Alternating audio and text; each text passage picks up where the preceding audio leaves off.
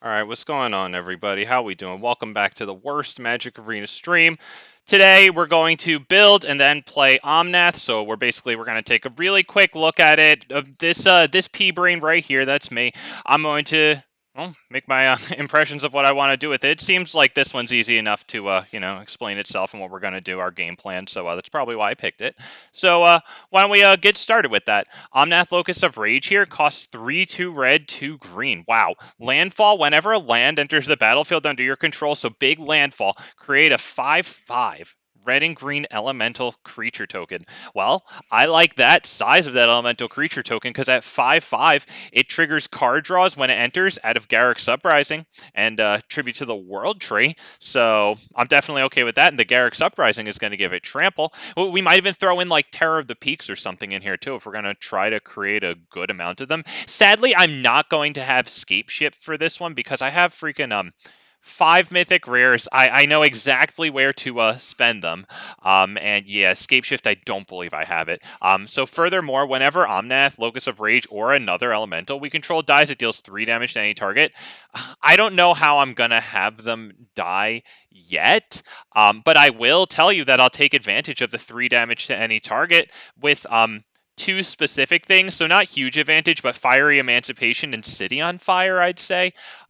We could go Solfim, the new red Dominus that like doubles non-combat damage, but I don't know. If you have that one and you don't have like City on Fire or Fiery Emancipation, like go for it. But I think I'm just gonna do those 2 triplers. Z-Man, what the hell's going on, man? Welcome to the worst Magic Arena stream. Nice to have you, man. Let's craft this one. Let's just do the mythic rares one at a time. So I'm thinking, why don't we start with big landfall, and then we'll search for elementals, because whenever any of our elementals die, blah blah blah, 3 damage to any target, and like that's good for like one of those Chandra planeswalkers too, the rare one, the one with like 0 ability or something. So let's start by searching landfall. Because there's a whole lot of things. There's actually a couple of creatures that are like get +2/+2 until end of turn with landfall. I guess this is going to be one of them. I might as well put it in here now, and then let's uncheck land right quick. So this one right here, straight out of the gate, it's an elemental. It has a great landfall ability, and it's a 1-drop. Click. Right? That's so cool, man. This one, I don't think so. Let me put on a not collected there. Yeah, at a 3-drop, I don't know. I do like Valakut Exploration though. The more card advantage, the better. We can play lands from exile because we're gonna have a couple of cards that let us play additional lands on our turn, right? I don't know about this one. I like Moron here. He's pretty cool. Especially if we actually have a decent amount of things on the field. It could get pretty ugly with Moron. So we're going to click him. I think Druid Class is pretty good because it gives us life, and man, that lifelink, like if I don't have an answer to the opponent's flyers or somehow their creatures, whatever, it's going to be so nice to possibly survive the turn. I said lifelink, I think. Sorry about that. I didn't mean lifelink. The landfall ability there. My bad. Okay, I don't think so. We love Lotus Cobra. As a matter of fact, we're going to get another Lotus Cobra right here. Not really, but Nissa, Resurgent, Animist. Unfortunately, I haven't gotten one yet in the packs. I just got a Kiora, but yeah, Nissa here. Whenever a land enters the battlefield under your control, add 1 mana of any color, but wait, there's more. Then, if this is the second time this ability has resolved this turn, like if we ramp at all, reveal cards from the top of our library until we reveal an elf or elemental card. Put that card into your hand and the rest on the bottom of your library in a random order. What a wonderful card. The art's beautiful. The cost is great. 3/3 body for a beautiful landfall effect. Yeah, click. Let's go ahead and craft that right now. I'm still getting those aftermath packs because they also come with the what's it called, the MOM. No, the Multiverse Legends. I still want a freaking Shieldred. Okay, back to this. Roaring Earth, I'm not so sure about, but it can turn like pathetic creatures into what's it called, threats. So we'll put it in for now. I want multiple things that let me play lands off the top of the library. So this Oracle of Moldiah, of course, and I believe Augur of Autumn are also going to go in here to just maximize my chances of land. This thing, we'll see about it. If I have a bunch of planeswalkers or reasons to keep it in here, whatever, it'll definitely stay in. So let's go ahead and do that one there right fast. Scute Swarm, without a doubt, and then the Provisioners.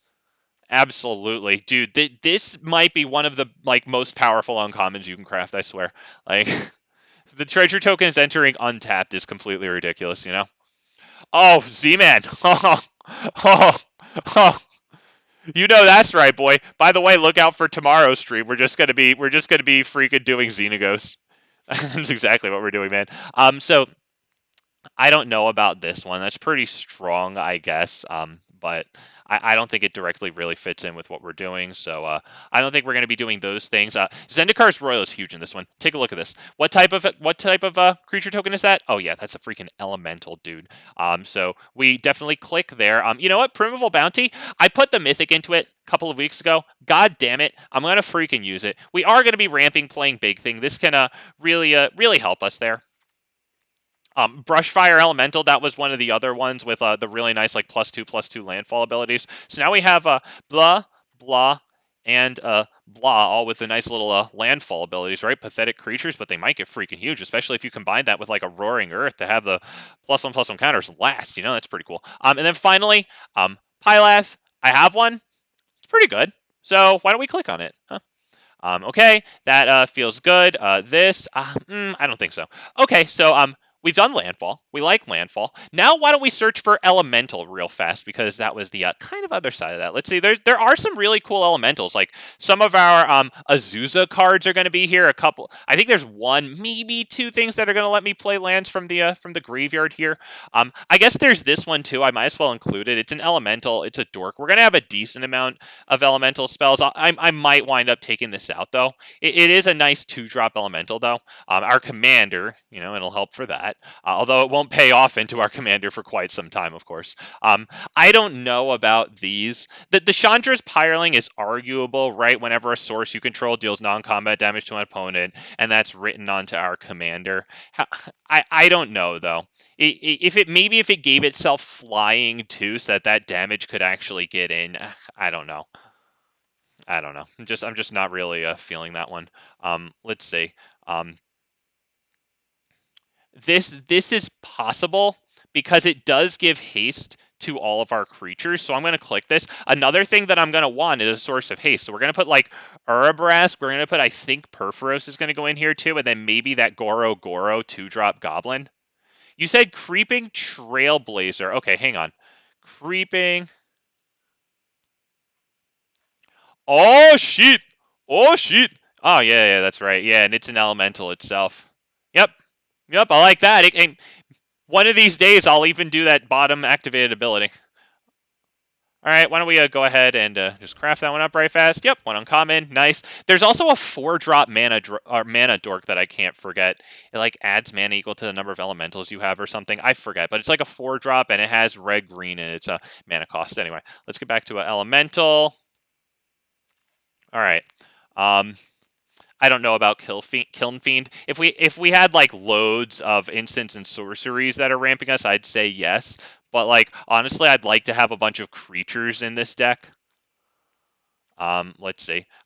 This could be it. I'm not really feeling it right now, to be perfectly honest. Although it does have a nice mana sink, I'll give it that. You know. I have a giant, or like an elemental giant, maybe. Young Pyromancer, I don't know about that. It could be really good if we even cast a few instants and sorceries, and we'll probably have a bunch of those for our ramp spell, so I'll put it in now. The tokens that it makes are elementals, you know? So, like, we could probably have that one in here. I think this one's going to be pretty nice. Right, it lets us cast an instant or sorcery card from grave with mana value 3 or less. So, like, you know, a decent ramp, like Cultivate into the North, Harrow, it can recast out of our graveyard, and then it makes those creature tokens that are sacrificed at the end of turn, right? So I think that's probably going to be pretty good here. Maybe this. Maybe. It does have the flying, which I do appreciate. The thing is, like, a lot of these are just going to go out on the field and do nothing for a while until our commander drops. Like, I really want to ramp and play big thing, you know? Like, and have big plays with, like, haste involved, you know, for this shit. But I'll add it for now.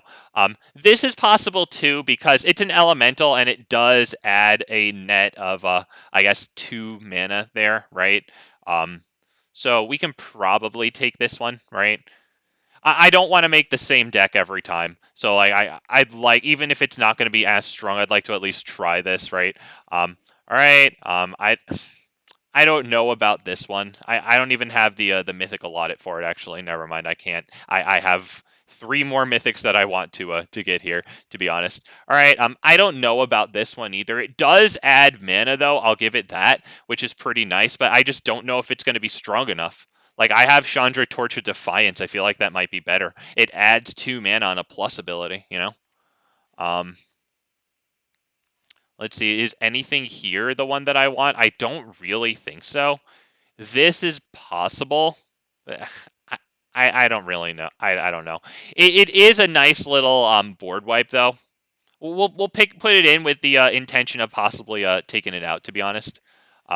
So rekindling Phoenix is interesting. If you want to go that route, go it because the token that it puts into revive, that's an elemental and it just naturally is going to sacrifice at your upkeep. So honestly, I'm gonna put it in. Just going to see how it goes. If I wind up putting Terror of the Peaks in here, that's actually really good. It goes very well with repeated draw, Garruk's Uprising, Tribute, the Great Henge too, right? Guardian Project, since it's a non-token, right? Entering the battlefield, getting you like repeated cards. So like it does have the synergy going for it. I like this one because it can give us card advantage, right? I think that's pretty good. It's an elemental. It's, in-house tribal. Now, sadly, I don't have the mythics allotted for them, but yes. This is actually perfect with what I've been saying. It's a freaking damn elemental, and it gives haste to all of our creatures, and +1/+0. This is phenomenal, phenomenal, phenomenal. However, like, I just don't have the mythics allotted for it now. So I also have to get Xenagos, and there's 2 more that as I'm running my mouth, I forget right now. But I definitely have some stuff. This one's going to be pretty good. This one, it's -3 ability, deals 3 damage to each non-elemental creature. So that could be a relatively one-sided, kind of tilted board wipe in our favor, right? I think I'm going to keep this one. I think so. It's a pretty good, like, damage on demand sort of thing, right? I think it could be good in here, so let's have it for now. This maybe because the thing is, it's an elemental, right? Our commander's ability could make it cost less, right? But also, like, look at that. We can direct Omnath, our commander's 3 damage to the opponent, and then this will mirror that 3 damage, but we can choose to deal it to a creature or planeswalker instead. That's pretty nuts. So I'm going to put this in, but we might put it out. I get a gut feeling that it's not the strongest inclusion. However, like, you never know. We might get a nice casting cost for it. I don't know. I don't know. Maybe not. We don't have a lot of non-combat damage going on, I think. Rhythm of the Wild, haste. Oh, yes, absolutely. Yeah, Domrianic Bolas is going to be in here too. Oh, yeah, because we're going to have our red and green ramping package and acceleration going on, definitely. If you want to go with this one, great. It sacrifices itself at the end step. We're ramping playing big thing, so it's a great mana sink. I'm going to be real with you. I love this card. I love this card a lot. It's like a discount rack Ball Lightning, except it can get ridiculous. Ball Lightning was an old card. It costed 3 red, 6/1 trample haste, sacrifice at end of turn. So I honestly love it. That's one of my like favorite cards. Okay, let's see. So now in the green elementals. All right, well, let's start. This one definitely goes in. We're gonna have some mana dorks, and if a mana dork can be an elemental, then freaking sign me up for that, man. Oh, absolutely. This one turns the land into an elemental. I'm going to click it for now, and we might take it off.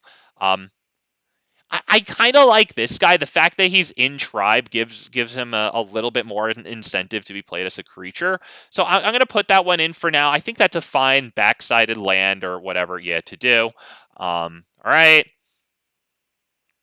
I don't know about any of these. If I had a lot of sacrifices for this deck, which I don't know. Is there like something that lets me sacrifice? And then if we had like, some of the cards that aren't on Arena yet that let you sacrifice a creature and then like draw cards equal to its power. I forget what they're called, but they're like green enchantments for the most part. Then that would be, you know, phenomenal. Greater Good might be the name of one of them. I forget. Let's see. If you want to do this one, go for it. You know, if this, it gives your lands indestructible, so that's a double-edged sword because obviously indestructible is great. Having said that, you might want them to die, but they're still probably going to force in some lands or some damage. Sorry, if you ramp super hard. I'm not going with it right now, but at only a rare, it wouldn't be the worst thing to try out at another time. Nevertheless, I'm not going to do it now. I don't know about this one either. I like the life gain. I just don't really know about it. I like that it's an elemental. This one's interesting. It lets us play stuff from the graveyard if we can be fortunate enough to get the emblem off. I'm going to put it in, honestly. And that gives me more reason, back to this guy from the very start. This guy gives me more reason to to play the Planeswalkers, you know, and vice versa. Also, since it's an elf, it can be brought into our hand with a Nissa. Just a minor little thing. If I wind up going Vivian Monster's Advocate, the one that pluses to put tokens in and that minuses to kind of like tutor creatures, right? If you want to go that route, and I'm considering it because Parallel Lives doubling tokens, right? Double tokens. I think that might be a reasonable thing, right? We have tokens here. We have tokens with wherever the hell Chandra is here. To be honest, we don't have super a lot of tokens, but it's on our freaking damn commander, okay? Even like Tracker and Provisioner, you know, tokens. So I'm really considering it tokens, right? It might not be a bad idea, to be honest. Okay, I don't think so about that one. Invasion of Zendikar turns into an elemental. That's like a guarantee. This one, if I feel like I'm running into way too much black, then go for it. Honestly, it has the hexproof. You'll love to see it. You know. This one's mildly interesting too. I'm honestly thinking of including it for now. But the 4-drop slot does get populated with some draw things. You know, Toski, Guardian Project. I guess that's only 2. Beast Whisper. But yeah, I think it's an elemental, right? It gives our other elementals trample. That's one of the things that I really want to force in their damage, you know? So Ashaya is huge here. We definitely want Ashaya. Once again, the Cavaliers, yes, I just don't have the mythic support for them, but like absolutely, it even puts the land onto the field. Like, yeah, you're damn right. Definitely this one, that emblem is a super duper good. And as a matter of fact, I think that I'll probably put in this Nissa and possibly even the big Ascended Animist because it puts in tokens, right, and parallel lives. And Landfall, I think that she's a pretty good payoff for that, you know, even though we're a 2-color deck, at least it's not 3-color, you know. I don't think so about this one. Here's some of the Azusa cards that are beautifully elementals, absolutely. So we want these guys in the big top end. This guy, power and toughness equal to the number of lands we control. Or, no, sorry, that's completely different. My bad. There it is. You can read it. Sorry, I screwed it up. Okay, moving on. That one could be good. Do it if you want. Nyx Bloom Ancient, I'm kind of really liking Nyx Bloom Ancient. I might want like Finale of Green, whatever it's called, you know. So this would really help to charge up a big one. Either way, it's an elemental, and it could it could let us cast like everything, you know. Titan of Industry is good. I don't really like the Verdant Force, to be honest here. I mean, it puts tokens in. I guess that's great, but they're not elementals, sadly. It's an element. It doesn't even have trample. I'm just not super thrilled with it, to be perfectly honest. This is interesting. If you don't have some of the rares, this is pretty good because you get basically a Hydra, but it's an elemental in-house for you. So that's mildly interesting if you want to go that route. Here's the 4-drop mana dork that I was talking about. Yeah, that ability is nice. That add green for each creature with power 4 or greater because commander's tokens. Yeah. This... I'm honestly considering it for this one, not going to lie, because I also want to have cards that let us play lands from the graveyard. And we're gonna have, you know, those sacrifice fetch a lands. So yeah, yeah, I think that's gonna be good, to be honest. Okay, so land from graveyard, land. Wow. Okay. All right. We play lands from graveyards. We want to be able to play lands from graveyards really badly. This also brings lands to the graveyard, so I'm honestly kind of cool with this one, to be honest. But like, well, where my land from graveyard plays, man? Is Shigeki good for this deck? Right, because it puts a land onto the battlefield tapped. It brings non-legendary back to hand, though. I don't know. We do have a pretty good amount of legendary stuff. I don't know about it. Okay, but where's my land from graveyard, man? Yeah, Ramanap Excavator. There we go. Let's get the Excavator in here. I want Conduit of Worlds. Absolutely. This might be all right. We may mill 3 cards. It could be all right. This would probably be better in Titania, but when it dies, return all lands from your graveyard. I don't know, though. I'm not really milling a lot, you know? This could be all right. I don't know. I kind of like this one, but where's my land from graveyard, man? There's one more, right? There's one more of you. It's a 5-drop, though. It lets us play the freaking lands from the graveyard, though. That is a real thing, because I am going to run a couple of those, like return land from graveyard lands. We're going to have to make a lot of cuts. I just checked. We're at 54 here. And I don't even have the ramping package yet. As a matter of fact, I'm going to probably start with the ramping package now while making a little bit of chain or cuts really fast. Like, for example, I don't know if this one... it is an elemental, though.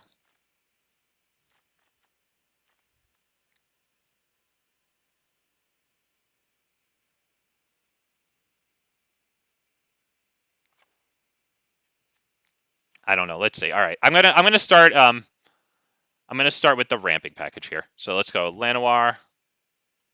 That's not how you spell it. There it is. I did it. All right, let's get the elves there.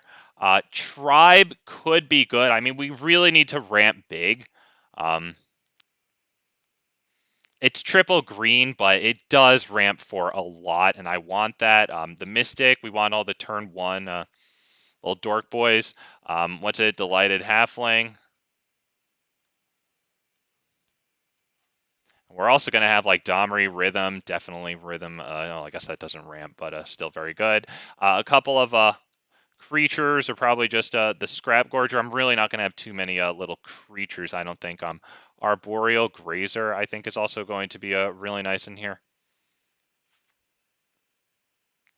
Wow, I'm definitely going to have to make some cuts here. Holy crap, like maybe this thing can go just right now. I wonder about Chandra. She is pretty good, though, to be perfectly honest. She is actually really good. All right. Paradise Druid, I don't know. Let's put in a Selvala right now.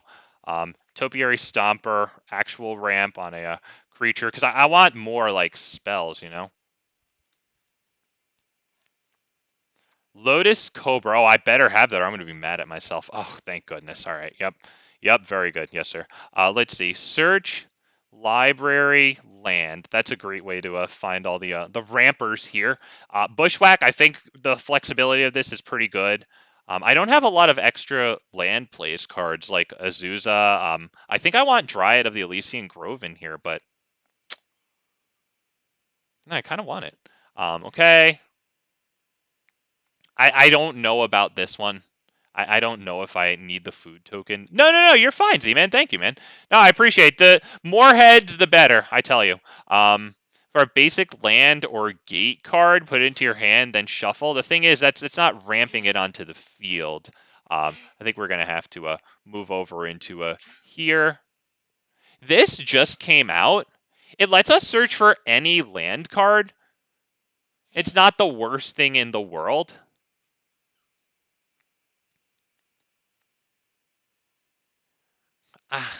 I don't know about that one.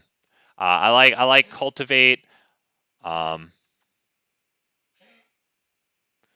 we definitely like this one a whole heck of a lot. That's like another Harrow effect, but it could be Even better than Harrow. Jesus, look at that. That's pretty damn good. How many crafts do I need to make here? 1 common and 1 uncommon. Great. If it was kicked, instead search your library for 2. It might not be the worst thing in the world, but I am going to have some 4-drop land things. You're not an elemental, right? Yeah, so I don't think we're going to do that with you. This does give the Scry 2. Might not be the worst thing in the world. I definitely want this one. We definitely want that. We want this one too. Roiling Regrowth, absolutely. Anything that puts more than 1 land onto the field is going to be good with me. I honestly feel like that one's going to be a little win more, so I took it out. Okay. This. I don't know about that. I don't even have parallel lives in here yet, to be honest. I don't know about this one. It puts them into our hand. That's kind of nice. I like the circuitous route. I'm going to make sure to have the dual land gate in that case. I'll have to remember that. So good luck to me. This guy, I don't know. It is a creature, though.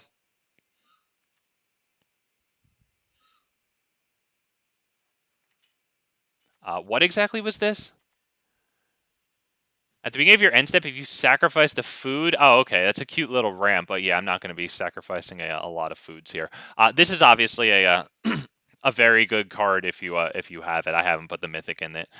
But yeah, it's actually really nice for this one. Okay. We have Invasion of Zendikar. I want this one. I don't think this one. We're not going to have too much snow here. Obviously, here's Scape Shift. It's going to be freaking incredible. I'll probably get it in the coming month or something. Maybe I'd like another Landfall Commander before I get this. Obviously, it's very, very, very, very good. I like Vastwood Surge here. 2. I can't have 2. Got to check how much ramp I have. This is interesting too. Where X is the greatest power among creatures you control.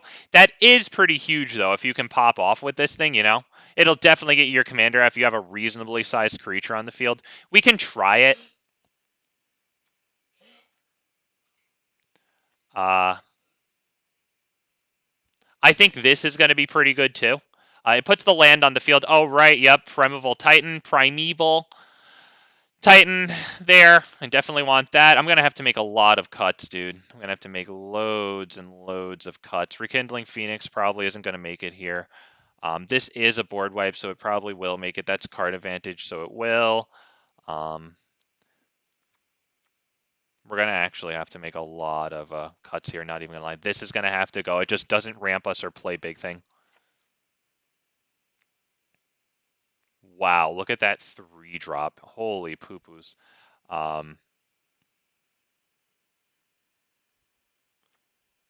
They're all good stuff, too, to be perfectly honest. Roaring Earth, I don't know. It might have to come out.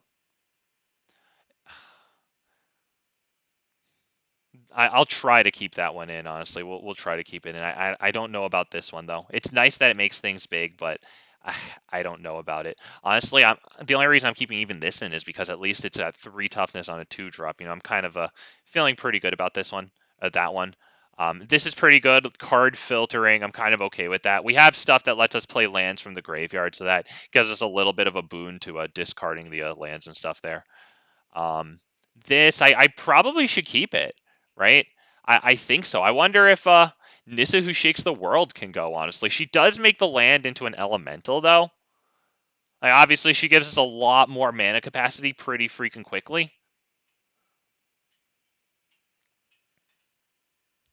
I have to make a lot of cuts here. She might have to go. Might have to go. I wonder if this one can go. I don't have a lot of interaction, so I do kind of like having this one here. How many instants and sorceries do I have? How good is Pyromancer here? Yeah, instant and sorcery. I don't think I have enough to really make great use out of a young Pyromancer here. I like this one, the life and the extra land on each of our turns. I like that a lot. But right now, we need to get AUGUR. I need the Augur Vaughn. We have to be able to play lands off the top of our library. That type of card advantage is like just so incredible. And now we have the Courser of Kruphix, Augur, and that. I like that a whole heck of a lot. I like my one drops. It might be nice to have more 2-drops, but like at least we have a 1, 2, 3, 4 to try to propel us into our 3-drop slot, which is a good amount of stuff, to be perfectly honest with you. I could probably get rid of this one, honestly. I've really got to make cuts here. Let's see. Well, why don't we do the lands, honestly? Let's do the lands. I have a rare to get from those as well. The new Cinderglade that came out with the basic land types.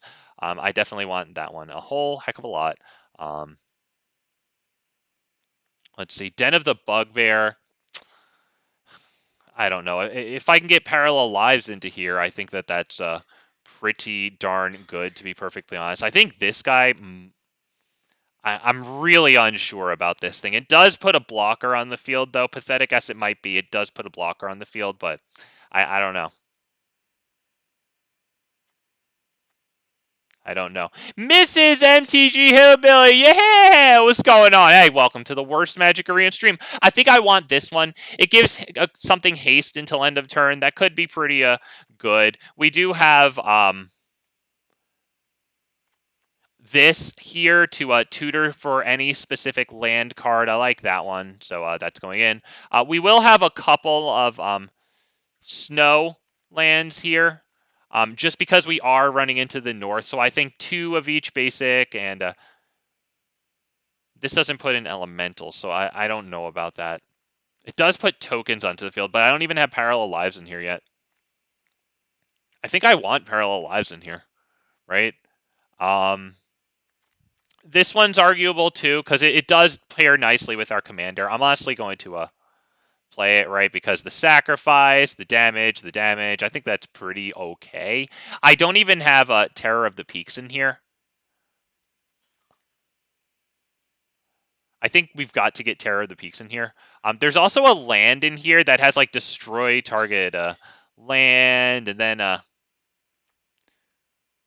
I think these are going to be good too. The sacrifice and draw lands, right? If we're playing them from the graveyard, I think that those are going to be pretty good in here. There's another one that sacrifices to like destroy a land, and then you also make like a 4/4 token or something,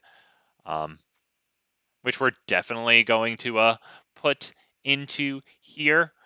Count the Ambush. I'm feeling pretty good about that one as well. Yeah, okay. So Cinderglade. There's the rare that I want. One rare. Well, the mythic was. I'm pretty sure I wanted it really bad. Yeah, Primeval Titan. Primeval Titan is going to be incredible here. And that was one of the things that I wanted to give haste to the most, honestly.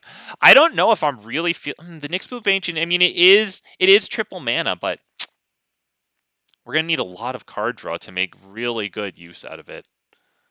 To be perfectly honest, we're gonna have to play a lot of things. Okay, let's get our dual lands here right fast. This is the one that sacrifice, destroy target land, blah, blah, blah, blah, blah, and you create a troll. It's just another buff for Parallel Lives, which I think I should get in here. GRUUL Guildgate, okay, great. So that's a big boon to secure this route there that lets you get the gate cards. I think Vorinclex. I wonder about Vorinclex. Castle Garenbrig, 5 mana for 6. This. Oh, man. Okay, this. We better have a good amount of dual lands here. Castle, I don't have it yet. We have like a load of creatures. The thing is, I have to make cuts. So both of these numbers are going to be lower. Look, we're at 21 lands and like 89 cards. So we'll see. We'll see about that one. It is only a rare. I have a good amount of rares and a good amount of creature-based decks where it would go probably pretty nicely in, to be honest. I want the lands that sacrifice to go find us forests. So however many that there are in this, right? Because if we're going to be playing lands from the graveyard, these also, one land enters, then another. So obviously that's super duper good. So Fabled Passage, Evolving Wilds, Terramorphic Expanse, they're all going to be in here. I think this is probably good too. Kills our opponent's non-basic lands, right? This one, I wonder. I like Evolving Wilds. Yep, definitely Evolving Wilds. Fabled Passage, huge. Field of Ruin, I kind of like it, right? Because we get more landfall out of it. We can cheese more landfall in.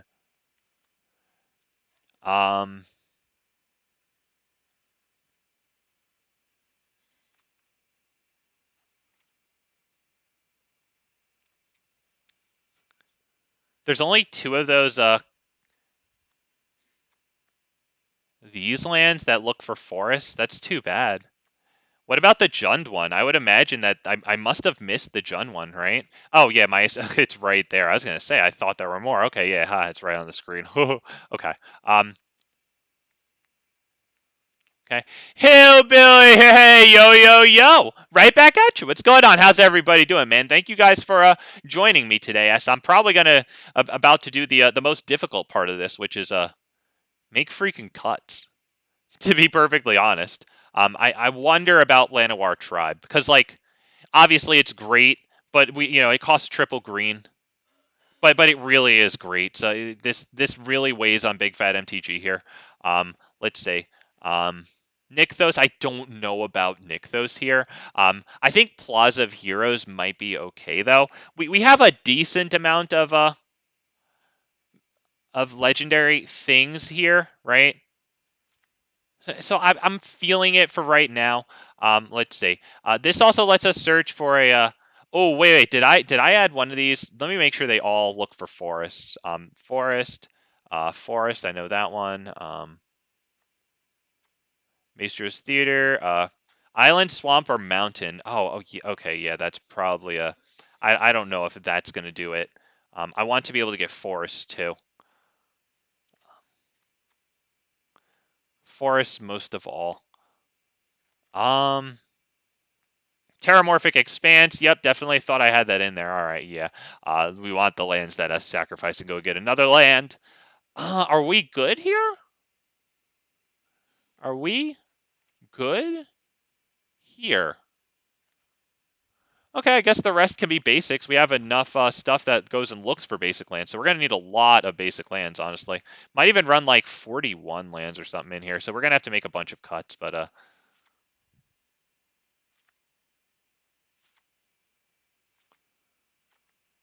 now let's add more forests.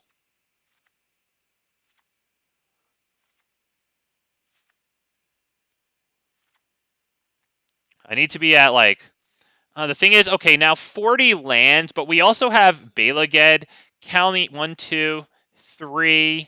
Was there a 4th one? 4. So maybe I can take out 1 land here, honestly. And I don't know how good I'm feeling about this one. It does freaking add 3, though. It's weighing on me that it really does add 3 mana, and that is very good.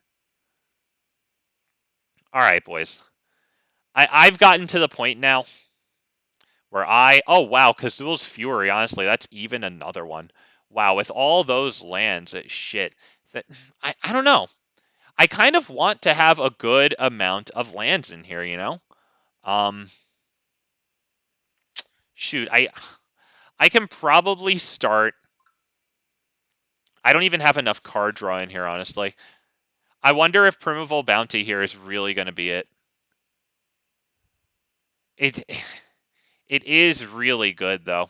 It is really good. I wonder if maybe Chandra isn't right for this one. She is really nice removal, but I I don't know. I might need to start playing this Glass Cannony with a little less interaction and then figure for myself where I need to go. This it does tap to help our commander out, but it's going to dud a lot of the time for a lot of other spells. For example, a lot of our ramp spells, so I might have to replace this with another freaking 2-drop. I wish I could keep it in because, it's not the same thing that I always have in them, but I don't know about it. I don't know. I think Nyx Bloom Ancient can possibly get cut out of this one. I love that it's an elemental. I really do. But I don't know about it right now. I need to also get things like card draw in here. We don't have those. Let's actually look right now and see how many ramp spells we have. Oh, I have a search. How about search library? There you go. Let's filter out our ramp spells here and see exactly how many we have, because I'm figuring like 15 of them is probably a lot.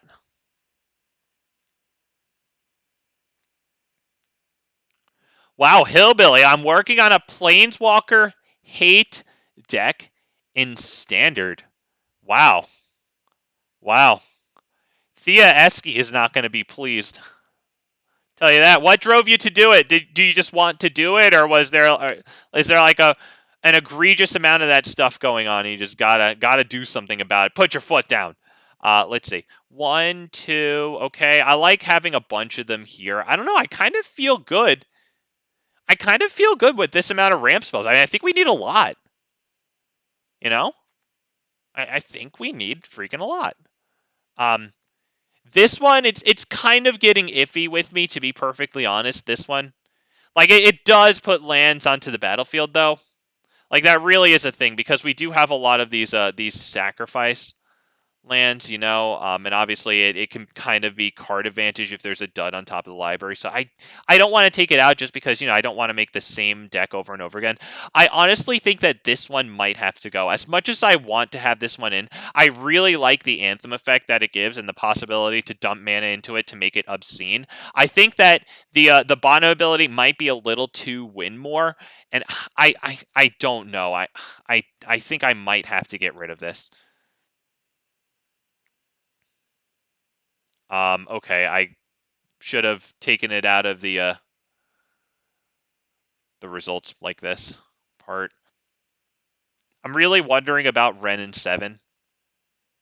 And the thing is, though, since we have a bunch of play land from graveyard cards, like Ren and 7 kind of becomes kind of alright.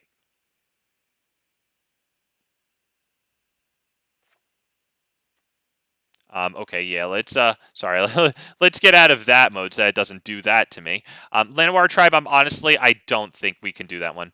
Just to be perfectly honest, I just think it might be too much. I mean, honestly, Ren and Realm Breaker might be too much, but I don't know. I mean, we have how many cards that let us play lands from graveyard? Let's see. Land, graveyard. We don't have, like, super a lot,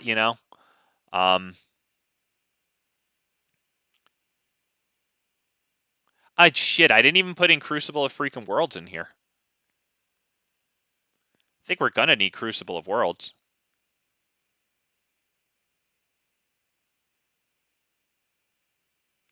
I think Titan of Industry can stay. I kind of like Multani. If we have extra land plays, it can be really nice to return the lands to our hand, It is good against things like counters, Wow, okay, that took freaking forever. Not even gonna lie. Wow, okay, so 1, 2, 3, let us play lands from the graveyard. I'd like Crucible of Worlds in here as well. The good news is we're not doing terribly on like card draw and shit. Since we do have a couple of things that get us arguably card draw, this right here, this right here. It's arguable, but the Conduit of Worlds, depending on when it's played, we don't have too much yet here. We have the Tectonic Giant, the Exiling effect, So at least we're not doing horrifically right now, to be perfectly real. I'm still kind of liking the Primeval Bounty. Let's see. Crucible.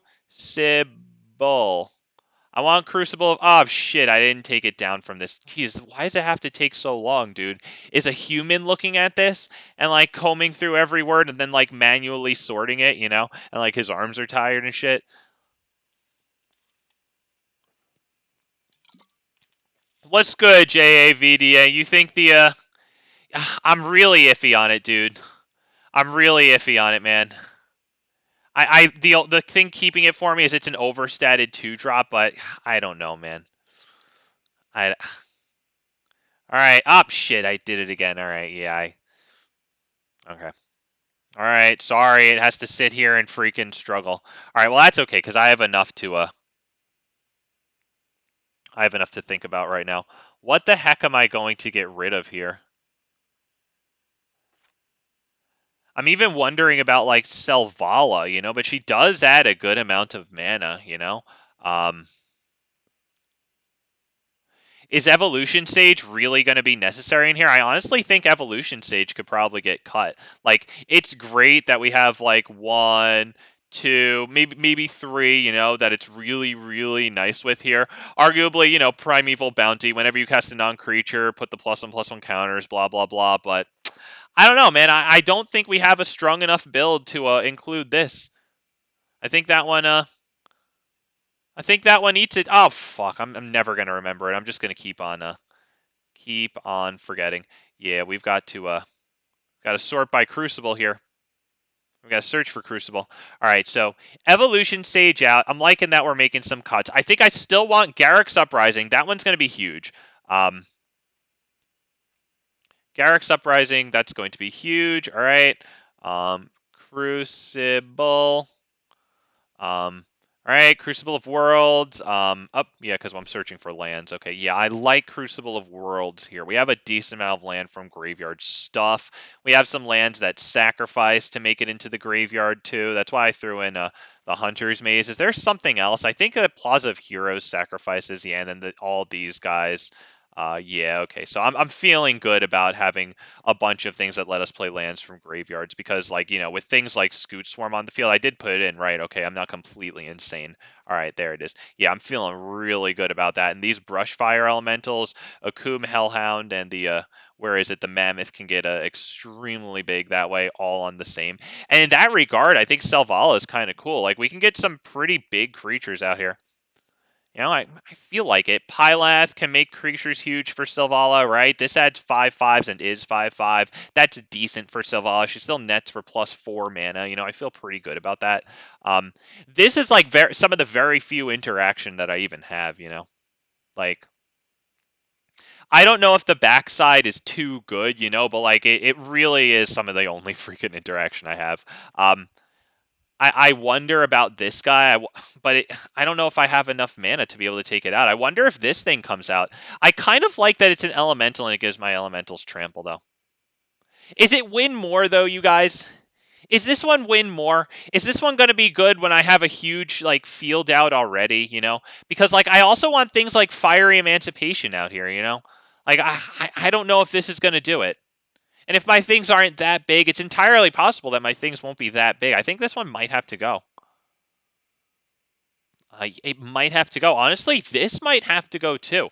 I don't know how super incredibly good it's going to be. I think I need a lot of card draw to really do well with that backside there, you know?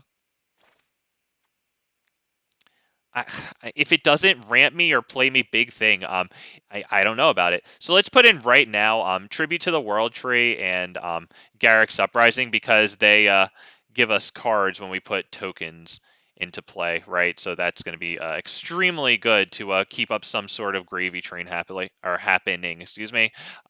This one here, Garruk's Uprising. You know what? I don't even have the Great Henge in here. How many creatures do I have?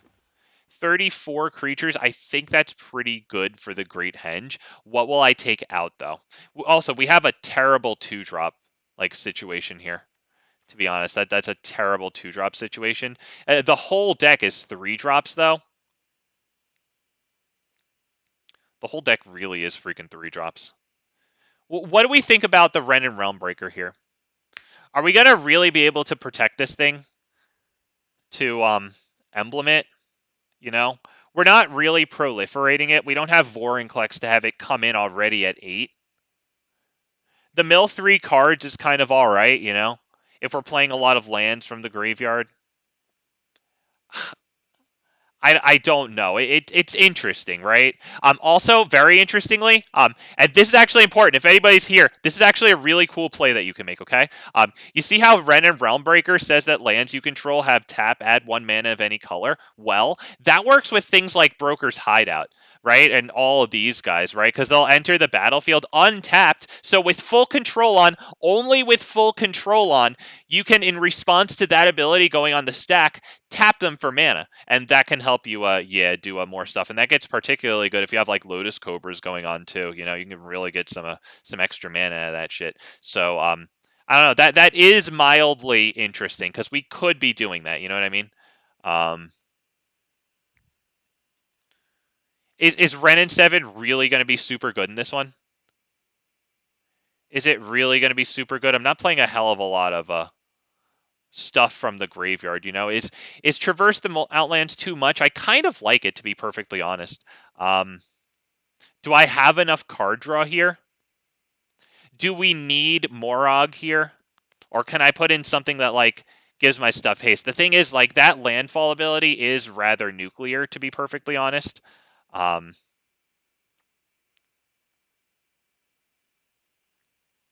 Do we have enough big stuff, or are we just really just ramping into our commander and then praying that it lives? In which case, like, I probably need Tamiyo's safekeeping, right? Is Chandra too much here? Thing is, we have a lot of nice instants and sorceries at mana value 3 and even less, you know, like Bushwhack or something, that we can use her -2 for. The thing is, I don't know how... I don't know. I don't know about freaking Chandra, you know? She does... I don't know. I'm so conflicted about that one. What do the fellas think, man? What do we think about this freaking Chandra? That zero... It's middle 0 ability.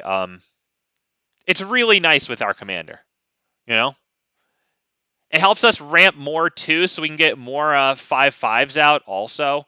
But right now, I want to get in. Honestly, I forgot to put this guy in, but Urabrask, specifically this one.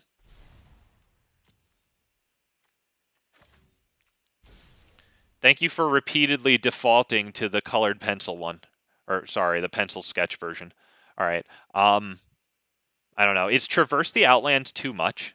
I used to have it in some decks, but I didn't have it in for too long, but I was disappointed with it because I needed to keep stuff on the field, you know? And, like, my stuff was always freaking dying, you know? I wonder about it. I think we might need to make some cuts to this stack, honestly. How many lands do I have? Do you think I could take... I could probably take out another land, to be honest.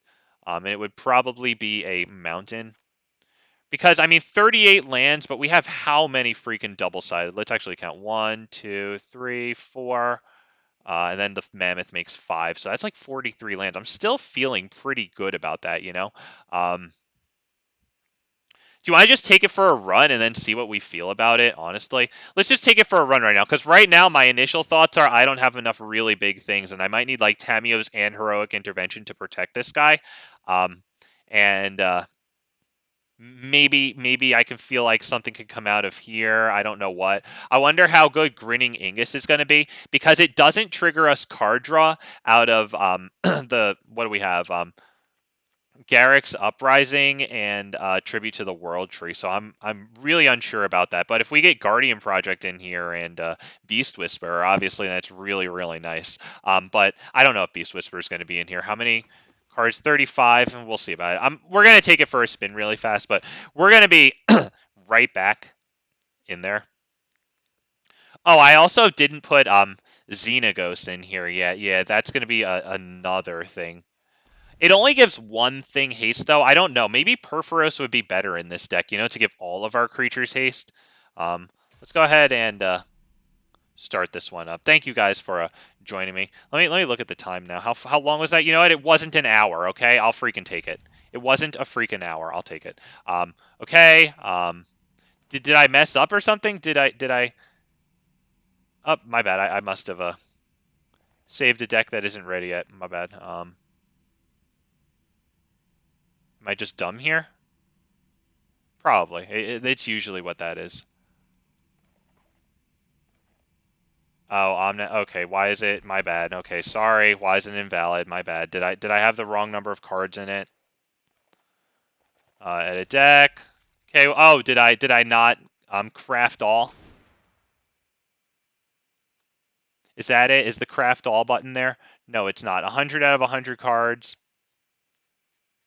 Did I do something wrong there? Okay. Did I select the wrong format? Am I an idiot? My text box is over the wrong part of the screen. Let me fix that. It probably is that. Probably just stupid. All right. Okay, yeah, play. I probably just picked the wrong format. All right, fine match. Yeah, Brawl. This freaking idiot. Okay. All right. All right. There we go. Hillbilly likes Nissa. Yeah, I think the Nissas are pretty good. Yeah, my bad said alchemy. Yeah. All right, boys. Let's tuck in for some freaking Omnath here. I gotta figure out exactly what the hell to cut out of that gosh darn 3-drop slot, because, like, we really do need to have turn 1 and 2 plays and not just sit there all the time until, like, later turns. Or else I need, like, all of the red damage-based board wipes, you know?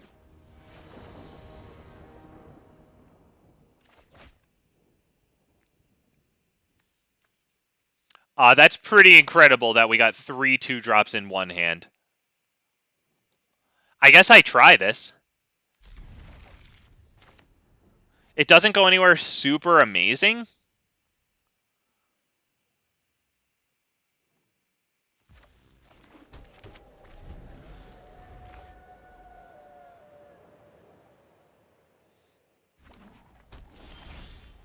Okay, into the north. This is a dual land, right? Okay, so we won't get a dual land now.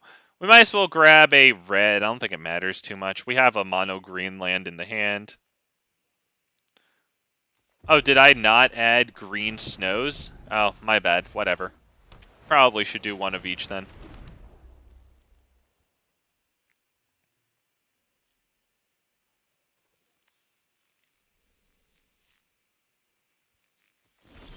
It's a blue-white player. Why am I not surprised? This. Whenever a land enters the battlefield under our control, we gain the life or whatever it is. We can go ahead and play probably Leafkin Druid. Leafkin's an elemental. I don't know. Does that give it extra worth in this deck?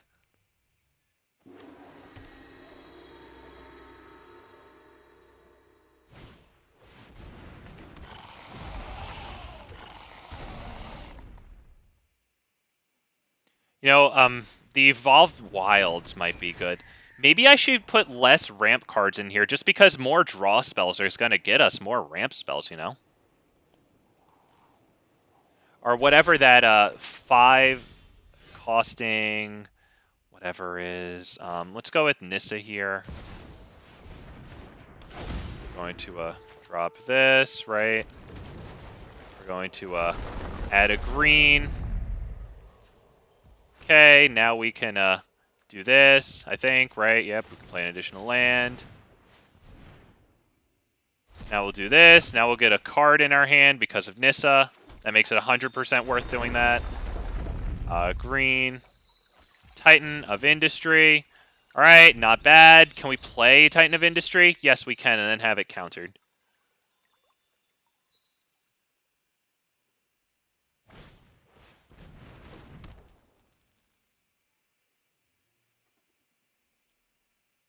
Hey, got Nissa.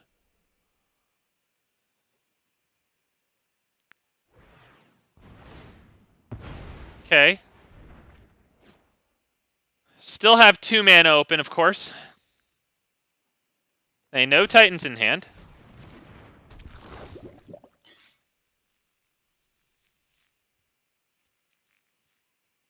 think Titan can come in and probably destroy Skrelv. If we get so fortunate.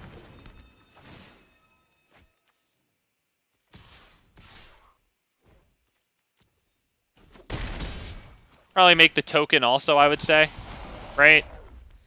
Yeah, why don't we start with this one here? I'm feeling pretty good about that. We could also start with this one, discard this, draw 2 cards, then we might get fortunate with the lands, you know, since we have Nissa. But do we feel that lucky? We could get them both, you know, but we'd really have to luck out there. Let's start with Titan. Well, we can afford to get something big onto the field. Because they're tapped out, so let's kill Skrelv. Let's make the token, because they could have exiles, so I don't know if the shield counter is going to be quite as strong against white. That would be yes attacks, no attacks. Sorry, I see that here. How are they making those? At the beginning of your end step, if 3 or more artifacts enter the battlefield under your control, okay, yeah.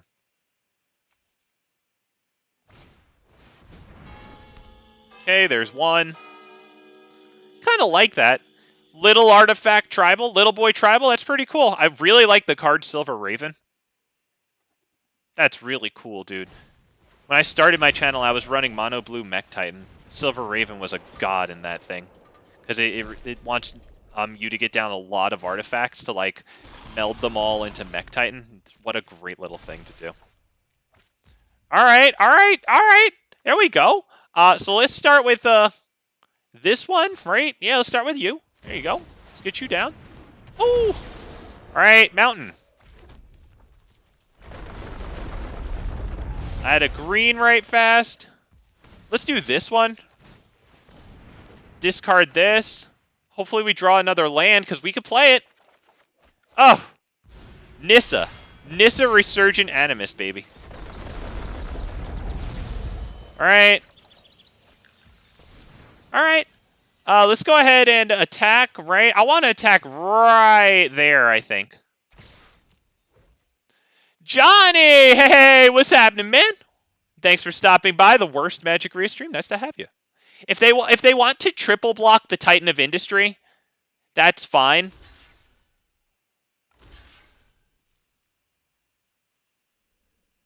Yep, fine. They might have a board wipe coming. But hopefully it's a destroy board wipe, so that way Omnath. 3 damage to any target. We only get 1 of those. How many do I get here? Is it good? How many freaking died? It was just the Titan, right? All right, yeah. Just to them. Because I'm thinking, do I really need to do it to this? All right, we're going to have to pray that they don't exile. It's blue-white. They'll probably exile. Board wipe. They have plenty of land here, I'm pretty sure. Mana, sorry. 1, 2, 3, 4, 5. Enough for Sunfall.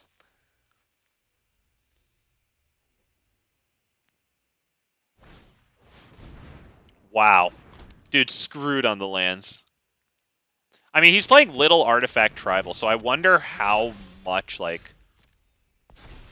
I wonder how many lands he has. Let's start with this, right? No, let's do Augur of Autumn. Augur of Autumn first. Oh, let's play it, yeah. Let's play it. Maybe it'll get us to some lands. Let's go ahead and drop this thing, I think, right? Let's scry that away. See if we can get a land. Yep, we did. Love to see it.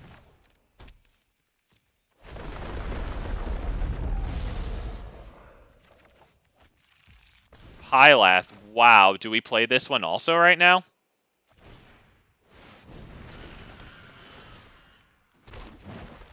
Okay. And we attack. Right, with all those, yes.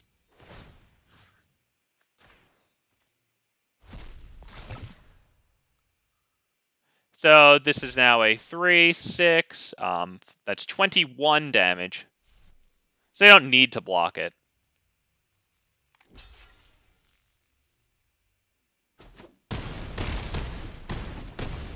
You know what? I think maybe I shouldn't have played Pylath. It's just win more. It doesn't actually help us. Like, in the event of a board wipe, I actually fucked myself over. Thank goodness we have a lot of lands and a land right here to reestablish some sort of board presence. All right, yeah, that's it.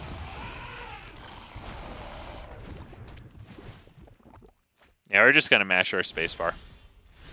Yeah. Fair enough. He didn't want to sit there while the landfall did its thing. I was just going to mash spacebar. But, like, we had some interesting land plays we could have done, right? This one gets us a land, so we could do it, right, to, like, shuffle the top card of the library, I guess, right? We have, let's see, just 1 extra land play there, just 1 extra land play. Yeah, better than 0 extra land plays. Dryad of the Elysian Grove is pretty interesting in this too. We have a decent number of lands that tap for colorless, you know, and once, remember, those Streets of New Capenna lands that enter untapped and immediately sacrifice, you can hold full control, and you can tap them for mana in response to their trigger going on the stack, if and only if you have something that lets your lands tap for 1 mana of any color. For example, Random Realmbreaker, got it. The Dryad of the Elysian Grove, that would be a benefit for it too. Other things that I didn't say, they exist as well.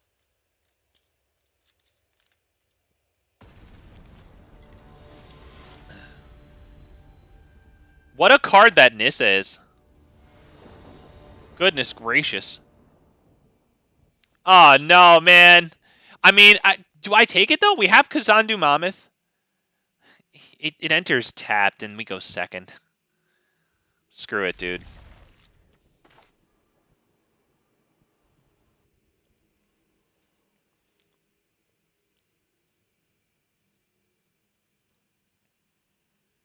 And we have a lot of ramp. Conduit of Worlds is mildly interesting. Guess we dropped the Loam Speaker. Yep. Loam Speaker. If it lives, next turn we ramp with Zendikar?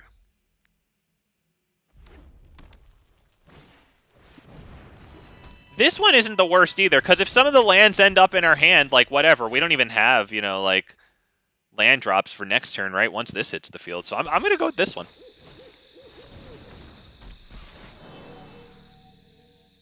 Okay, let's get, I don't know if it matters. Let's just get one of each, right? I want my cosmetic styles, so I will pick the normal mountain over the snow mountain. Doesn't matter which one enters, right? It's just, it enters tapped, whatever. So we get a glorified cultivate there. We'll take it. I like the glorified cultivate. What exactly does this do? Oh, I like this card. I actually like an uncommon. It gets you a nice exile. It takes a while to get to that exile. Granted, I like that card a lot. Okay. Zendikar, and we can't attack at Zendikar, but I still think that's the way to go here.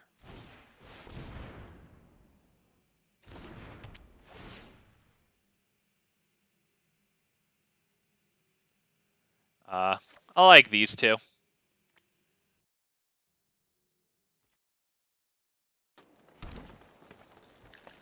Do we think that Pylath isn't enough for this deck?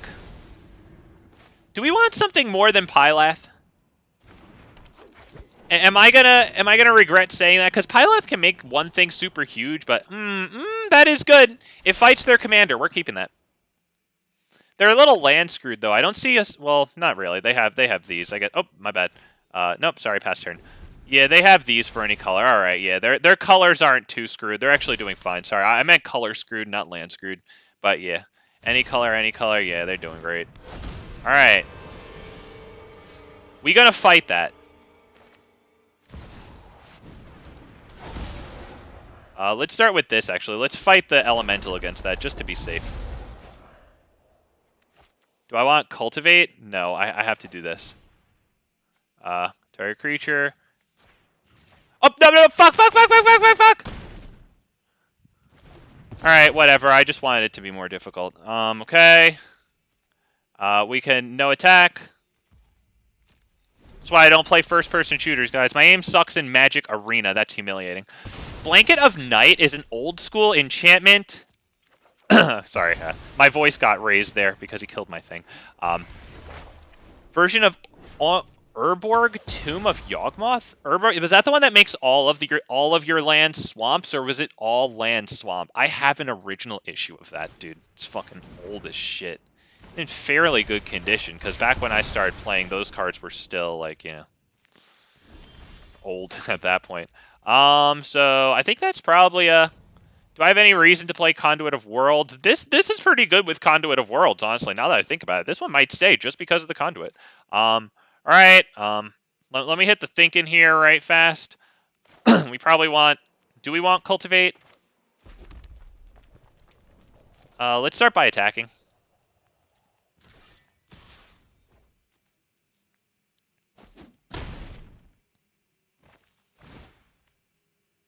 You choose a non-creature, non-land card from it.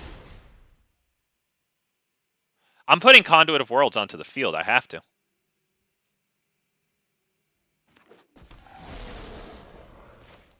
And he could choose between Cultivate and Vastwood Surge. He'll probably pick Vastwood Surge, right? So do I play it now? Because the thing is, I want one of these to be able to, you know, play after Omnath. You know what? That Terra Sunder could have exiled our commander.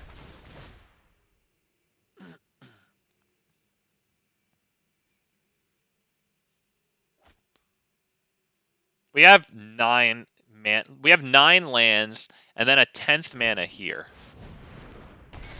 Jesus. Alright. Well, that could have killed our commander also.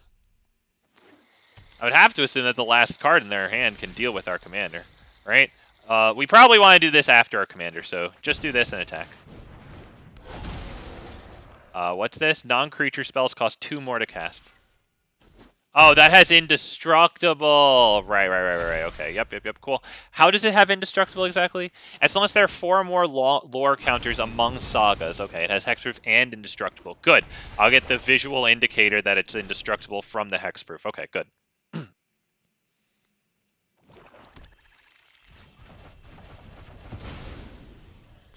He exiled my graveyard. Well, I mean, he killed the, he exiled the Conduit of Worlds. So, oh, that has a, second turn destroy all non-artifact creatures. The thing is, do we want to play into that anyway, though? Can we get a load of... Oh, shit. Oh, shit. Dude, that's cheating. Bro, that's freaking cheating, man. That's cheating. That's cheating. Because Primeval Titan puts 2 lands onto the field. 2 land cards. It can be any land cards. That's so cool, because I can just take, like, lands that would enter tapped, you know? Get them onto the field now. No real penalty, right? Keep more untapped lands in the library. That's so... God, I love that. That's so cool. I'm sorry. I just think that's so cool. Yep.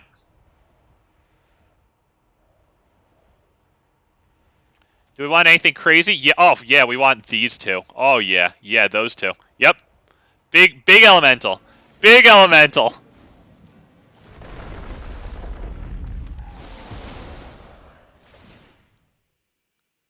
Huge.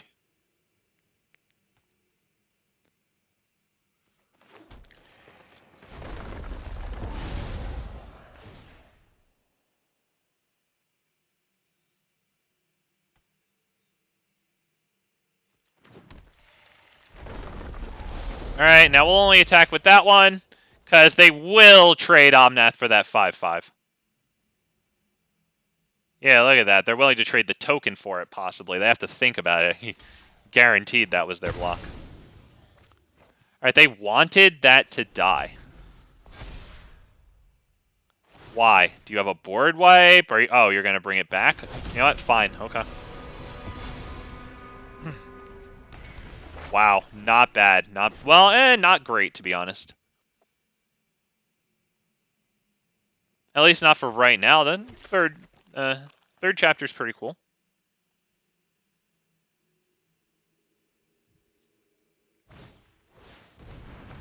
Alright. Chapter 2 will let them bring something back with mana value 2 or less. Is there anything that I need to know about? Yeah, I don't know about that one. This one's possible, though. This one's pretty good. They're searching their library for a card. I'll bet you it's some sort of either board wipe or 2 mana destroy spell for Omnath.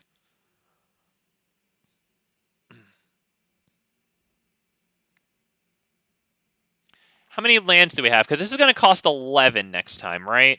Yeah, it costs 4 more, so that's going to be 7 plus 4. Oh, wow, that's 11. 1, 2, 3, 4, 9, 10, 11. We have exactly that, so we could cast Omnath and then swing. All right, beautiful. Cultivate. I don't think I have a lot more basic lands here, right?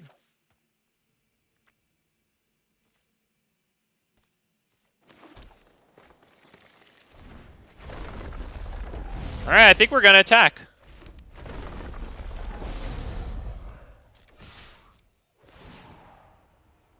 Yep. Oh, yeah, I'm going to search for 2 land cards.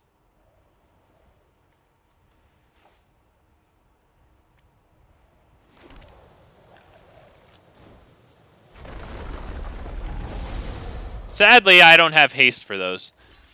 But that's why I wanted things like Urabrask. Okay, so we're going to deal... We might get lethal here if we can bring him down to 6. Wow, okay, yeah, because we're going to get the Omnath triggers now.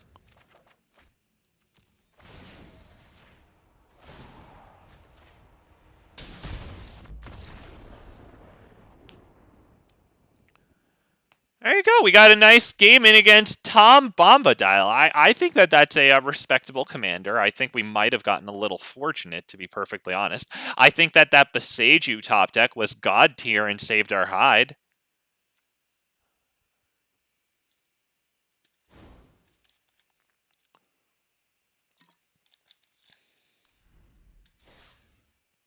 That Boseiju top deck was really god tier, though. It saved us from a board wipe. I mean, how much better can you get? Maybe knocking off a Shy at a certain point, right?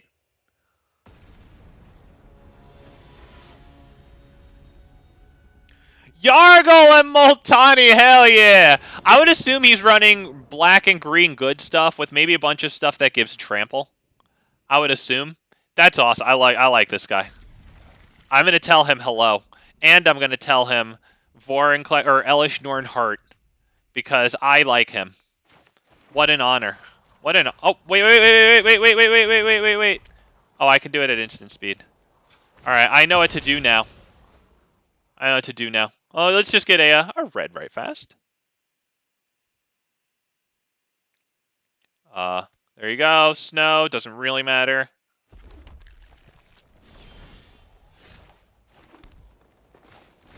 So next turn with 3 mana, we can do Tireless Tracker and then drop this tapped.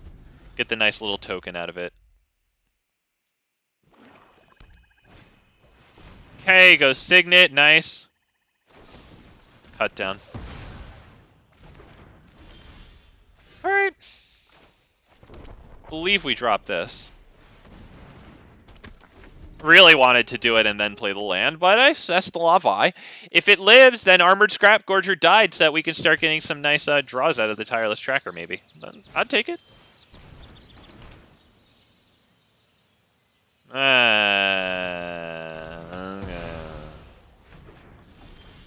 Oh, not a source of red, unfortunately. I'm kind of okay with dropping this as the creature.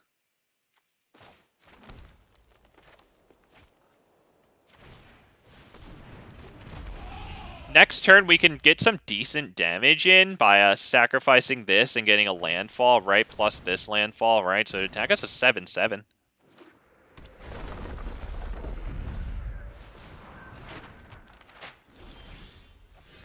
Damn it, dude. Well, we drop this one, I guess, right?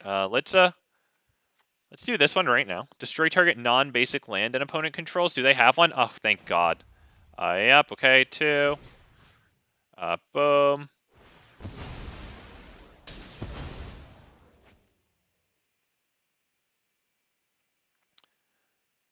Probably go grab the red there, I guess. Got a bunch of red in hand. Oh, Johnny! Tuktuk. That's a good idea. Yeah, I was thinking Perforos, but I like the smaller coster. Yeah, I'm with you. That's very good. Definitely want that on the field.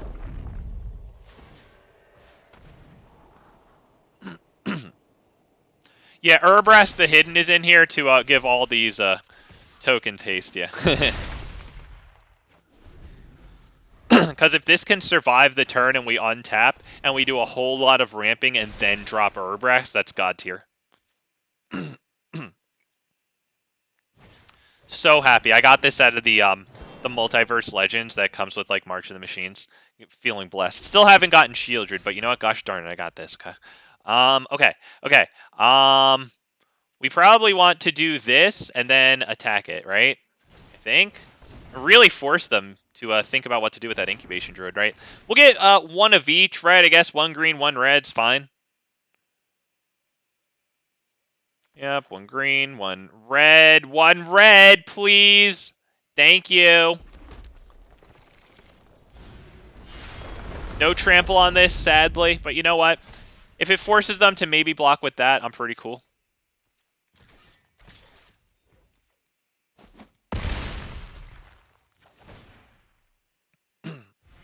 Get ourselves an extra mana capacity here. Another elemental on the field. That, Wait, what? Oh, this is a land? As long as it's on the battlefield, it's a land in addition to its other types. I'm not even going to lie to you. I never read that, and I have this in multiple standard decks, like 3 copies. Just never even figured it out. That's pretty breathtaking for me. Not even going to lie. That's pretty incredible. How do you get all those treasures? I missed it. All right. Well,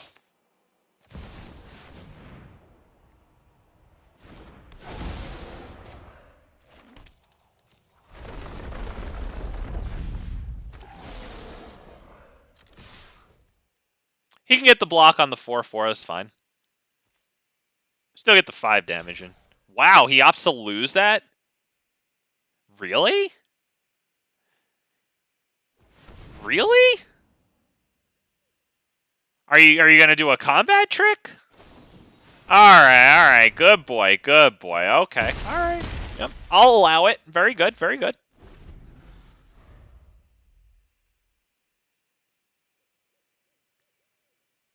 We could kill Yargle by using this as a fling and then also supplementing that kill with Omnath 3 damage. Can you please... Oh, that's the big... Fuck, that's the big Vraska. She's gonna kill Omnath. The good news is that then we're gonna kill her in return.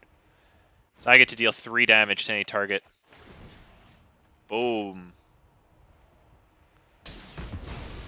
Not bad. So, you know, 6 mana kill spell, still good. Kills the commander, but, you know, at least it's dead. Getting Tectonic Giant down is going to be pretty cool. Do we have 1, 2, 3, 4, 5, 6, 7, 8, 9 mana? So we can give this haste with Urabrask the Hidden. Swing in. It looks like it survives being blocked by this, and we get the access to more cards. I'm all about it. 1, 1, 2, and 1.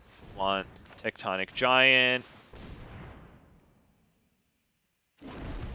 Now, let's just tap this for colorless and use the Skyclave for the second red.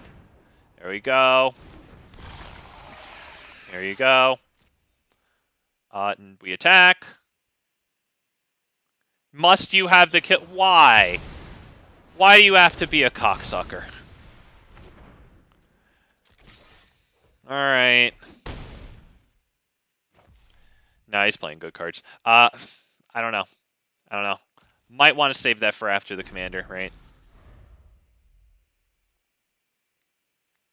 They expect Urabrask, but don't expect it to be followed by Tuktuk.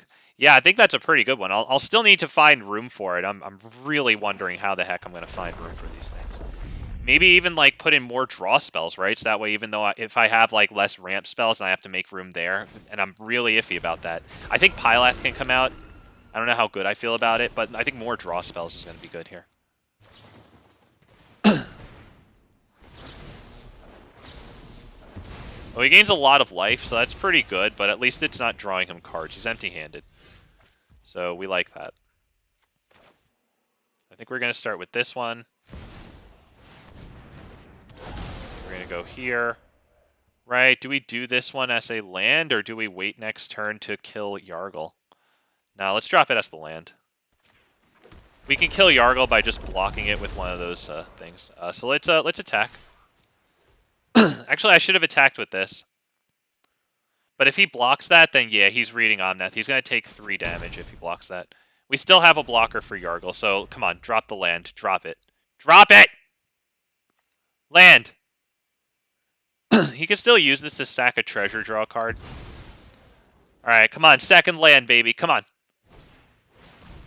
Jesus.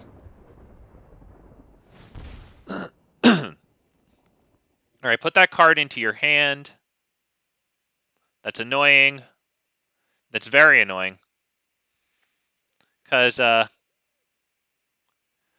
wait, he won't be able to pay life for the spell that's in his hand. That's only if he plays spells and stuff off the top of his library, then he can pay life equal to the mana value.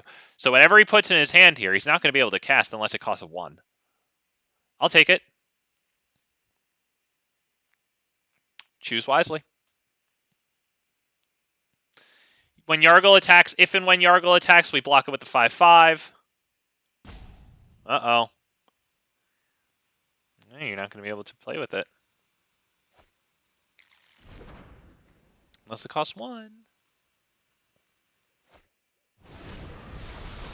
Oh, right, because he had this. Oh, my bad. Okay, yeah, that's pretty good. Yeah, now he gets protection from everything until next turn. That's pretty good. Yep, so we'll deal the 3 damage to this to prevent him from attacking.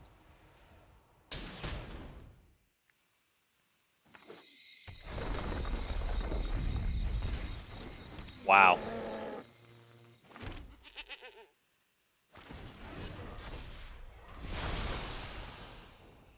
Tap it? Do I sacrifice a creature? I don't... do I? Yeah.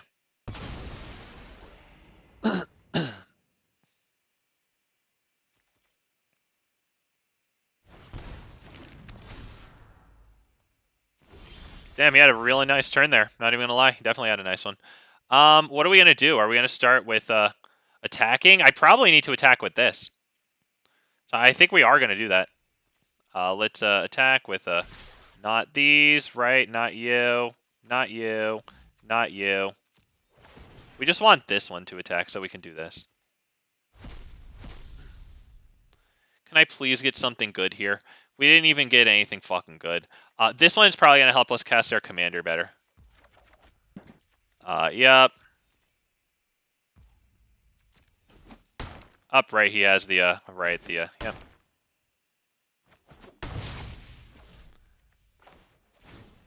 He has protection from everything, so I just gave up some blockers. Great. See if we can get a land on the field. We don't, but this will draw us a card. We do get the land down. That is good. Treasure. Do we sacrifice that right now? This costs 11 next turn. 1, 2, 3, 4, 5, 6, 7, 8, 9, 10. Or I hit the poor guy with the thinking. 1, 2, 3, 4, 5, 6, 7, 8, 9, 10, and then this will be 11, I guess, right? Because that'll enter untapped. Shit. Yeah, I just have to do it now. My bad. Sorry for taking forever there. Although I could have maybe dropped both of these and then held the landfall ability for next turn, I think. Either way, let's just do that. Get the treasure token. Takes away a landfall next turn. But why don't we go ahead? Do we drop Selvala here? Because she'll add a lot of mana next turn.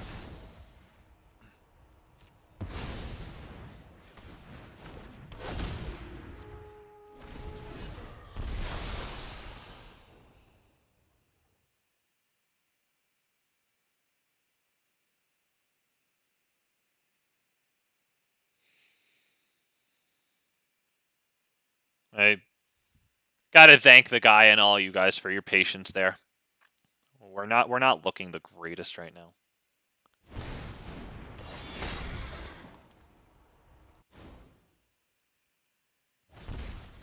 Does this have trample? It does have trample. So I'm really gonna need to tap it down by sacrificing the goat there. Pretty cool. He's gaining life off of the land drops, and he has a bolus there. That's pretty cool.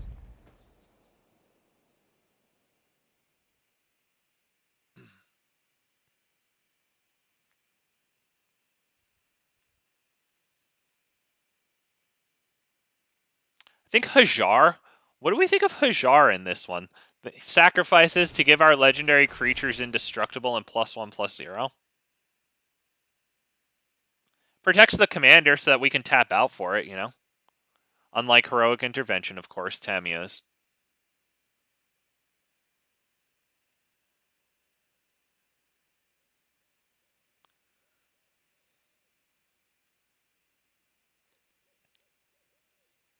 I think both Tireless stay in. I mean, this is pretty much a guarantee that stays in. I wonder about the Provisioner, but since it's also card draw, it probably should just stay. Garruk's Uprising could be really good if we get Omnath down. No, it's all good. You're good, dude. He said, oops, I don't know why. He said, good game. Did I miss something? He must have picked the wrong card? He was still doing fine, though, right? He could do this, draw a few cards, right? I think he was doing fine. Poor guy, whatever it was, he's really pissed off. Right? What the heck? I think the 2 elementals that we have in our hand there are pretty good. I think I kind of like it if they stayed. I mean, they're 1 and 2 drops, right? And they power up pretty effectively. Good with the commander, because if and when they die, you know, you get a little bit of a 3 damage ping with them. That's not bad. There's got to be stuff cut from that 3-drop slot, though. It's just so massive. I'm pretty sure I want to take out Pylath. I think that maybe Fiery Emancipation can go in for Pylath. Pairs well with our commander's tokens and the direct damage thing. Turns it from 3 damage into 9. That's pretty alright. What do I do here, man? Do I take this one? I don't know.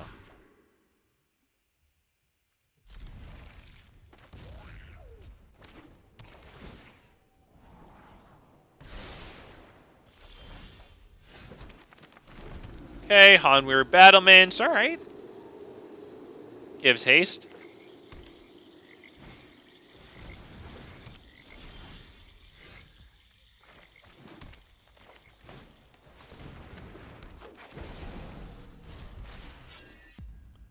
Beginning of your upkeep, the ring tempts you. Whenever you choose a creature as your ring bearer, you can pay 2 and draw. Nice. Yeah, that's pretty good. Alright, we're having a blast up against this guy. I'd say we drop the Grinning Ignus. Oh, I remember this guy now. Yeah, he spams chat wheel until he loses, then he shuts up pretty quick. I remember this guy. I remember you. You were the latest guy to run his mouth and then get his shit pushed in. I remember you. And you know, he's playing a great commander. He could completely destroy us, but that is who we're dealing with here.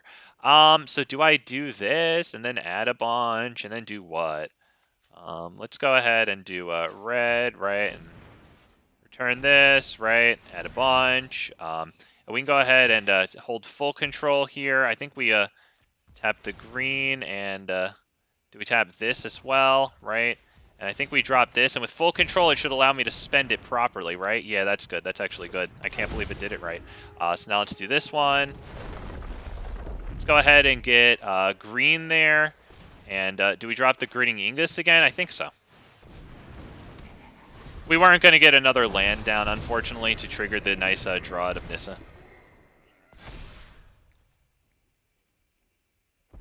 Card's pretty cool. If I could get, like, Guardian Project and, you know, Beast Whisper or whatever, things that, the Great Henge, it's going to be kicking that one up a little notch, right?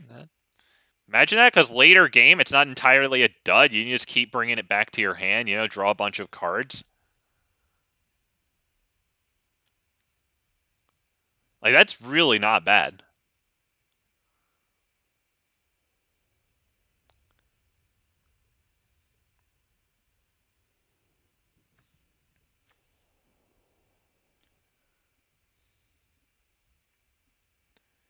Is it roiling regrowth into Tireless Provisioner?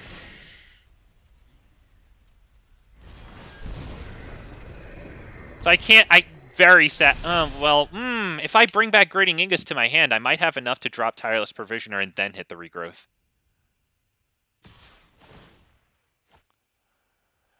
How many times has it tempted you? Oh, God.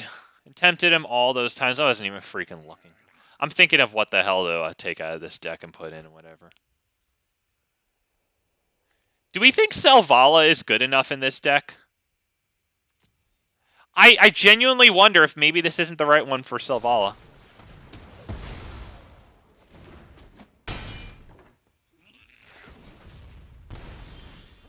Okay, well... I guess we go Roiling Regrowth into this guy. Or we could go Roiling Regrowth into Ramanap Excavator. Let's sacrifice a land. This one, right? Because it'll enter back untapped. Yeah, so that's fine. Yeah, I'm kind of liking the Ramanap Excavator. Should I like the Ramanap Excavator there?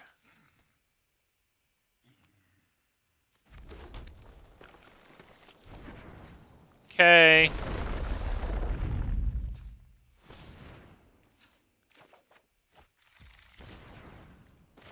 get this guy down, right? We haven't played our land yet, so now we can do it. Green. You. And no attack. Now we're slated to lose a little bit of life here.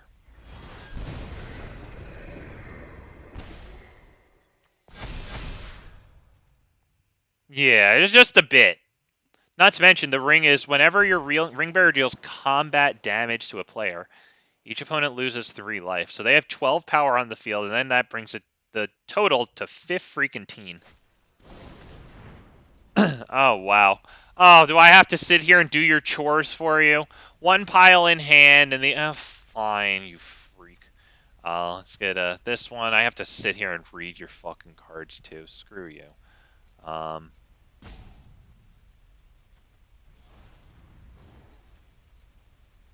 That's good, so let's... Yeah, whatever. There you go.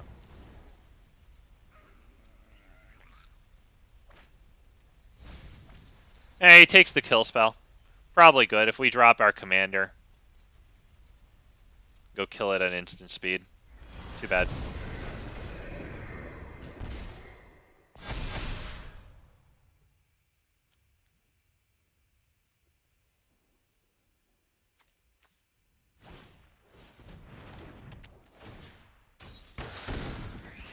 Nice, that's because that's the easiest block we have. Does he do anything else, though? Wow, he kills that one. Wow, forcing me to block with the Resurgent Animist there, which I think we have to, right? Yeah, we have to, because we can't take the 3 life on top of everything else here.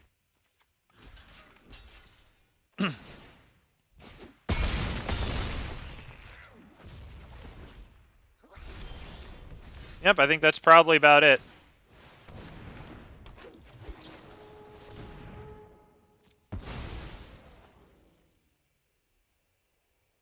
We're not going to do too much here, unfortunately.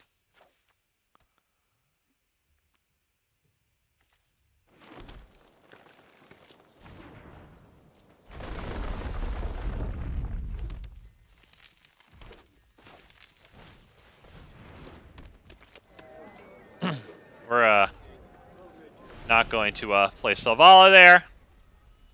I think this is going to take this guy a little while here. Let's just let's leave. We told him good game. He did a pretty cool job with the Nazgul there.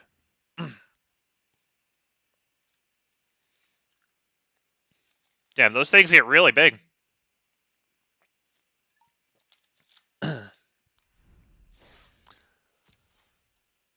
Whew. Oh yeah, midweek Magic Standard. Take your standard decks to a midweek Magic, boys. Get 2 rares in a cosmetic style. I got a duplicate rare. Shit, what the hell was my my second actual rare drop? I don't know, but recently I got a second Cemetery Prowler and a second ooh, what's it called? That 4/4 with haste that's in one of those Innistrad sets. Right, Ulvenwald. There it is, Ulvenwald Oddity. Perhaps change a few of the 3 mana ramp sorceries into land auras, so you don't run out of land so quickly. I think I might also honestly want to put in more basic lands, Johnny. Might want to put in more basic lands.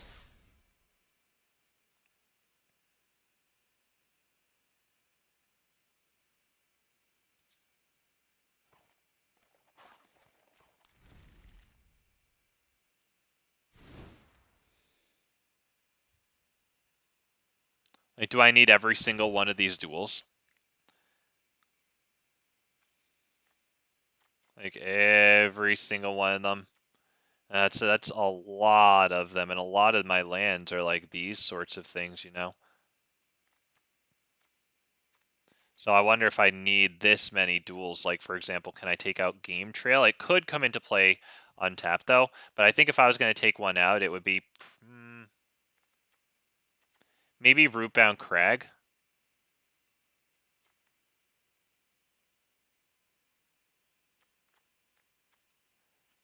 Maybe Game Trail. I don't know. I mean, I like my dual lands, obviously, but I think something has to be done here. So let's go ahead and put in 2 more. 1,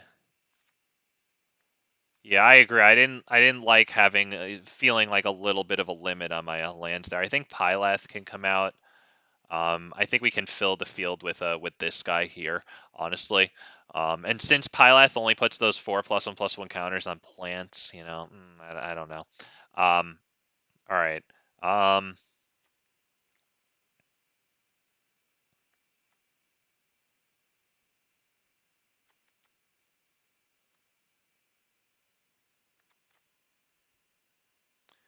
Does Augur of Autumn come out? It lets us play lands off the top, granted, but we have so many ramp spells. You know, like if I replaced Augur of Autumn with Draw, is that good? The thing is, though, we do have a good amount of creatures, honestly, so maybe Augur of Autumn should stay in, because that Coven ability can get us incredible card advantage. And, you know, with our ramp spells, we are going to be shuffling the library a little bit. I really wonder about this. I'm not convinced this is the right answer, honestly. I wish I could make this deck more different by keeping this in, but I just think that it's a little too win more at the end. Like, we have to have our commander down. Having said that, if we get our commander down, even if we tap out for it, we can then zero this Chandra, right? Put in the elementals and sacrifice them. So, I don't know. I don't know. I'm really thinking here. The problem is, like, do I have any other red planeswalkers here? No, I'm not even running Chandra, Torch of Defiance, right, to get more loyalty counters on each red planeswalkers. You know, I don't even have Domri Anarcha Bolas in this one, or Rhythm of the Wild, to be honest. Um, keep the dual lands that have a possibility of entering untapped. Yeah, I did just take out Game Trail, which has a possibility of entering untapped. It's just do I have too many things that sacrifice? Can I take out like Terramorphic Expanse, you know?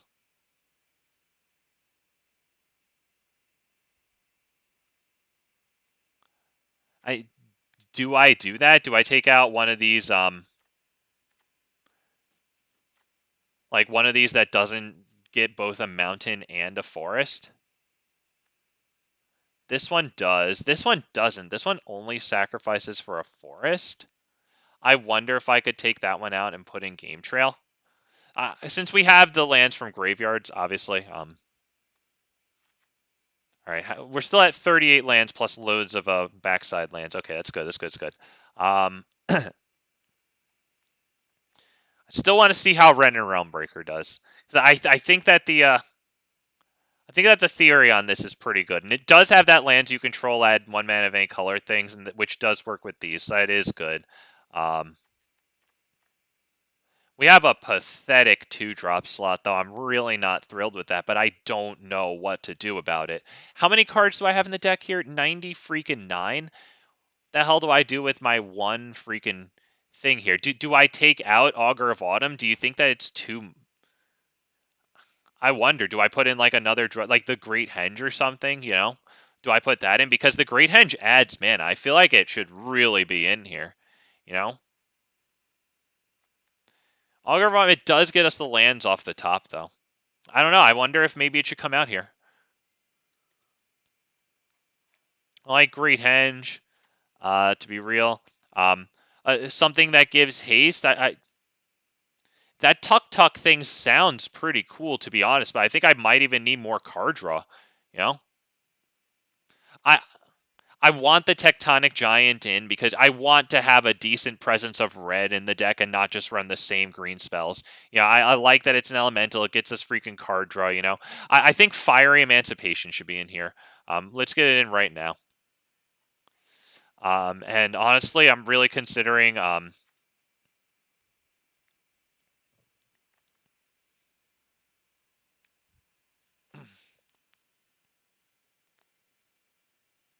is that how it is? Just Tuktuk? I'm really considering City on Fire as well, right? But I'm not entirely sure where to put it. It's nice that it can get convoked. Um, still not entirely sure where to put it though. To be perfectly honest. Um, okay, how are we looking at? 100. Let's just play a little bit more. Cause I don't want to sit there and think and not do anything. I'll freaking sit here and go and think during the game. We'll figure it out.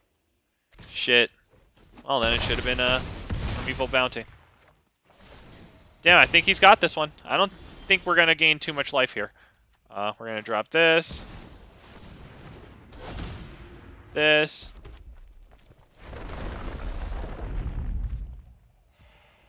I think that'd be it. Let's let him swing in. I like this guy.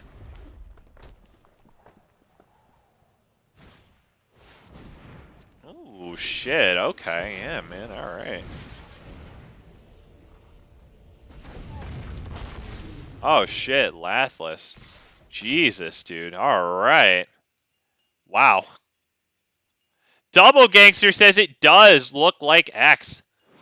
A fellow Dota player. Cool, man. Yep. Sorry. My bad. Beautiful. Beautiful. Wait, how does this work? Should they have made another token? Whenever another non-token dragon. Right. Or else. Yeah, okay. Yeah. Beautiful. Wow. Pretty cool. He had the sleeves and everything. I like that guy. Good for him, dude. Good for him. I royally flubbed playing the Omnath when I did, though. That was not it. He did overkill. I'll agree. He definitely overkilled. But, like, at least it was something that I could appreciate, you know?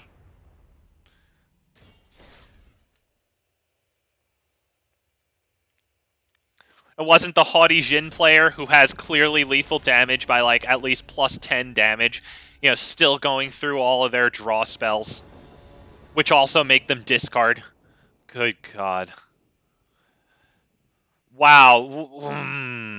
I suppose I turn one Bushwhack here. Problem is, if we don't draw more lands, we're poo-pooed on. But we do have Lotus Cobra, and that is good. I'm gonna try it.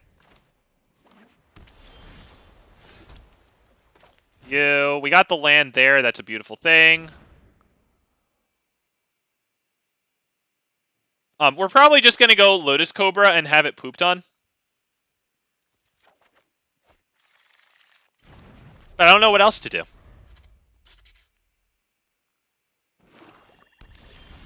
I think whatever we play just gets pooed on. Let's drop this one so they don't know what's in her hand. This, pass.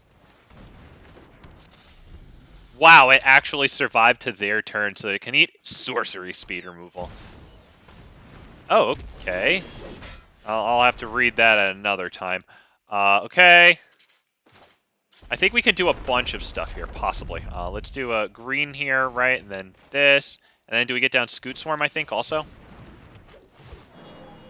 So sacrifice this one. Get 2 forests. 1, 2. Add 2 forests there. Drop Scute Swarm. 1. If nothing else, Scute Swarm protects the Lotus Cobra because it eats the removal. That would be no attacks. I can't see how attacking is anything other than psychotic. Oh, that's the bounty counter guy. Okay. You gain 3 life and draw a card. Yeah, that's pretty good. Okay, we really want a land that enters untapped so we can go ahead and grab, like, Ulvenwald Hydra here. Please let me... Please. Damn you. Poo-poos. Oh, I think I have to drop this, right? Just to get... What do I even do with the mana? I drop Garruk's Uprising. I don't get anything out of it. Whatever. That really sucks. I really wanted the land that entered untapped. Oh, man. I'm gonna go cry about it. No attacks. Yeah, Scute Swarm doesn't have any copies yet, sadly, so,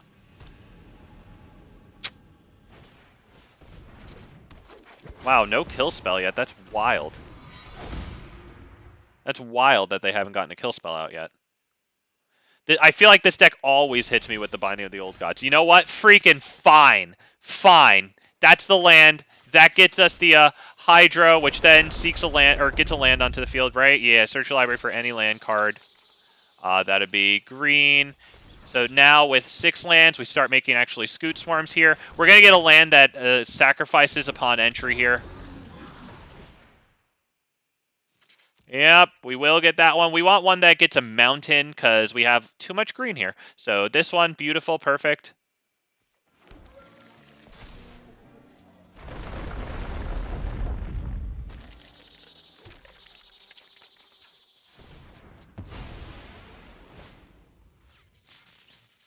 Mountain.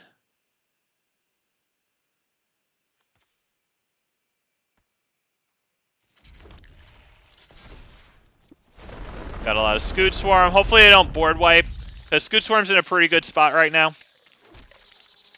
Green. Next. No attacks.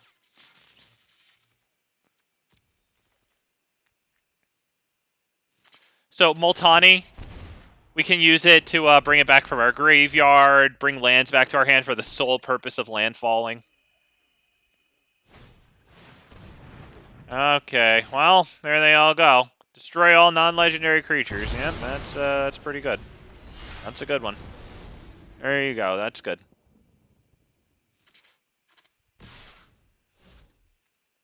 Ancient Green Warden still isn't the worst thing in the world. It lets us play lands from our graveyard. Primeval Titan is obviously pretty freaking ridiculous here. I'm kind of feeling one of these. I think this might be pretty good. Gets us the card out of, what's it called? Garruk's Uprising. Okay, let's go ahead and drop the Mountain. I don't really have a reason to landfall right now, I don't think. Yep. Do I do this right now? We can send Multani away, honestly. Yeah, so let's do that.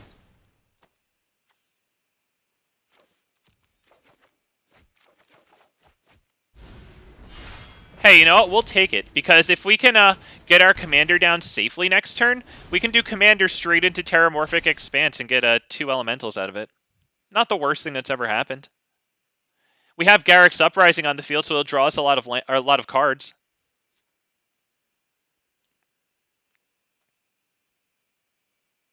So we might as well... Do we keep this in hand? We might as well use it, right? Because we might wind up having to discard it anyway, right? We'll probably have a lot of cards if the Garruk's Uprising thing actually happens. I think I have to block... Oh, it has Death Touch? Oh, never mind. Yeah, cancel that. Yeah. He's only attacking it with 1 power, so it's not even going to flip it. Alright, he taps out largely for that. We might have some decent stuff going on here.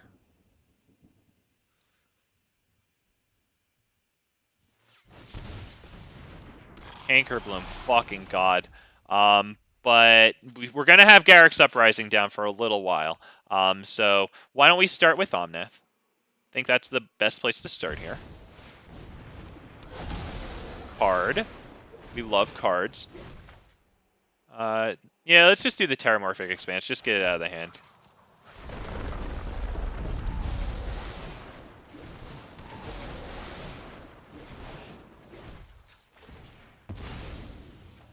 You're going to have so many cards, you're going to be sick of cards. We can discard all the land cards, I guess. Well, maybe I should keep 1 in the hand, just in case they kill this, you know. We can discard Crucible of Worlds, do we? Let's, no attack, I don't think. This is an elemental, so if they want to kill, if they want to fight Muldrotha against it, I'm honestly fine with that. Or if they want to block it with Muldrotha, sorry.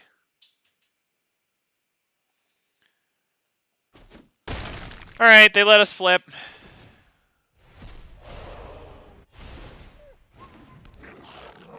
Discard 2 cards. That's probably going to be this one and maybe the Mountain at this point. It's pretty good, yeah.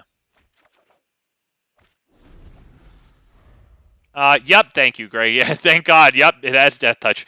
Yep, thank goodness I didn't make that block. Yep. So we have a lot of cards in hand, so even if they kill Garruk's Uprising, I think we just demonstrated that Garruk's Uprising is quite nice in this deck. And even if it's quickly removed, like, you saw that. That was pretty nuts, because this made the double landfall from Omnath's ability happen. So, wow. Wow. 2 5/5s out of each land, 2 draws out of each land. That's so good. That's so good. And each land brought in 2 lands, because it was Terramorphic Expanse, so... Garruk's Uprising goes, but it done good. Oh, come on! Fuck you! Well, that's a lot of those. We have 4 of those, right? I believe I saw. So 1, 2, Emery. The board wipe. And then to the face.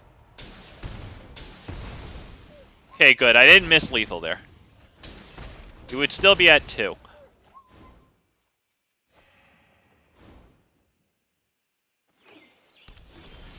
Okay, so do we get Primeval Bounty down? Do we get Primeval Titan down?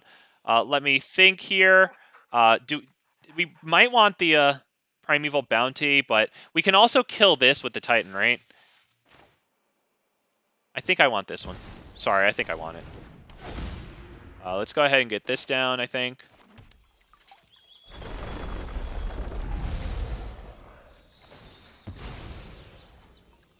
Get anything, it doesn't really matter. And then we can play that little 4 cost in the hand here. That feels pretty good.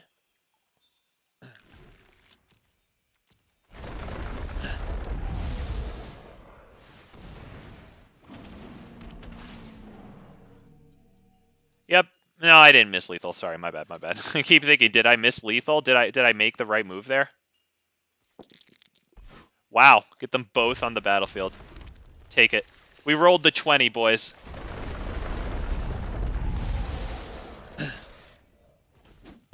We rolled the 20. My God. Skill.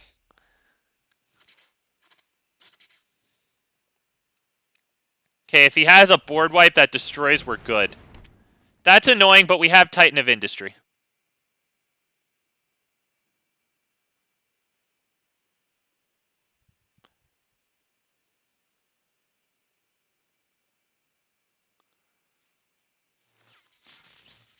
Good thing we attacked, so it's tapped.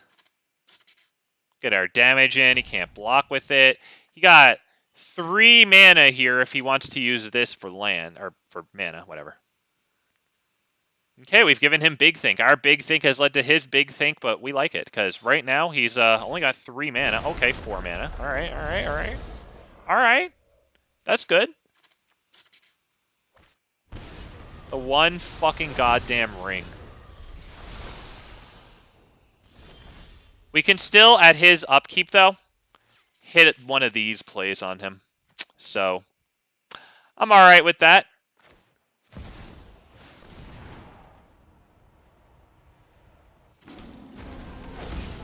Let's give him the old razzle-dazzle. Yep. Boom. Untap, upkeep, draw. Oh, brother. Yeah, because with Omnath on our side, we could just do this, right? Get the fling on him for 5 damage, but also get the 3 damage finisher. Immediately after he lost the protection from everything from the One Ring.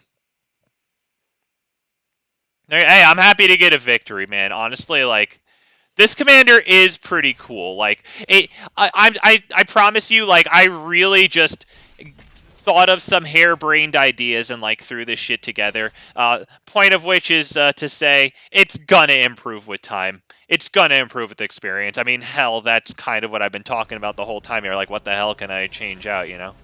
And I don't really have a lot of ideas, to be honest. It's hard enough for me to do one thing at a time, let alone multitask, play MTG, and also think about changes to MTG.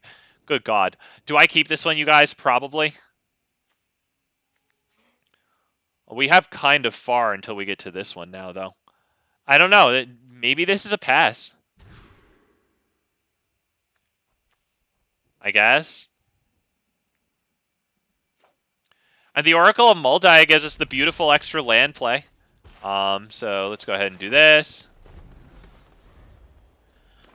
I couldn't tell, Gray. Were you talking about the very first hand that I ultimately wound up not going with? That was so iffy for me. I promise you. Very iffy. Start with Valakut there. Feels good, man. Oracle probably dies fast, but, like, we're still dropping her.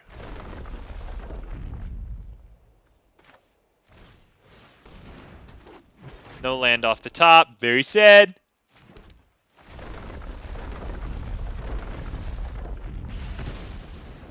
I wonder how much I really like that, since it winds up putting the cards in the graveyard. I wonder if, as nice as this is to have more landfall, I don't know, man. I don't have a lot that's letting me play from the graveyard. I have the play lands from the graveyards, but I don't have a lot of play stuff from the graveyard, like Nissa here. Well, Scute Swarm is about to put in Scute Swarm number 6, and then... Or land number 6, sorry, that's what I meant. We were about to put down land number 6, so we're actually going to get copies of Scute Swarm here. So we're going to do Field of Ruin right now. Does he have a non-basic land? He freaking better. What's this? What's that? Can I play this? Oh, my bad. Alright. I should probably do this. Sacrifice a land. Because it's going to put more lands on the field. Right?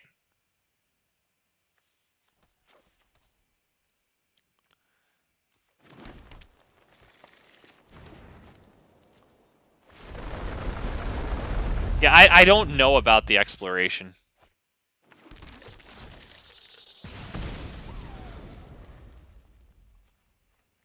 I don't know how I feel about that, man. I don't know. We need to top deck a land as well, so we can go Omnath directly into land drop.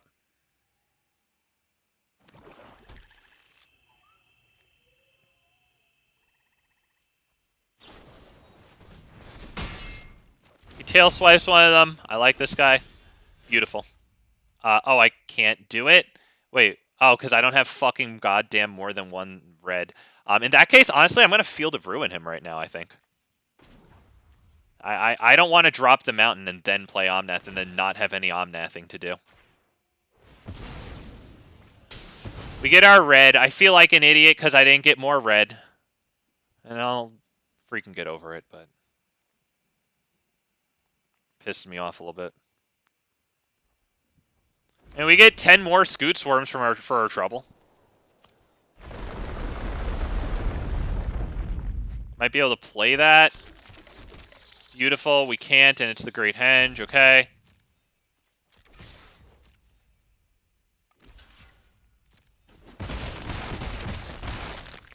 Do I play this? Fuck it.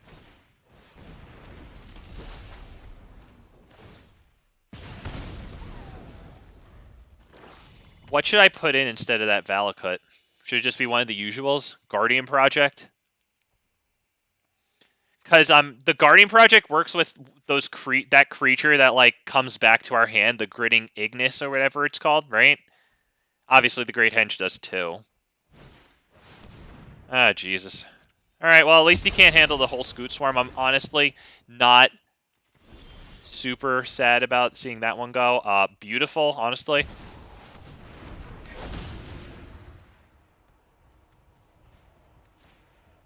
He draws a card there, right?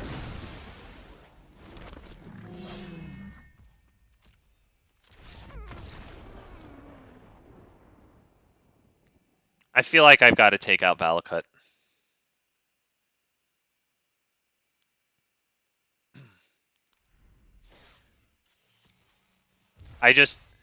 If I had more stuff to play from graveyard, then sure.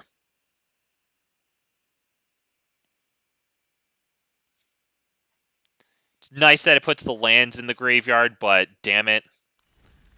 I just don't feel it. Which sucks because that makes it one card closer to all my other decks. I really wanted to make this a little different, at least try to put more effort into slowly being able to make decks that are different from, like, you know, like the usual green suspects. But I don't know how I feel about that one. If I had more, you know, return cards to hand, like Invasion of Chandalar especially is super good. I think that might have to be the one, though, here. I'm still going to be thinking forever, how do we broaden this 2-drop slot? I think the 1s are pretty good, with the exception of maybe like Tamio's Safekeeping, Tyvar's Stand possibly, but Tyvar's only works on the creature, of course. Tamio's works on anything, and we do have some very nice stuff. And for example, we just had a Primeval Bounty out. It didn't really do super well. But I do like it. Gains us freaking life. Populates our field. When I find the room for parallel lives in here, that would be pretty good. Or maybe just play a different version centered around making tokens, too. With planeswalkers like Vivian, Monster's Advocate. Even that red Chandra Planeswalker that makes the elementals and their sacrifice at the end of the turn, that would be nuclear. Nissa Ascended Animist. That Garruk Planeswalker. I think that makes a wolf token, right? The one that like pluses to give you like +3/+3 and trample or some shit.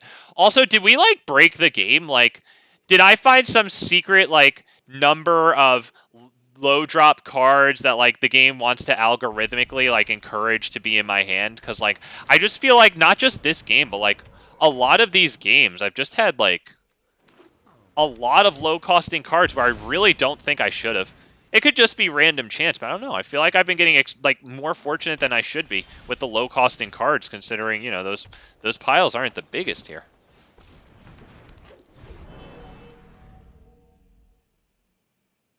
I think next turn we go Lotus Cobra into the north.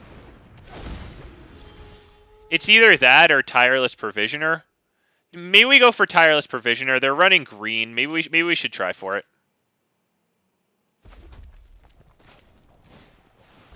Next turn, let's see, we can do Lotus Cobra into Terramorphic Expanse, sacrifice it, get a land. That pays for Into the North by itself. All the while, we'd be getting plenty of treasure tokens.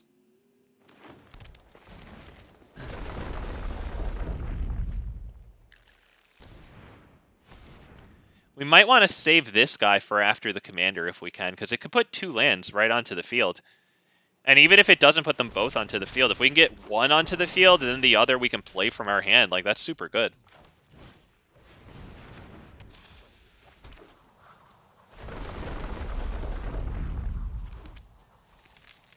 Green, whatever, tap this.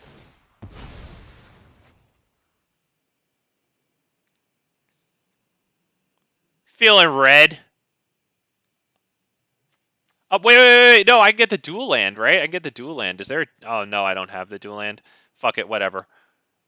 Oh, sorry. That's not Into the North, my bad. Fucking idiot. Okay. Treasure. This, it doesn't matter, because we're just going to go Into the North. Okay, now I get the dual land, my bad. Duh. And now I'm playing Into the North, my bad. Okay, this one.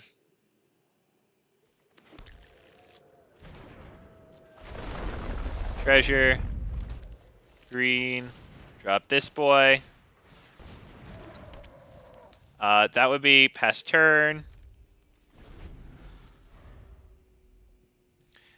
The most amazing thing in the world would be if we got a untapped land next turn, because it looks like we have enough to drop Omnath here.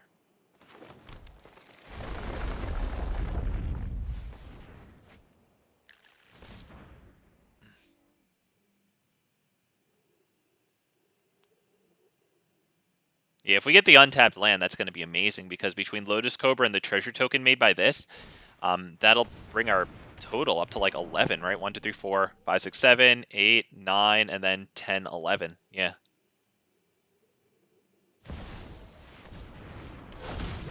So that'll be insane. Come on, baby. Come on, baby. Oh!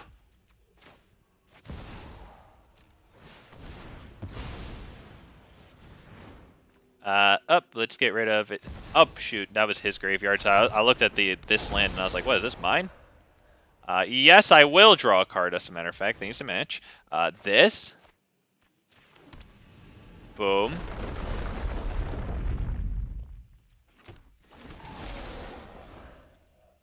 That. Sadly, we don't have enough for this boy, but we'll go ahead and drop this. See if we can luck out here and get another land on the battlefield. Okay, we'll go grab 2 reds here. I'm feeling good about keeping a little more balanced. 10. One of them goes on the field. Beautiful. Treasure. Green. You, why not?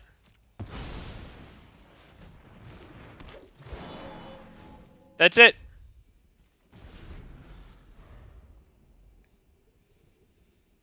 We have a decent setup here until they get something huge. Okay, that's huge, but what are they gonna play out of their hand? Selvala is gonna tap for 15 mana right here.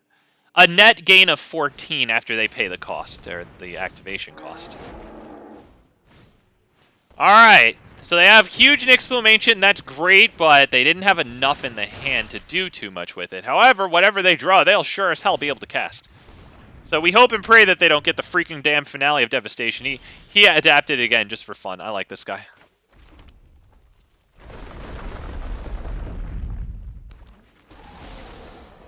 Yep. We will have the biggest creature entering the field here, though. 6/6. Manages to be the biggest. Got a bunch of 5/5s everywhere. We will draw that card. Too bad. Yep. Take action. They just drop greens. Oh, 2 of any color? Oh, shit. Okay, or of any land. That's going to be you and you.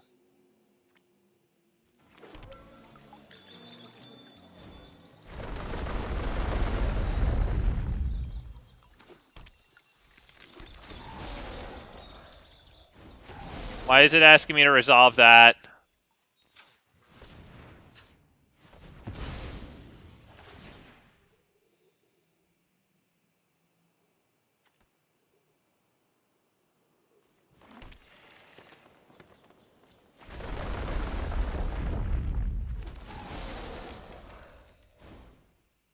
Green.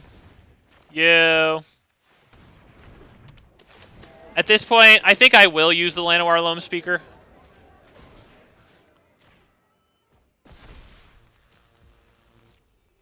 We're going to attack with 1, 2, and 3, because it turns it into an elemental, right? Yep, good.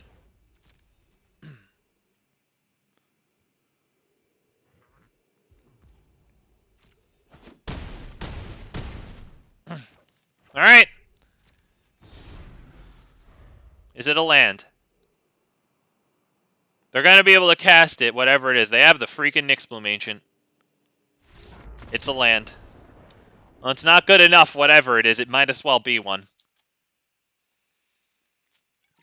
We took an Omnath turn, boys. But that's how it's going to be. I like this guy, man. I can't wait to get better at freaking this one.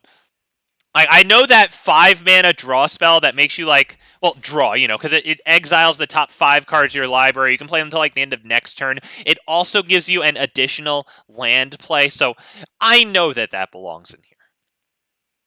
I'm just a freaking idiot who tried to put this together, right? I didn't watch any guides for this one because it was just released, and the paper guides aren't really going to be super good for me. It could give me some ideas, obviously, you know, but, like, this isn't the paper environment. Oh, thank you, Gray. I appreciate it, man. Yeah, I feel pretty good about that, man. Yeah, I feel like stuff that's going to give haste to all of our creatures is going to be good, too. I wonder if Perforos could go into this one. We don't have a lot of red creatures for it to slam onto the field and then sacrifice at the end of the turn.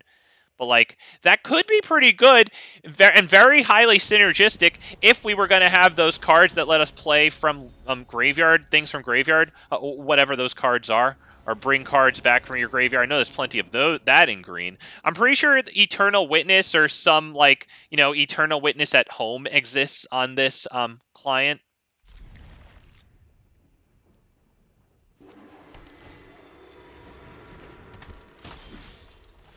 Okay. That's good. We're going to go ahead and get this one down first. I'm going to kind of pray for it a little bit. Copper Line freaking Gorge.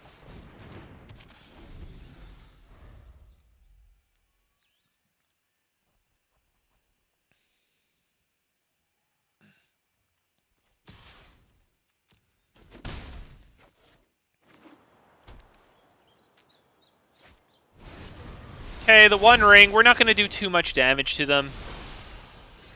How much is this? It's a 4/5. Okay, so do I need 4 capacity for mana here? I guess I could bushwhack this against Topiary Stomper. Do I really want to lose my fight spell to do that? Let me hit the poor guy with the thinking here. Yeah,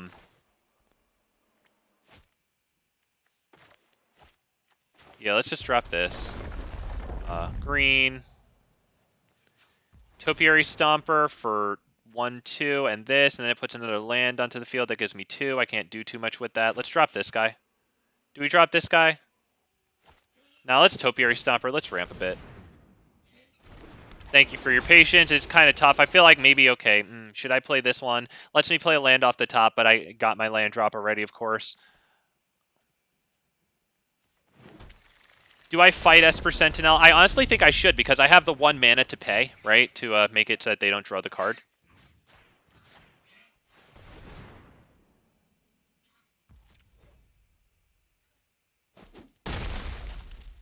Get a cute little swing in with Lotus Cobra. I'll take 2 damage out of a Lotus Cobra. Up, yep. Right, nope. I won't. Wondering. Right, just said that. All right, well, you know what? Eventually I'm gonna be able to remember that. One of these days. I need a lot of practice, though, so we can say. Loads of practice. Man. Terra Sunder's value went up, huh? For 2 mana, exiling target artifact or enchantment. How about Tear freaking Asunder? That Shelob deck, that new Golgari Spider, is loving it. Do we want to drop this guy? I feel like we want to drop this guy. Nope, we didn't get it off the top. Too bad. Let's go ahead and drop this on green. Make a green, I think. Feeling pretty good about dropping this guy. No attacks. It's a little psychotic.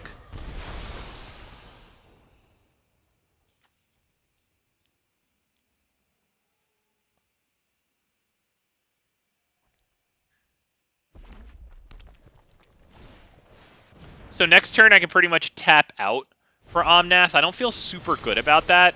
I'd rather tap out for Titan of Industry and then play Omnath on a turn where I can then drop a land. Oh, I freaking hate you. I hate you so much right now. All right. We're going to kill Takasia's Welcome because it draws them cards. Green. Titan. Let's destroy, and I'll take the Rhino too.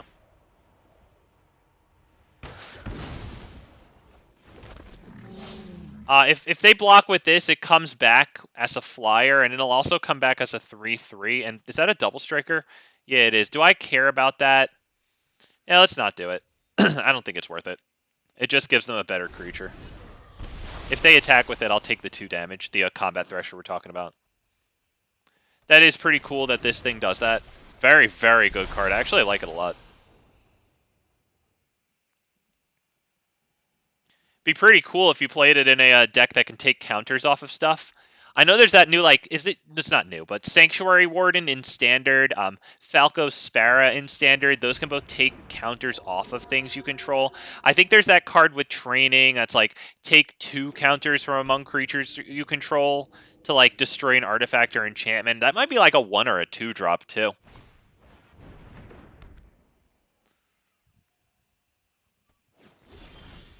Alright, doesn't attack. Oh, good lord, dude. Good lord. Well, we probably want to drop a... do we drop a Shia, or do we drop this one? How is it going to work? Drop this one.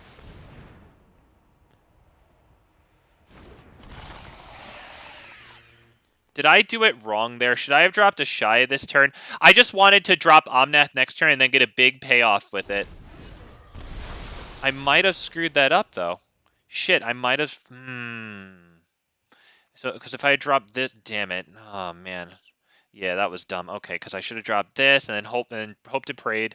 And I feel extended into a board wipe, by the way. But yeah, I could have dropped this, and then next turn done Omnath, and then tapped a bunch of creatures to drop Urabrask as well. Shoot, okay, I was supposed to drop a Shia there. And then hope and pray. Alright, but if a Shia was just going to be taken over, then maybe I shouldn't have dropped either of them. I don't know.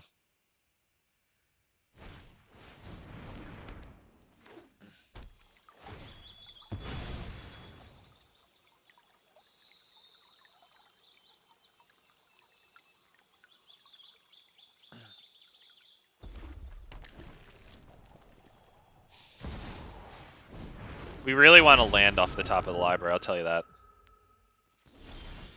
I'd love to just go Primeval. Oh, fuck you, dude. Why? What do I do here? Ashaya and then pray that next turn No, I can't do Ashaya because it... I could, because this will come down as a land next turn. I could do it. I think we should do this, honestly.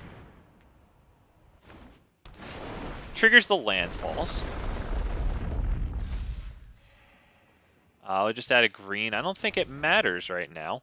I think we should tap out for this.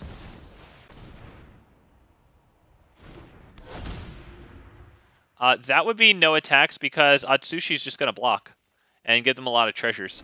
Am I streaming tomorrow? Yes, Gray. I stream every day but Tuesday, 6 p.m. Eastern Standard Time.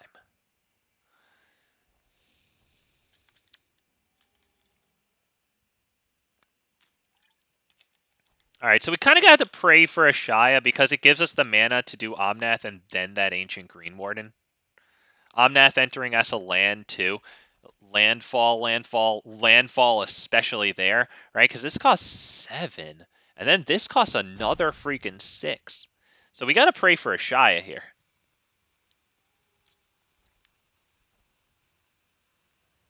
I'm assuming he might be running limited board wipes. Oh, wait, never mind. He's running board wipes. Whenever another non-token creature you control dies. The good news is he's probably running destroy board wipes and not exile. So, hopefully Omnath can make a lot of elementals. Do we have a lot of elementals? I know Titan is an elemental. Okay, so Titan's an elemental. I think Ashaya might be an elemental.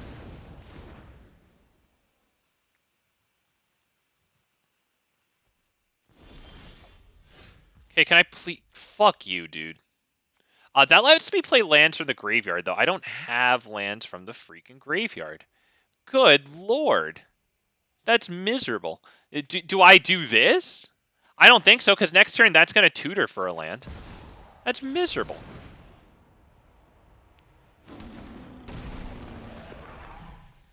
Do I just attack here with maybe like this and this? No, because he's just going to Atsushi, right? That's a terrible idea. Oh, man. You might get to play against my historic life gain deck. All right, Gray. Hell yeah, man. It's on. All right, so this one's an elemental, which is super nice. Gets us great on-point abilities that are great with the commander. Another land from graveyard. That's great. Doubled landfall. Elemental even has the freaking reach. Love to see it. And if it dies, Omnath can deal 3 damage to any target.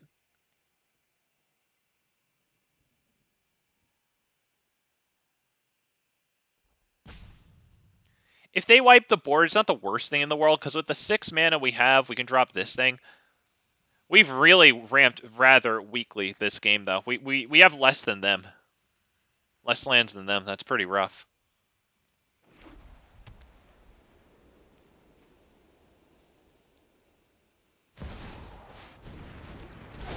Okay, sticks the commander on the field.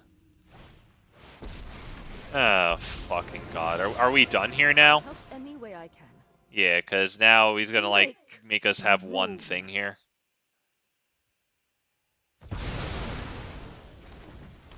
Alright, we do get Urabrask. That's mildly interesting. His creatures are now going to enter tapped.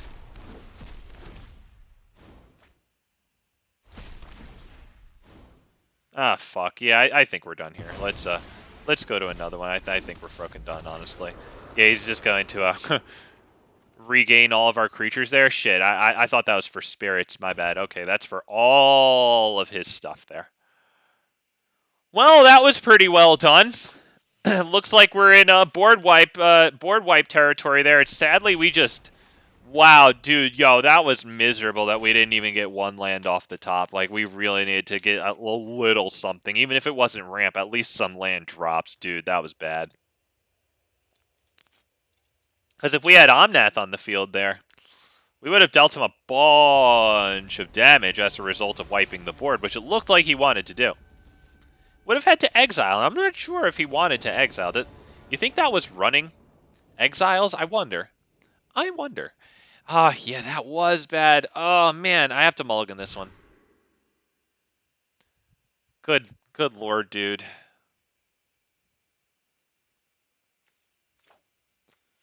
I mean, we'll probably draw a third land, but we don't know that.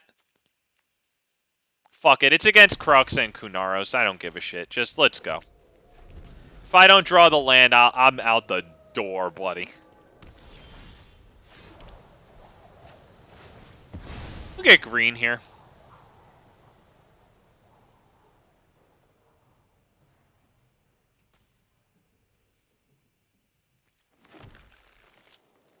I'll give it 2 tries to get the land since we do have decent ramp in hand.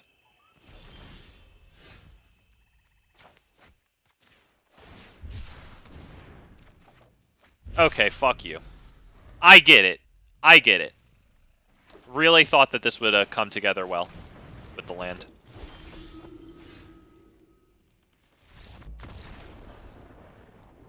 Alright, fair enough. Fair enough. Worth a try. Yeah, I figured we have like 43 lands in total or something. I figured that was worth a shot. Nope. We kept the fatal 2-lander trap there. There you go. That's how it is. Cest Lavai. That was even worse. I know. Oh, because we did nothing. I don't know. Honestly, I'm going to respectfully disagree with you there. Just because the last one, I felt like I was so close. You know, it was like torment. You know what I mean? Like, oh, I was so close that I couldn't do anything. Whereas with that one, I was kind of already resigned to it. So in the mental capacity, I think that one was better. But I'll agree. Yeah, we did freaking absolutely nothing there, and that is worse. I'll agree and disagree. How's that? We're up against Tatiova. Monkey 11k. Okay. We have, we can get straight into the north. After that, it's,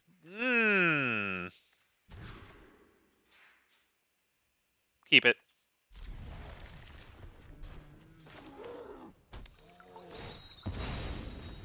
I think we'll do Delighted Halfling turn 1.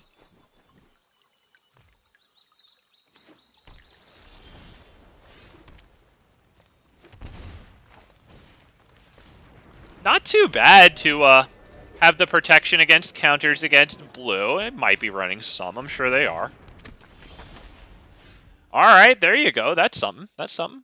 All right, so let's get this one down. And then let's just do this one, add green Llanowar Elf. Get a nice scry there. Ooh, it's not a land. It is good, but I think we might need the lands to get there. So right now, I'm not going to do that. Let's go ahead and drop that one. Llanowar Elf. Next turn. Are we dropping Scute Swarm? Oh, we're up against green and blue, you know, like... Oh, we could hit this to get something a little more substantial on the field, you know? I'm honestly kind of liking this one. Maybe it's Scute Swarm.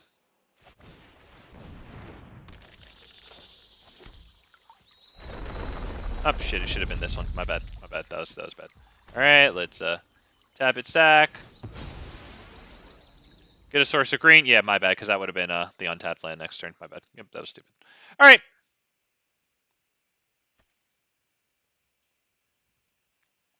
Doesn't really matter what we add there. There's no way in hell we attack. Alright, yep.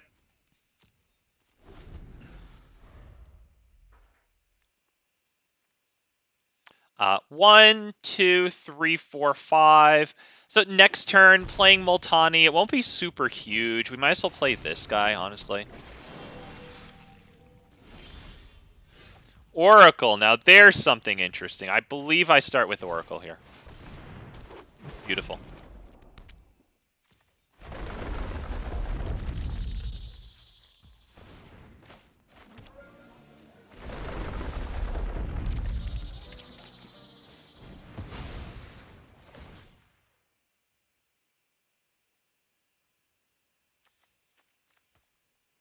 I like the red here. Doesn't really matter at this point. I think we're pretty well balanced. Right, add a green. Up, should have had the red. I had to pay a life. Okay. Alright, let's not attack. That seems a little silly. Let's hope they don't have a super huge multiple turns turn. We have Balaged Recovery.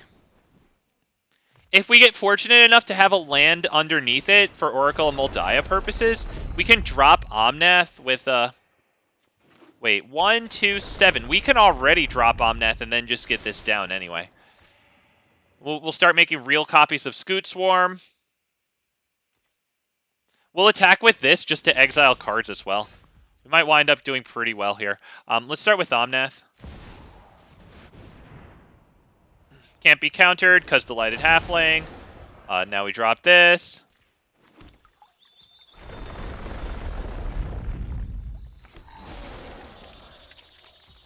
Alright, pass turn. Or, well, not pass turn, whatever. Attack with this. Exile top 2. If we get a land in there, we can play it with Oracle. Okay, it still changes the top card of the library. Choose one of them. This one, it's the only one we'll be able to play. Okay, we get chumped. Drop this. Add green.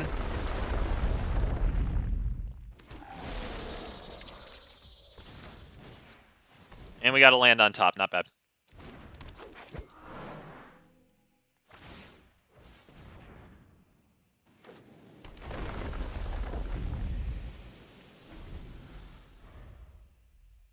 Oh, wow. That is a pretty good pair of cards there, though.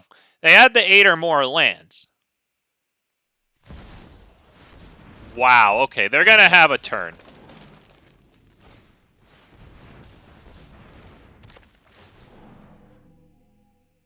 Put onto the battlefield. Not freaking tapped, unfortunately. So they could do this if they wanted to.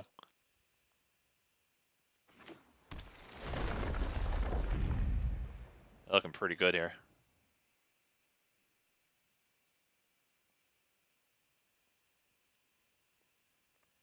They can tap this for 3 mana because of the Nyxbloom Ancient, so they'll be short of River's Rebuke.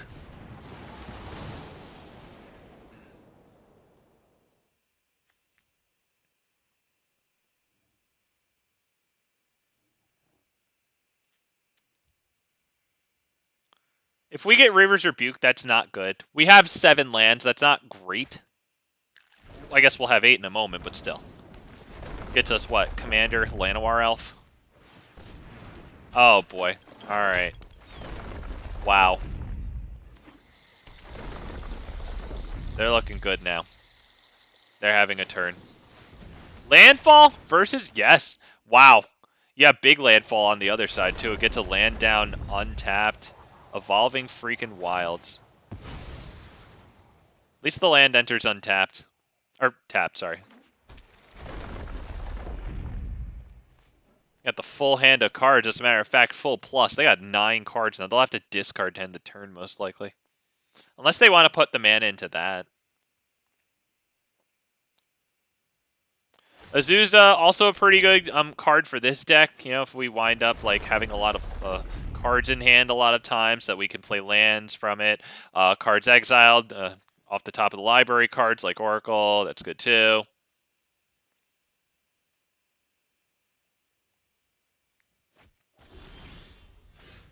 Okay, what do we get there? Not exactly it there. Do we want Multani down? Does that really matter?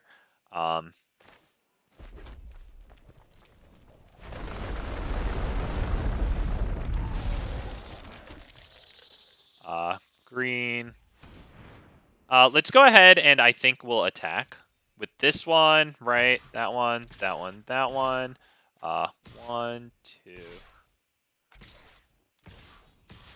2. Do we want to block with these guys? I don't think we should attack with those because we're gonna make major Scute Swarm. Choose one of them till end of turn. You can play that card. The Conduit of Worlds. No, I think we want this one. We'll just go grab 5 lands. Those are only insect tokens. Those aren't copies of Scute Swarm, so that's fine.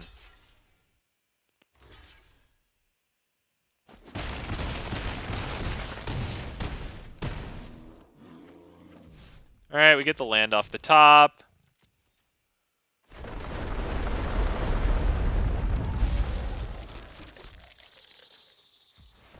Oh, I don't get to do that one? Alright, so we get to be annoying now and do this. We're only looking for 5 lands, though, so that's not the worst thing in the world. Do we even have 5? Yeah. Okay, so pray for the server. Should be fine. We just dropped 5, though, so. Too bad we didn't have a source of all haste. Wow. Give it a... There it is! Okay.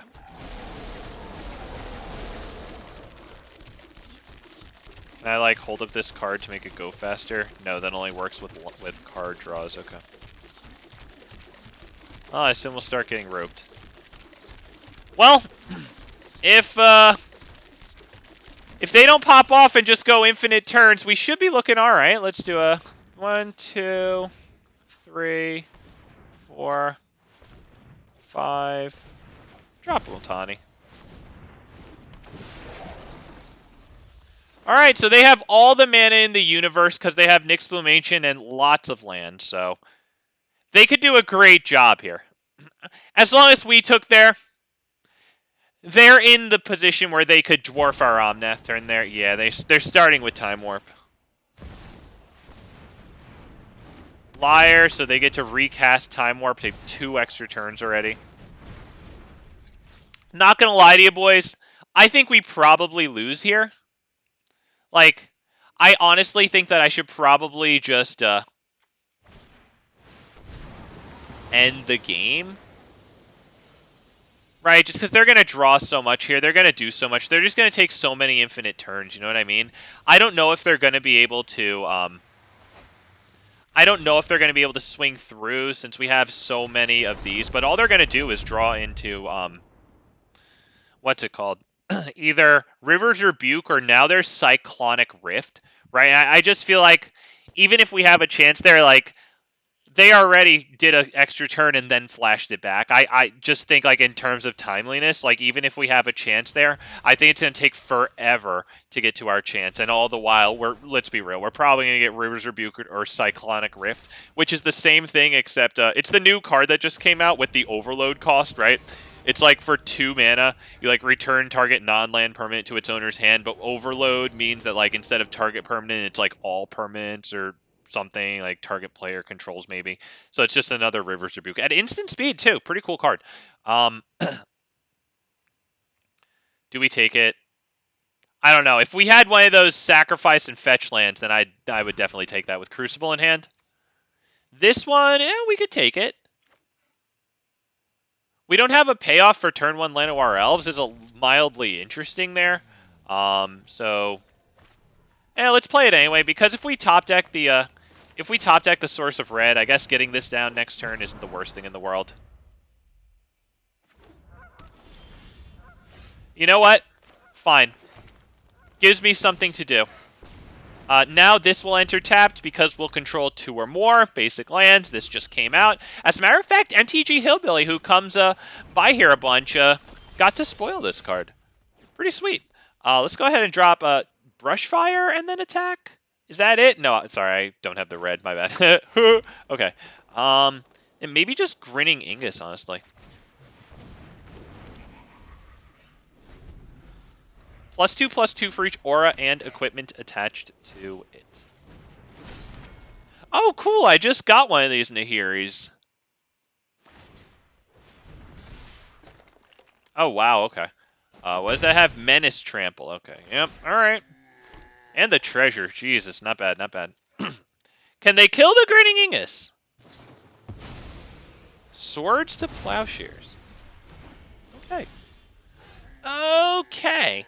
I like Demolition Field. They have this. Okay, so this guy into Demolition Field into being able to use it? Yes. Okay, that's good.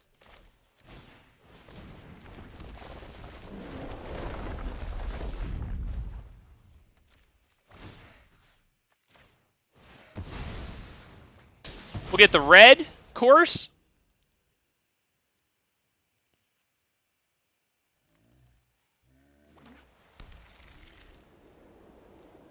be nice if it let us search at the same time. I know that the card doesn't read that way, so I guess maybe we shouldn't, but I don't know. Whatever.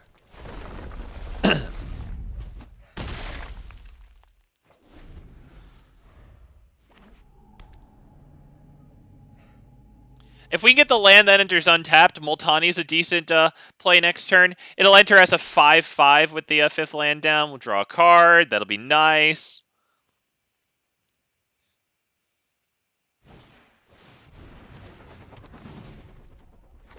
Okay. Gets his attack, gets his treasure token. That's a pretty darn good card there. You know what? Baliged Recovery. We're going to drop that as the land. Do we do that and then this? But then we don't have a lot of stuff for Omnath there. I think it might be worthwhile to get it down, though, honestly. Let's get it down. Get it tapped. Let's go ahead. Do we drop this guy? Honestly, I think so. Let's get 1 green, 1 red. Feeling good about that. Yep, yes. Thank you. Wow. All right, 1 onto the field, the other into hand. That's not bad. It gives us a land for after Omnath. That's honestly pretty darn good.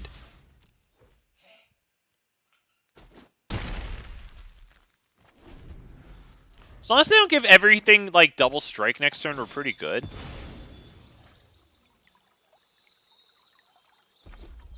We got 7 on the field. Got the Forest in hand. We have Garruk's Uprising on the field, so we will profit immensely in cards if it all goes according to plan.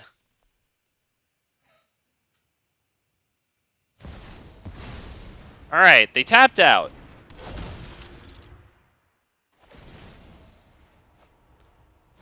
Oh, beautiful. All right, wow, 2 lands. Ooh, that's a bit fucked up. Poor guy. Let's go ahead. I can't block that, right? Yeah, it has Menace. I don't want to block it. Sorry. And then I can't play Omnath. I think it's probably okay to not block that. All right, Omnath. Card.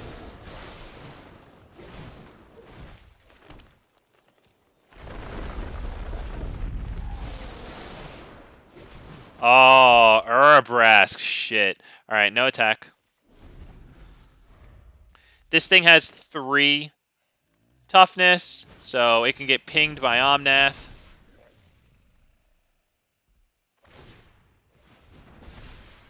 Wow, now it's a 5. I can still block it with the Elemental. Wow. Wow, okay, this... Oh, wow, he got fucked over. This has Menace, right? Yeah, let's go ahead and block that with... Do I block this one? Yeah, let's block that one. Let's block... Oh, nope. Hang on. I got this. So we're going to block this one. We're going to block this one with the 1/2. Do I do that and then deal the 3 damage to here? Nah. Hang on. Thinking. I got this. Okay. This and this block this. Is that right? Or am I giving away lethal damage by blocking with that? Do I just take, like... No, I have to block this, right? Because I have to take this. I have to block this as well. So let's go ahead and block this here. And then I guess we can kill it with Omnath, right? Or we can just kill Nahiri. Might want to just kill Nahiri. She has affinity for equipment. They'll be able to recast her. Okay, I get 2 little Omnaths here. Let's go ahead and do, I think, probably this one, I'd say, because it's huge. And maybe this one, too. Leave him with only Nahiri. Is that good?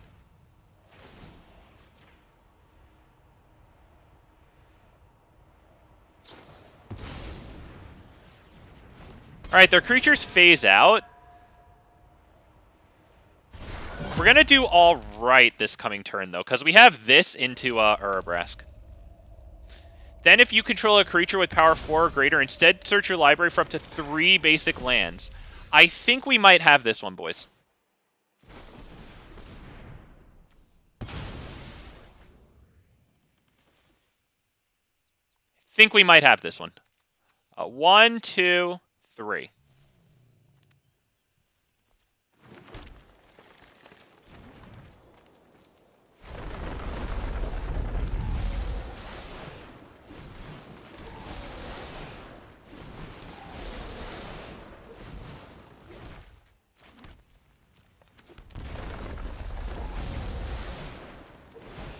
Love to see it.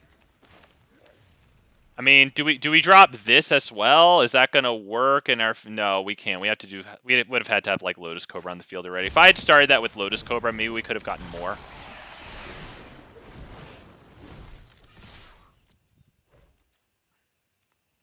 There you go.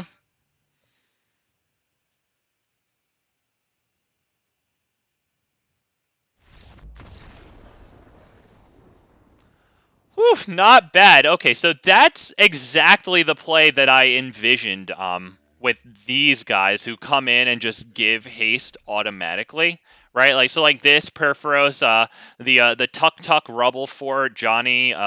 That's absolutely exactly what I had in mind. Just get a bunch of elementals down via lands or whatever, and then on the very same turn, drop that smash. I'm happy that that at least happened today.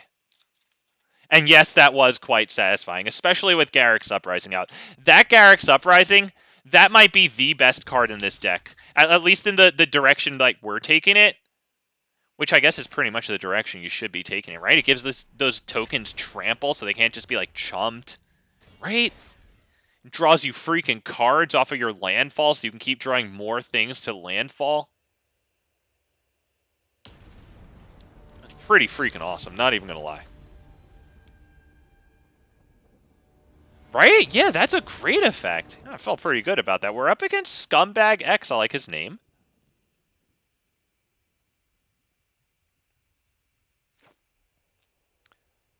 I don't know if we should go turn 1 Mystic.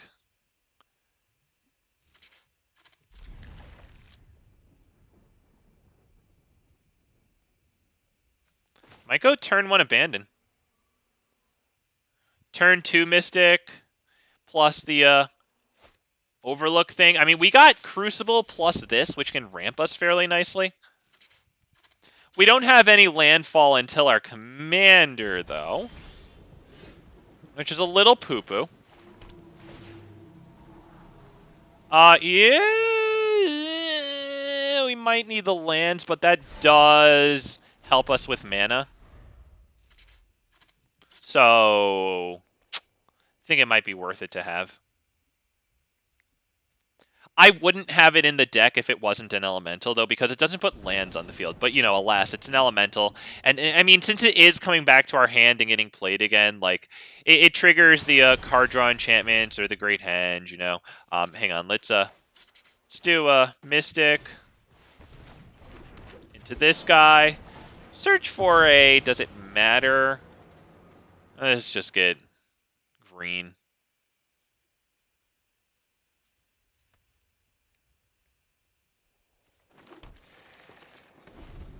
I did this because in the event of Elvish Mystic dying, we still get Crucible of Worlds out, turn 3. If Elvish Mystic lives, we will drop Crucible of Worlds using the Mystic and then play this. Keeping this land in hand as a reserve. Not bad. And we'll do that for as long as Crucible's on the field.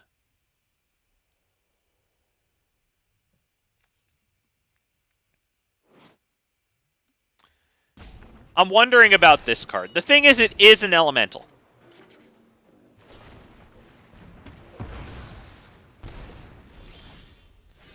Alright, well, I think we're going to resolve Crucible here while we can. It's either that or one of these guys, which are creature spells against this guy. Also, animation, by the way. Oh, check my animation. Yeah, what a card, dude. What a card. I think I have a few copies of, like, the original issue, if it was, from, like, back in, like, 5th Dawn or something. I think that's what it was, the original Mirrodin block. That bastard killed my, what's it called? Let's go ahead and do we drop this and do, Grinning Ignus.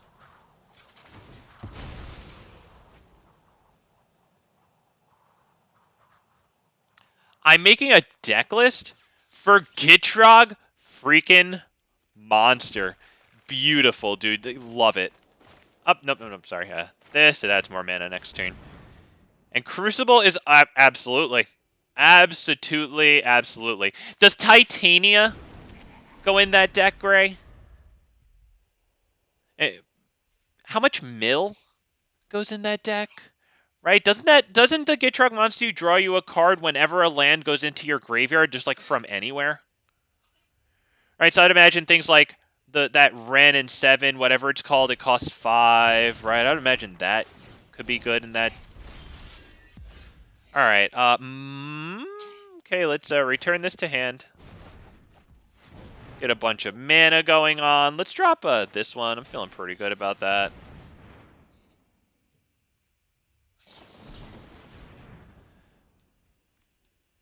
I'm not fucking playing you, dude. I get it. You're nope, and then you draw your command. You drop your commander and you play a lot of spells. I get it. You're a hell tier commander before it's placed against Nicol Bolas and Teferi where it belongs. And I'm actually interested to see how that thing does against Nicol Bolas and Teferi, right? Because they're always trying to like counter you and shit, or at least kill your spells. And so if you can resolve that Sauron onto the field, then they have that pretty annoying ward cost. However, obviously they run board wipes too. So I wonder, it can be countered, right? I don't know how much anti-counter technology they have besides their own counter spells to counter the counter. I don't know about this one. Like, Field of Ruin is going to be our source of green after we use it on turn 3. So I think we mulligan that one. We're going first. We do love to see that. We are keeping 7. Okay, yeah, mill, definitely. Let's start with this one here. If we top deck a source of green, I'm going to be over the freaking moon. Probably want to drop this guy, pass. If we can get Tribute to the World Tree down, I'll feel pretty good. I just want another land, really.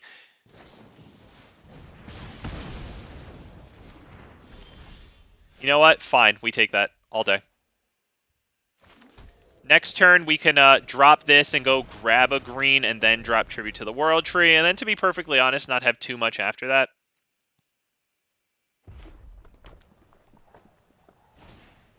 I've got Titania as a maybe. Yeah, I really wondered how exactly well that would do, to be honest. Okay, let's drop this one. Gain a life right fast.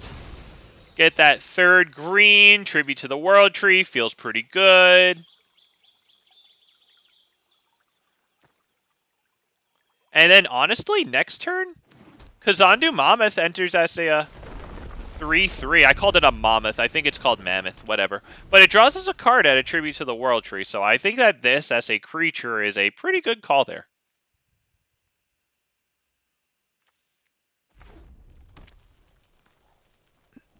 It can wind up giving us a pretty good discount on the Great Henge.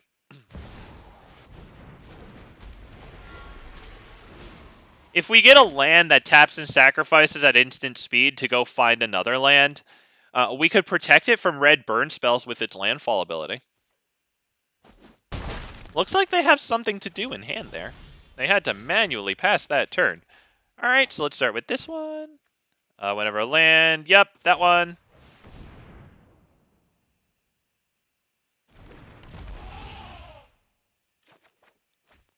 Hey, alright, yeah, we'll drop the snow. Why not?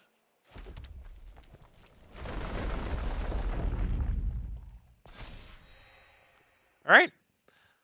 So that, we hope it lives. We doubt it lives. Chandra can really just come in and burn it.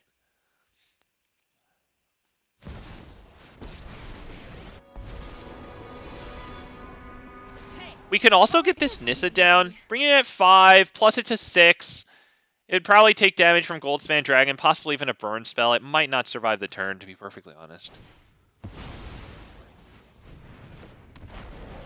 wonder if that's really the play.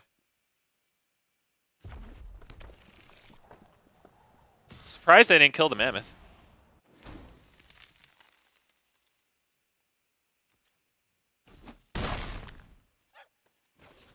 I've also got all the lands that sack for stuff. Beautiful, beautiful. A lot of those should be uncommon, right? Except for, I mean, like Fabled Passage, right? Let's go ahead and drop this one. Reveal the mountain. Yep.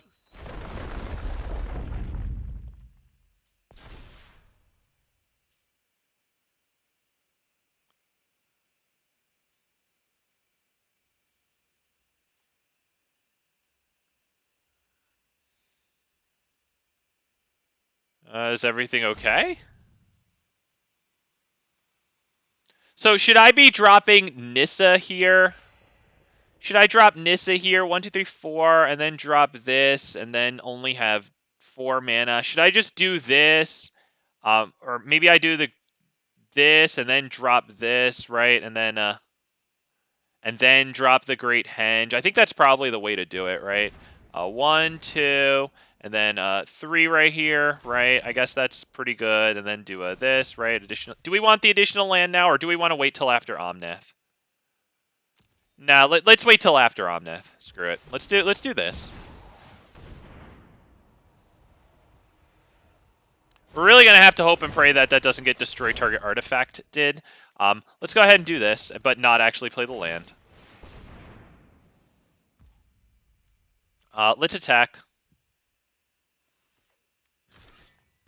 I would assume they block and they get their card.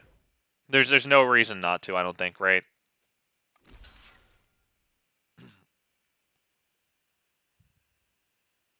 So if the Great Henge lives, we're extremely in business. If the Great Henge doesn't live, we really want the lands that we can drop Omnath, and then, well, I guess no, we would have already done our land drop. Never mind. We just really want the Great Henge to live. We really want the Great Henge to live. Yeah, but also the whatchamacallit that you pay 1 life for and get, oh, some sort of fetch lands or something. They just came out, right? Are you talking about those? I think I know what you're talking about, yeah. Cool, man, yep. How do those new sphere cards, you know, the one like the Hunter's Maze or whatever, it's from like the Phyrexia set, you know, you like tap 1 and its color, tap it, sacrifice it, draw a card.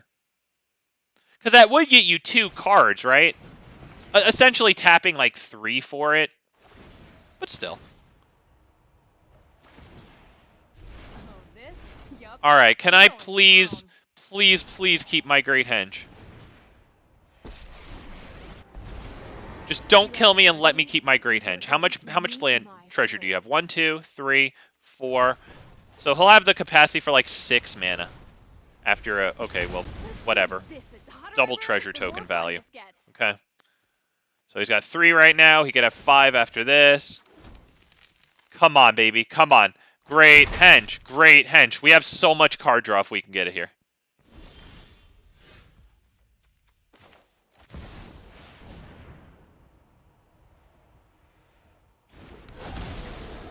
That's 2 cards.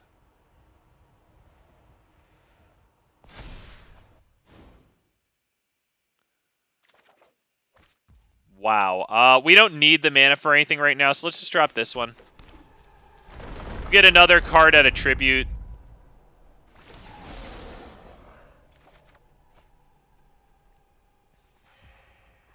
Let's go ahead and get our additional land play. Druid Class, baby. Oh, ooh. Yo, if we had top deck this first and then drawn it, oh, forget it, dude. Oh, that would have been disgusting when they came through with some sort of freaking board wipe there, man. Oh, God. I've got those on the list as well. Okay, it's a very big list. I mean, the Get Drug Monster is really good. Yeah. A lot of land, sacrifice, or then Boseiju, I guess, and Takenuma, too. If you can play those from the graveyard, that's pretty good. Boseiju, and I guess Sokinzon, which I don't have in here, but it's pretty good, too. Just because, you know, any of those lands that you channel and then they go to the graveyard and then you play them back again. So Soul of Windgrace actually makes really good use of those, and it's Jund, so you get Sokenzan Boseiju and freaking Takanuma. Okay, Nahiri's Warcrafting. We'll go ahead and deal the 3 damage to Chandra. Because that way they won't be able to kill Omnath with her, right? Will they be able to kill Omnath with her? Yes, by a combination of these 2 abilities, they will be able to do that. So let's go ahead and, yeah, let's kill you.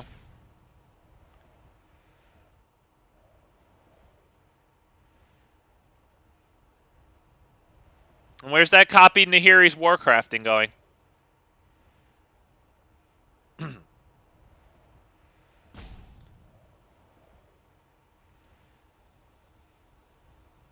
Uh-oh, yeah.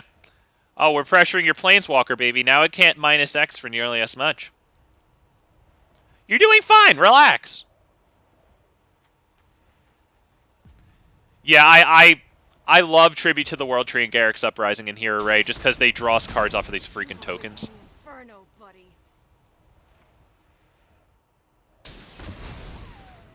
I'll find another way. So now they can use 2 abilities on Omnath in order to get rid of it. But let's see, it's going to cost 9, right? I think we can afford that.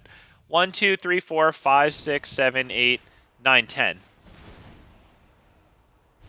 I know I will make a difference. Have you seen my And we'll deal 3 damage right there.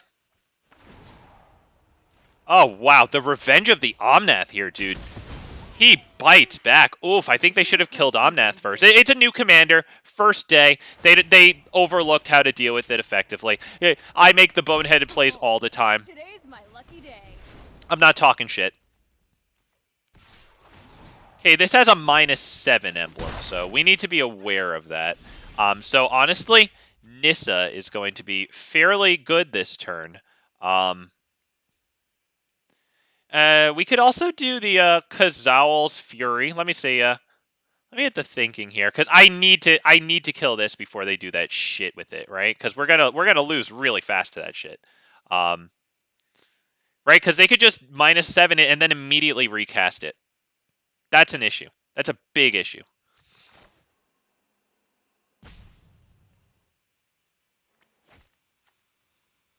And put it onto the battlefield tapped. Let me just hit the poor guy with thinking again. I feel bad here.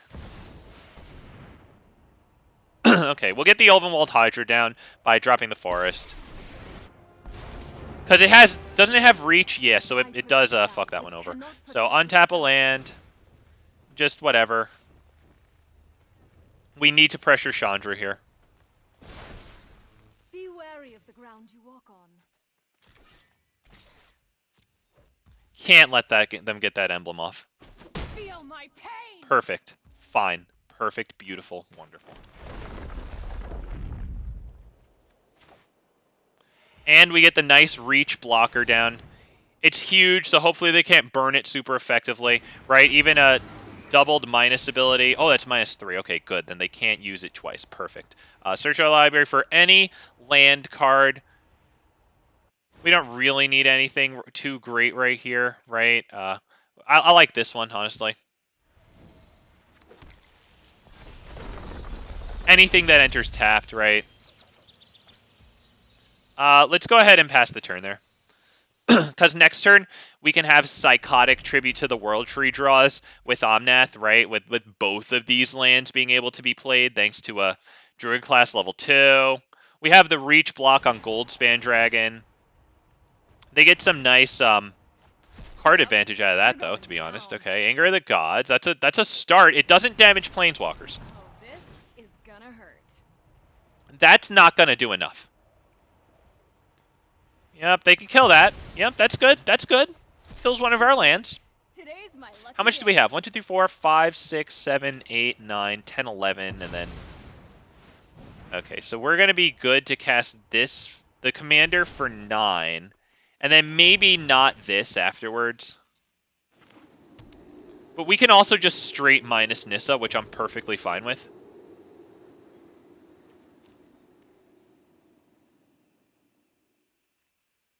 Although it does untap a land and turn it into a into a 5/5, which is good, but I don't think that's going to be lethal. Okay, we get an emblem there. That's good. We actually get 2 emblems. That's even better. No pressure. But they can't attack. Yep, good boy. Okay, we take damage, but we have a Druid class to counteract that.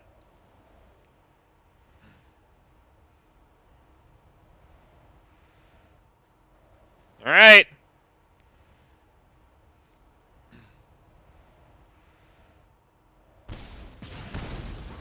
We coming for you, boy. Oh, wow, moron. Oh, shit. So we should probably do stuff after... Oh, shit. Hang on. We might want to... how the fuck do I beat them with a moron here? I can't. I have to do Omnath now. And then attack, right? And yeah, I'm feeling Omnath right now.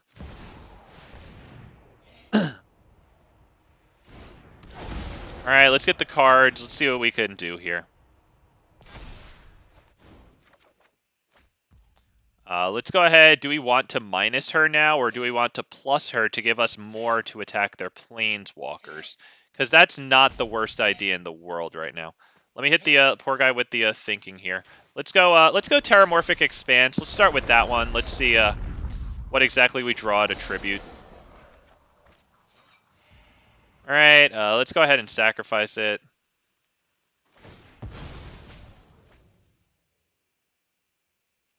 I see you in chat. I'll be a moment.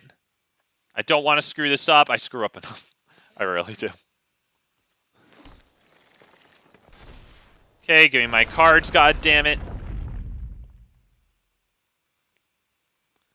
Bro, you should just tap whatever it is that's asking you to do. Is it asking you to tap this for no reason? Grinning Ignus is not the worst thing in the world here. But should we pressure the planeswalkers huge? I don't think we really need to be honest. Let's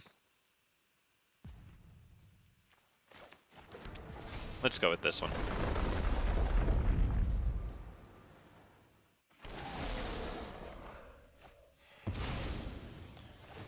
Roiling Regrowth.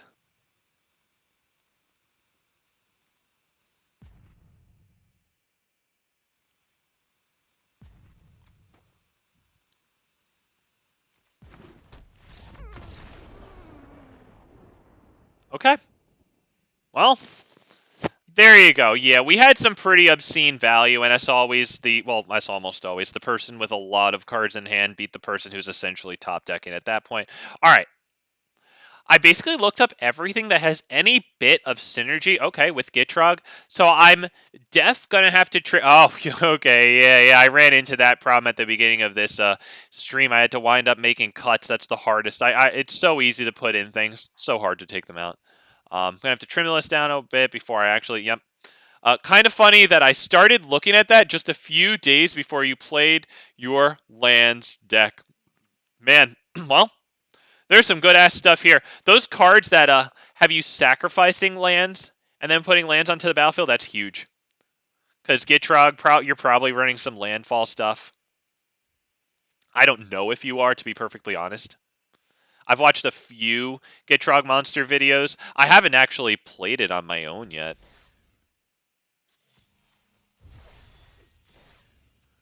Oof. All right, damn. I'm feeling good about that one, man.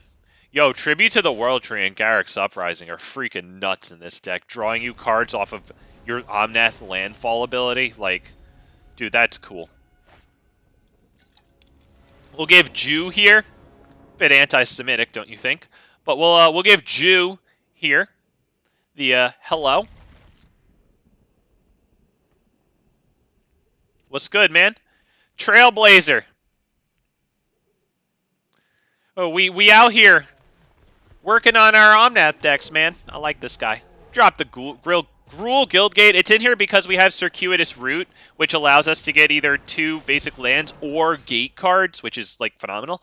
Let's go ahead and drop this, right? Yes. And then let's do a Terramorphic Expanse. Yes. Yes. Did I need to do that?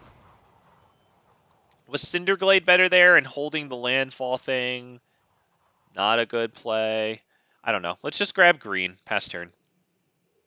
I hope he's already taking his turn and the animations are just going slow. Oh, it's not probably... Okay, probably not going to be... Oh, yeah, it's true. Does it put extra lands on the field? You did say mill. I wonder if that's it. What are, like, your big plays with that card, though? What are your big freaking plays with it? The Gitrog monster. Yeah, you're probably right. I feel kind of iffy about that play. The only thing is, at least now Cinderglades will enter untapped. So let's go ahead and drop this one tapped, since we're not doing anything with the mana anyway. Now we have the 2 basic lands on the field at least.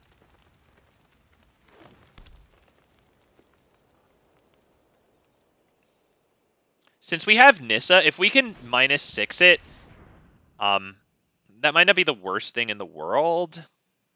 We don't have lands right now, so maybe we should start with Ren and Realmbreaker. It's going to take a while to level it up to 7.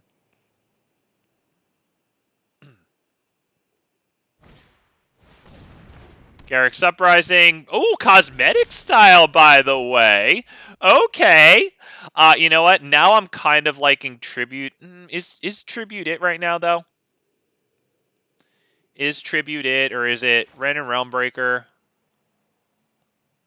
Llanowar Loamspeaker. It could also be Nissa, because Nissa's more pressure.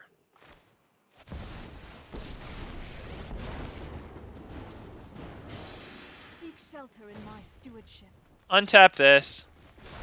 Drop this. The land fights for us. Do we drop Llanowar Loamspeaker here?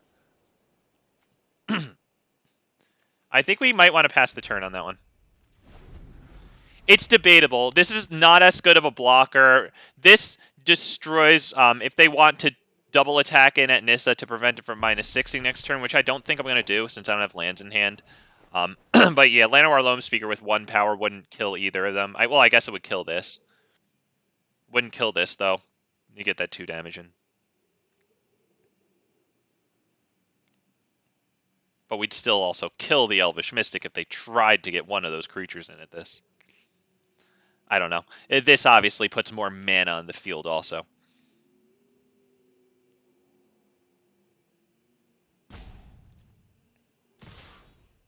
Okay, so they do opt to do that. We kill Augur of Autumn, so that they can't get lands off the top. So that's why I did it. Okay, they wind up killing everything. This is still alive, interestingly. You know what? This is it. This is the play right here. No, we don't get it. That really sucks. Behold, nature's true power.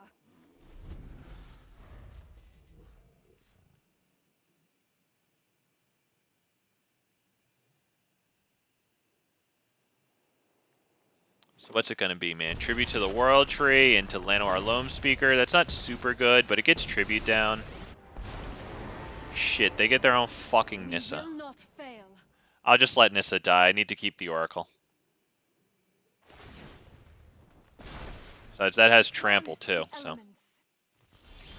Wow, he didn't attack. Alright. Okay.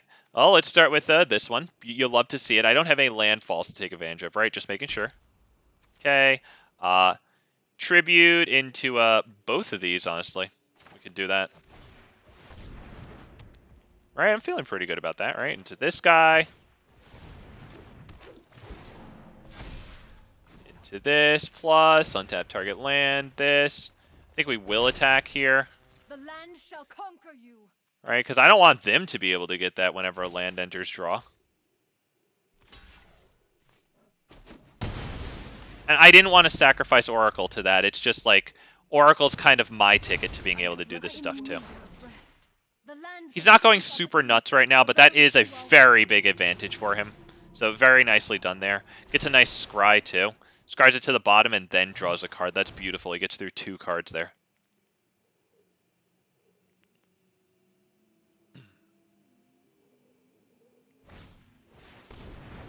Oh, brother. Oh, brother. Yep. Nice. Yep.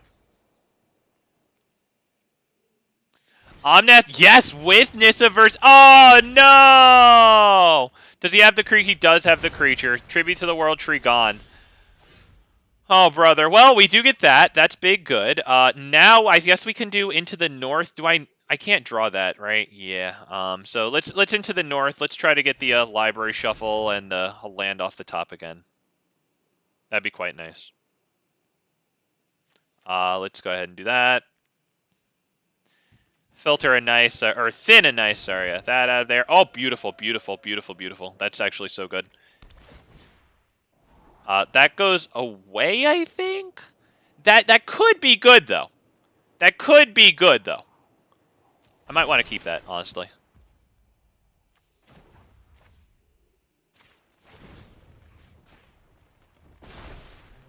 Rise, my elemental friend. Do we do Ren and Realmbreaker? I don't know how. I think we probably can, honestly. Green, green. We'll just plus it and not pick any land. I am the nexus of all that I must. No attacks with the 5/5. The guy could have all the drawing in the world since he has the goddamn Nissa out. Oh, brother. Okay, well, he has Scape Shift. I don't have Scape Shift. That's very good because he has this out. That's pretty awesome. I'm surprised he didn't pick these. Does it make them enter tapped? All right, so he has at least a 2-mana play here. He's going to draw all the cards. That's incredible. And then he's going to be able to play lands. He's going to draw so many cards. Well, let's see if he ends this turn by discarding.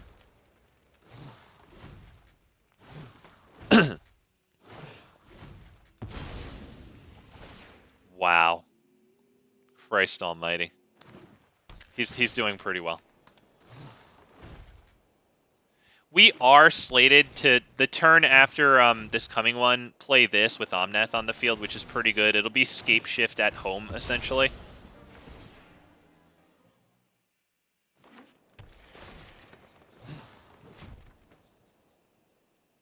That Azusa needs to die, and I'm not entirely sure how to kill it right now.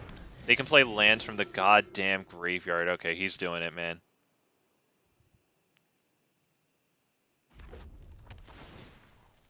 Damn it, I hate that he got that Nissa ult off. I still don't know. I think it wasn't worth it to attack it with Oracle. He only has to discard 1 there. Not bad.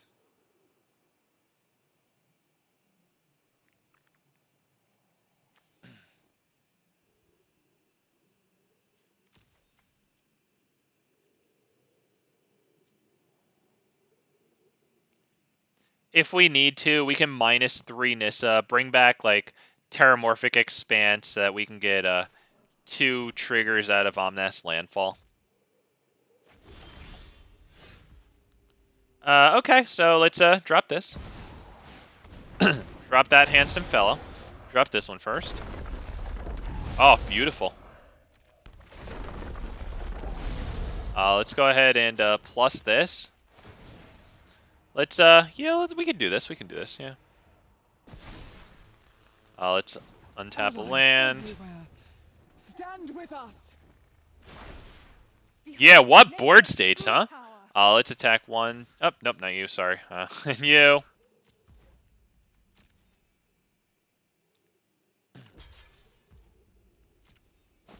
Yeah, I might as well chump with that. It's essentially a vanilla now. Fair enough. And the turn, yes. So his Omnath army is going to very quickly outrank ours.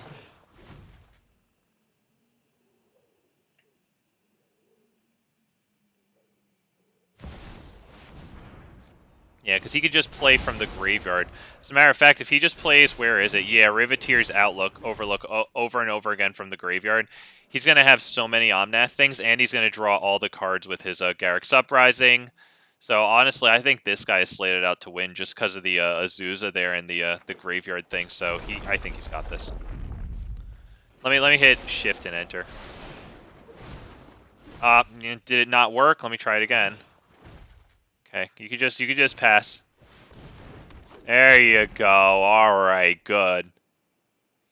Yeah, now he has an extra play. Jesus. 3 additional lands each turn. Good God. So what are we going to do? How are we going to be able to do this? We're just going to have to attack him with a lot of elementals. That's it. And then when the abilities go on the stack, I'm just going to pray really hard that mine resolve first.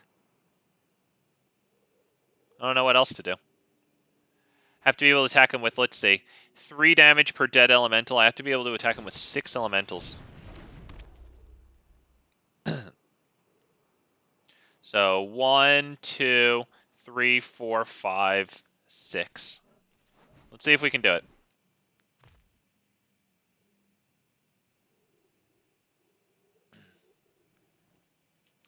I'll need 3 lands, or let's see, 1 land, 2 land, 3 land. We should be able to do this. Is he discarding? Wow, he's have 14 cards. Oh my God. Dude, he's gone through 50. He has 56 cards in library. We have 77. He's gone through, what's that, like 21 more cards than us. Oh my goodness. Wow, man. Woof. All right. We have a shot. It really depends whose stack triggers for Omnath resolve first. Because we're going to force lethal damage through either combat damage or Omnath triggers. That's all we're doing here. All right, so we start with, let's say, 1. Then I think this is going to be largely irrelevant to this play here. I'll still do it anyway. So that way, if I wind up not winning, at least I have more elementals on the field and shit. Let's go ahead and do this one, right? Up to 1 target land becomes an elemental. Doesn't really matter who. And now we'll manually tap 5. Oh, nope, I still have to do Llanowar Loam Speaker. My bad. Yeah, I have to make a land and elemental with this. All right, boys, pray that my triggers resolve first. Fight back! We now have 6 elementals that are going to attack. We do 1, 2, 3, 4, whatever. You just get a bunch of lands real fast. Just in case this doesn't work out and I pooped it up. At least we'll have something on the field. 1, 2, 3, 4, 5. It doesn't matter. Just drop them.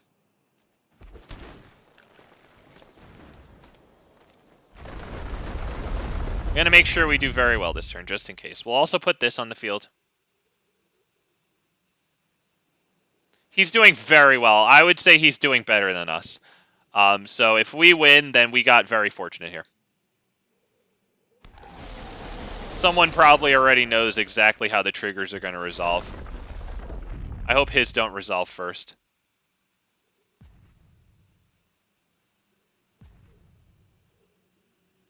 If there's 2 Shieldrids on the field first, I forget exactly how that works. Shit, because that would tell me probably, right?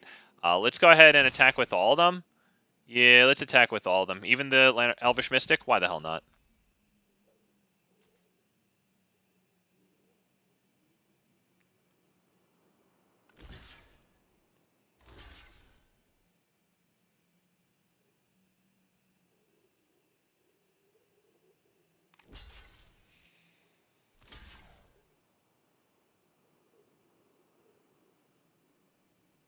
Only 2 of his elementals are dying.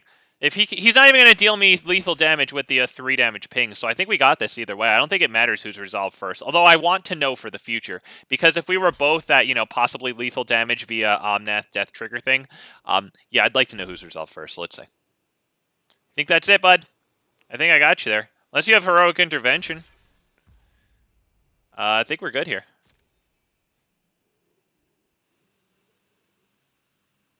I think we got this one. What does he have? Tamios? I see 1 land open, right? Alright.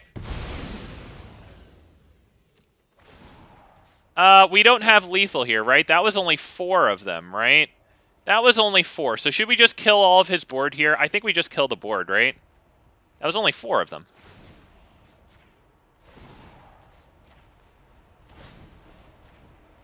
Yeah, sadly that left us... Oh, fucking God, that was 5?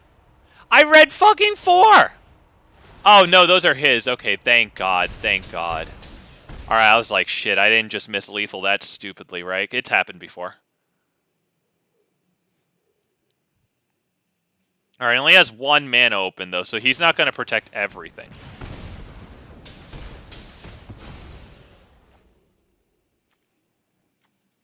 Hasbrook, what's good, man? You said on your turn you have prior... Okay, so his resolve first. Good to know, thank you. Okay, yep, yeah, I figured someone already knew. Alright, well, at least we cleared house there. But he doesn't have Azusa, so at least he's not going to get all the lands in the world, right? We got rid of freaking this thing too, so that's infinitely better. Yeah, it looks like we can probably mash the spacebar.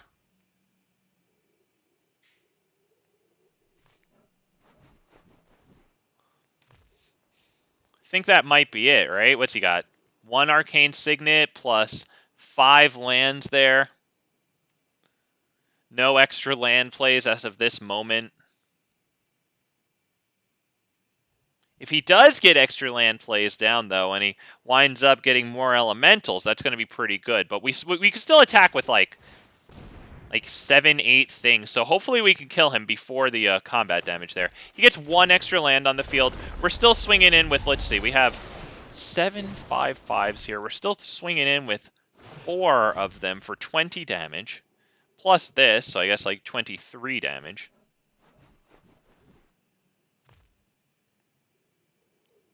We still have the Nissa land. Alright, that's good. I think that's it, though. I think that's it. Yeah, I think we just mash our spacebar at this point. He's entirely tapped out, so now he'll just concede really fast. Woof! I did it. I did it, man. I'm the king of the Omnaths. Wow. Let's get the likes on the stream, boys. I hope you guys are having a good time. I'm having a pretty good time, if for no other reason than, you know, we got cool cards like Ren and Realmbreaker in this one, you know. You got freaking Nissa Vital Force. And if you guys missed it, I just want to repeat it because it bears repeating. I said it at the beginning and maybe once before. But, like, you see, where is it? Where's his lands here? Okay, you see these lands right here, right? These ones that enter the battlefield untapped but then immediately sacrifice. If you hold full control open while you have Ren and Realmbreaker out, right? You can actually tap those lands while they're still on the battlefield, but their sacrifice trigger is on the stack in order to add 1 mana of any color, and then they sacrifice, but you still net the mana, which is actually kind of nice, right? Just want you guys to know that, because that's actually a really cool effect, and we all know, like, a mana's a mana, dude. It could freaking happen. Oh, thank you, Gray. The Lord, the big fat Lord of the... wow, dude, we got so lucky, though, because he was really shaped to win so much better than we were. Dude, that Nissa ult that he had was disgusting. Dude, he ended every turn by discarding down from, like, what, 8, 9, and then, like, 14, that last one? Jesus Christ. Wow, he could have destroyed us. And, I mean, we went down to 2 life. Holy crap, though. Holy goodness poopies. Radagast the Brown. I don't know about this one. I don't know. I don't know about this card, too. I feel like it might be win more. It does put a lot of lands on the field, though.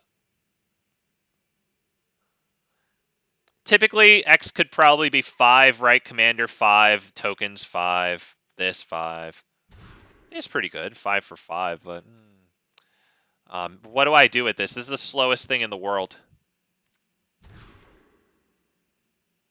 Wow, fine, dude. Get rid of Druid Class, probably has to be Druid Class, I'd say. I think we start with Arboreal Grazer into Balaged Recovery. Although now I like Arboreal Grazer, Tangled Florahedron. Maybe that feels a little better. Oh. Because that's the only backsided land. Oh, okay, well then screw me. Alright, well that screws it all up. And I guess the right play was Tingled Florahedron past the turn, no Arboreal Grazer, right? And then the next turn we would drop what? Balagan, and then use Arboreal Grazer to drop the mountain. Is that the right thing there? Either way, I think we could probably... Do I drop that? Let's drop this as a creature, I guess. Do we drop it as a creature, or do we drop it as a land? Poor guy, let me hit him with... I'm already fucking thinking, poor guy. I honestly think we're going to go this route. We're just going to play it as a creature. Swing for 0. If for no other freaking reason, then it actually gives us Migration Path next turn.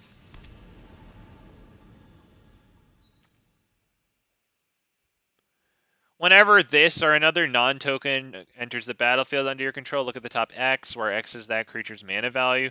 You can reveal a creature card that doesn't share a creature type. I'm not done reading.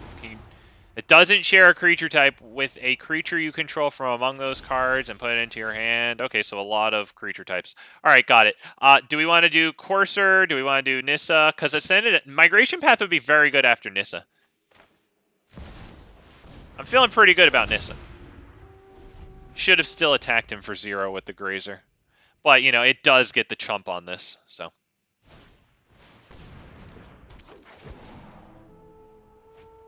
If you were to discard or mill one of those double-sided land cards, would that count as a land?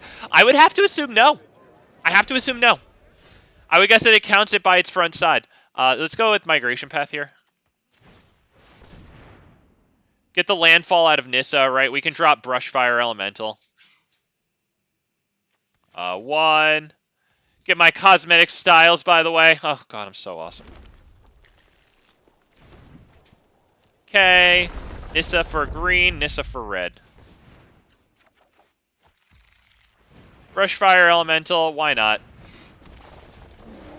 No attacks. Can't be blocked by creatures with power 2 or less. Oh, it's some anti-chump block technology. I like that. Yu-Gi-Oh! Ass Commander. Look at that text size. I agree. Yeah, I'm curious, Gray. I'm curious. Wonder what you find.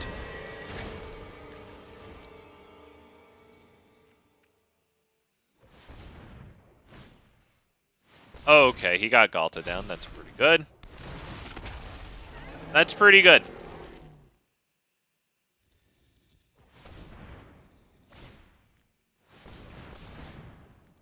We probably want to drop the Green Warden. I think this person has the game won. I mean, that Gwena's completely destroying us.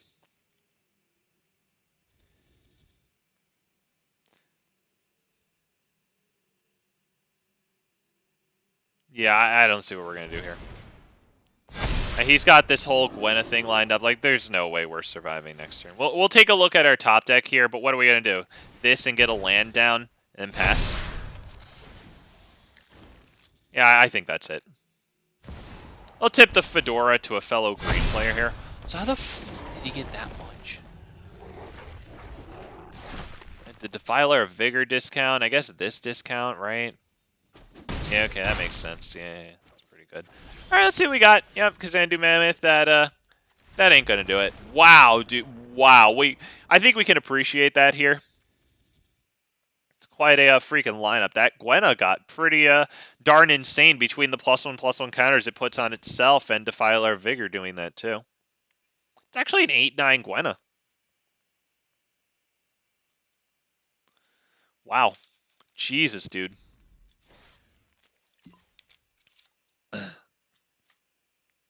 Just really quickly, because that guy kind of reminded me of it, but I just put together like a janky brew. It's like historic / explorer. It's historic or his explorer. Sorry, I just keep on freaking saying the wrong thing. But I just put it together and I thought it was kind of cute. I'm not gonna play it on a stream here, but here it is. This is mildly interesting. He just reminded me of that by doing a Gwena into Galta. But yeah, that was quite a board. That was pretty freaking awesome by him. But I just put this together. I thought it was kind of cute. It's sort of like a cute little goofy combo deck, and it should probably have 4 Gwenas, but I only have 3. But the whole idea is to drop these turn 1, get into a Gwena or a Kiora, right? And then the combo is to kind of use Gwena to cast these things while Goreclaw is out on the field, right? Because creature spells you cast with power 4 or greater cost 2 less to cast, right? So then this would cost 2 forests, right? But since it's a 5/5, Gwena untaps after you cast it, right? So like you keep getting bigger and bigger, and you cast these for free, right? Essentially, Ronus the Indomitable is also a 5 power creature, and it would essentially cost Gwena 1 if Goreclaw was out, right? So you'd net the freaking mana, right? And then you just end with like Galta, and maybe Surak and Goreclaw too. I just thought that it was kind of cute, right? And you also have Kiora who can untap Gwena for you to keep going that way a little bit too. I just thought it was cute. I'd play you guys on stream. I'm not gonna go sit there and discard all those cards to Liliana and Thoughtseize and Explorer. But like I don't know, I build decks sometimes. Surak and Goreclaw is pretty cool in there because that 5/5 that costs 4, whatever it's called, Spinoderm, Blastoderm, or something. It's based off an old S card called Blastoderm, but yeah, it doesn't have trample. And obviously Surak and Goreclaw, if you have it out first, then you really combo off because it gives like everything that enters haste.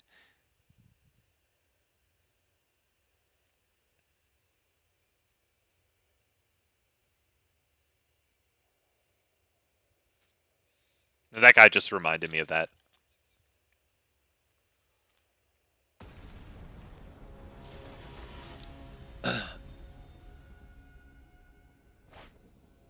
Yeah, Kiora's that card is amazing. When I have more like blue green good stuff cards, I'd like to play her as a commander. I think she's great, and I I wish she could be in this deck. Obviously she's blue, but like she draws you a card whenever a creature with power 4 or greater enters the field. Just like we like here. Wow. I mean I could probably take it. Boy, these lands are entering tapped a lot, huh? Boy. We're going to clunk so hard here.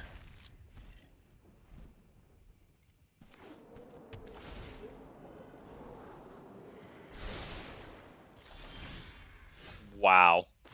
Yeah, alright. At least he didn't drop turn 1 elf. Wow, okay, not even turn 2 elf. You know what? I feel good. Do we do this and drop this and discard maybe Fiery Emancipation? Is it too far away? Let me hit the poor guy with the thinking. I feel bad. I'm already freaking sitting here thinking. Maybe we drop this. Do I bushwhack though? Because his emote is emote. I'm gonna pass the turn.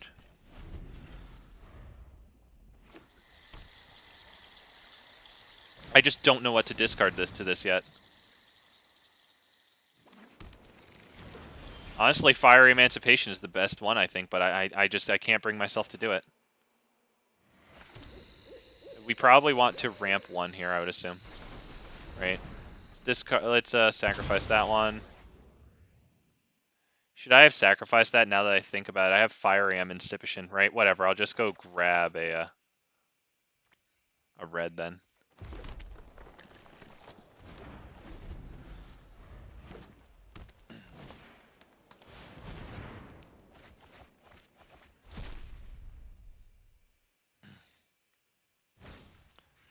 I wish I had something on the field right now to fight against Emoti.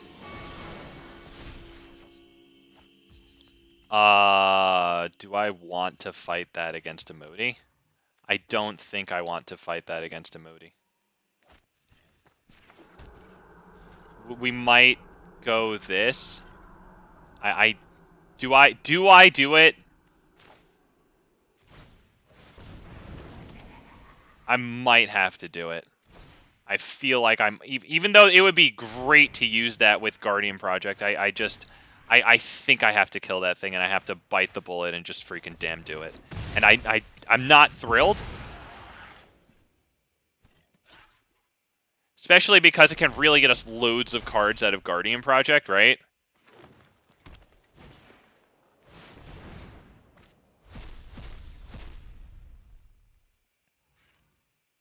I don't know, man. I feel like I had to do that, though, because what if he had just, like, blasted out Titan of Industry and then cascaded into, well, Mind Stone, granted, but, you know, still. This might not be bad right now. Although, this is going to get us the lands that we need, so we might want to go with this one, honestly. Who do I drop here? It might have to be Fiery Emancipation, and I feel terrible about that.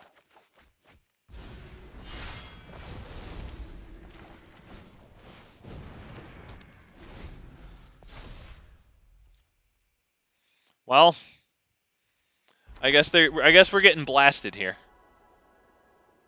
It's going to be tough here. It's going to be really tough.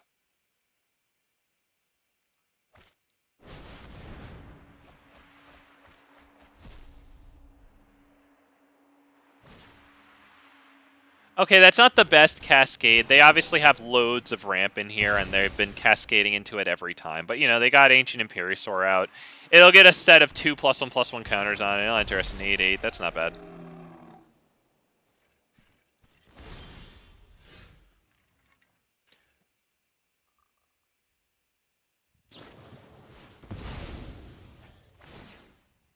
Oh, wow.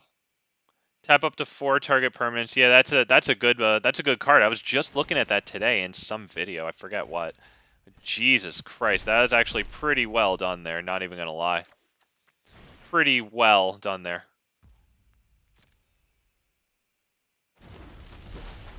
You got the emerge cost on that, but it still has mana value 6.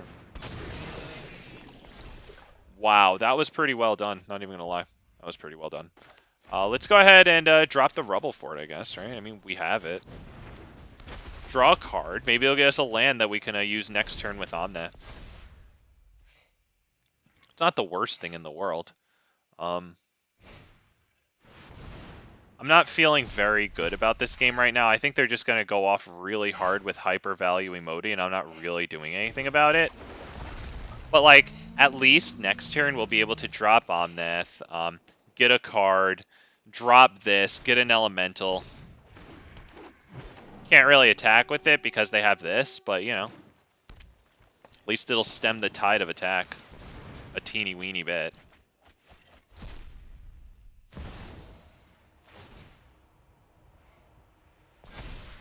Wow, they got Cavalier of Gales. What does that one do? Alright, it doesn't send my stuff back to my hand. Alright. I think they'll attack for 8 here. I'm assuming they attack with Emoti. It seems kind of silly not to. They might as well get the extra 3 damage in. We're getting obliterated here, and he has a full set of fucking cards. You didn't even attack with Emoti. God, you should be so ashamed of yourself.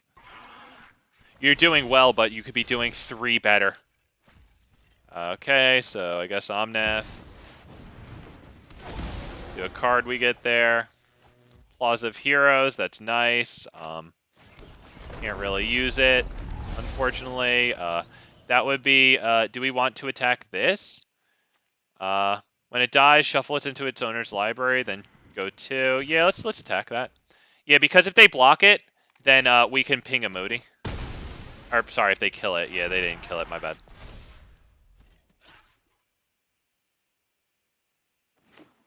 That was probably a bad attack, honestly. I shouldn't have done that.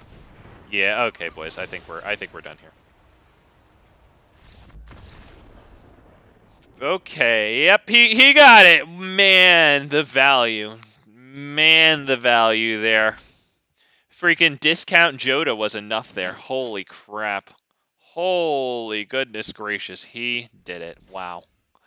After looking through basically a Wikipedia page of rulings, I couldn't find anything about those double-sided cards. I wonder, did you look on both the Gitrog Monsters rulings, but also on the double-sided cards rulings? Because I wonder how that would go. I wonder. That's weird. I wonder if, like, gatherer.wizards.com would have something, because you search cards there, and there's a lot of times, most of the time, there's rulings on the bottom, if applicable. Maybe it would be in the comment section, too, if the card actually has comments. I mean, we have Evolving Wilds plus Ramanop Excavator. I don't know if Ramanop Excavator necessarily lives very long. Oh, I didn't actually look on Gitrog. Yeah, I wonder. I hope it's there. And I'd genuinely like to know.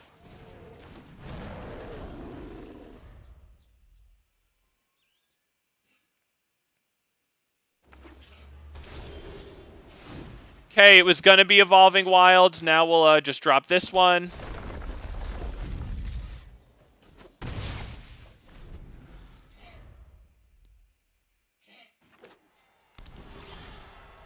Alright, I'm feeling good about Evolving Wilds this turn, so that way next turn we drop Excavator and have an immediate payoff with it.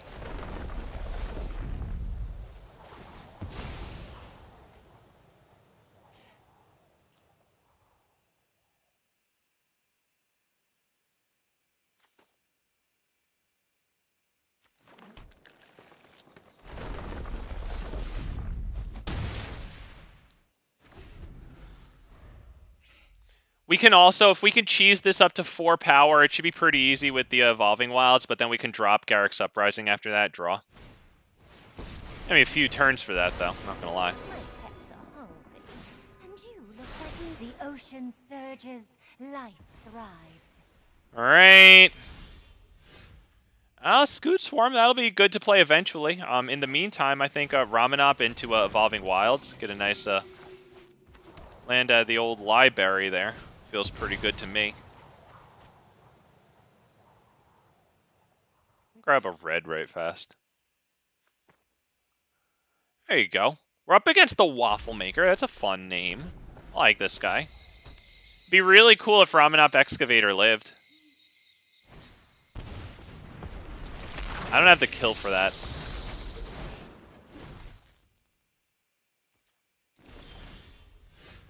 Roiling Regrowth.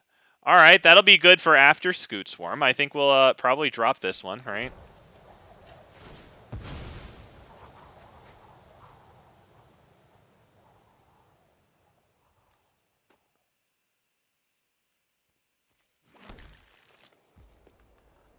Let's just drop Garruk's Uprising now. Just so that we have it. We can go ahead and pass the turn there. So next turn, let's see. Scute Swarm into drop 6th land, and then with the 3 mana that we have, Roiling Regrowth. Alright, we can get a good amount of Scute Swarm down, assuming it lives, of course. Big assumption. And they hit Invasion of Zendikar. Beautiful with Lotus Cobra down. Very good turn. They'll attack in at that thing. Do I block it? I think we'll let them have it. I don't know. I think we do, though. I think having this from grave is pretty good.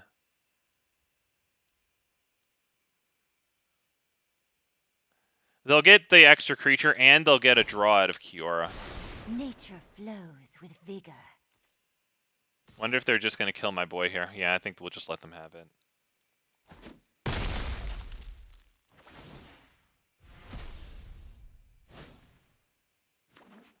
Wonder if I should have blocked that. I'll always wonder if I should have blocked that. Oh, right, that's a land. That's a land, so they get the landfall. That's right. Yep. Yeah, they just have a bunch of black mana. They don't lose... if you would lose mana, that mana becomes black instead, so yeah, it's very good. Wow, okay, Brushfire Elemental, that's pretty good. I could smash in at Kiora, but that's not super amazing. Instead, I think we go Lotus Cobra, or Scute Swarm, my bad. Into this. To this.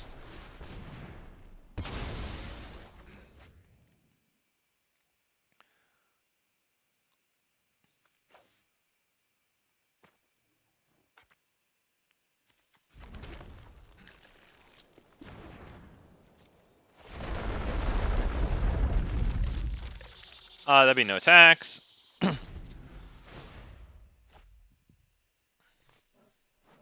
So now I say we keep Excavator. Because next turn, if we can get so fortunate to drop Omnath and then do Evolving Wilds, we'll be, like, in business. Jesus Christ. Alright, I mean, he probably kills Garruk's Uprising, which actually royally sucks for us, but, like, It's too late for the Scute Swarm, so he kills Garruk's Uprising, he kills the Excavator, might kill a few Scute Swarms.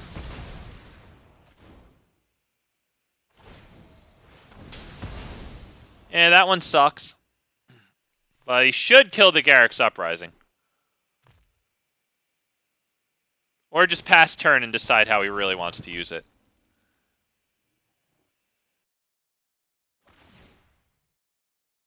Thing.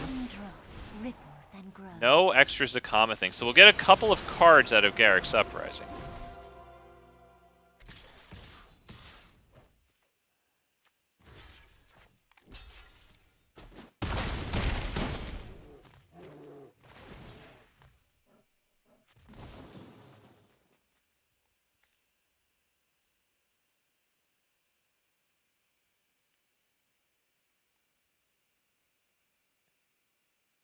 So many Omnaths. Wow.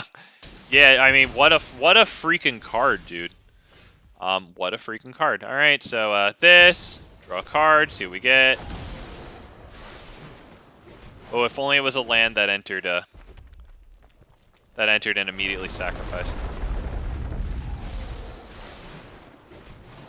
Oh, and there's one right there. That'd be no attack.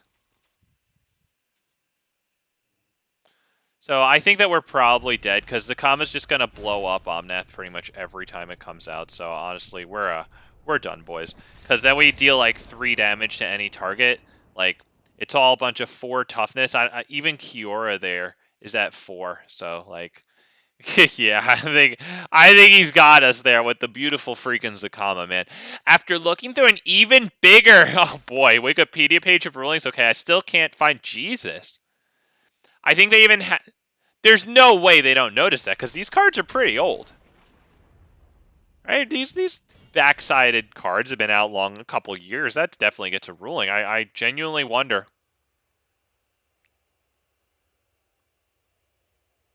Genuinely wonder, man.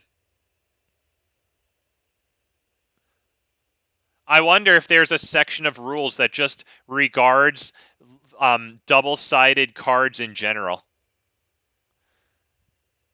Because from what my Arboreal Grazer play over there, remember when like it wouldn't let me put down the Balaged Recovery? It seems like it might count, quote, land cards, unquote, solely by looking at the front side of the card. Whereas, yes, you can play that double-sided card by doing the back side, you know? I don't know. That's my explanation for what I saw in that game in that particular circumstance. I wonder if that can be applied. Yeah, fine, we'll take it, yeah. It's honestly not super good, though. It doesn't ramp super hard. I don't know. Maybe this isn't it. This might need to be used for, like, the mill ability. Oh, we're up against Turgid, so I'm ready to leave now.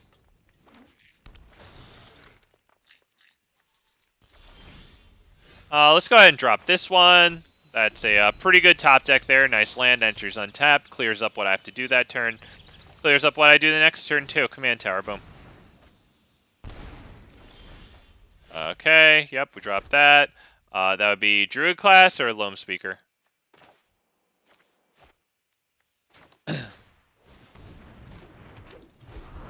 The double-sided cards are so wonky. Nope! Okay. It's a Llanowar Loam Speaker, dude. Take a picture, it'll last longer. What are we doing?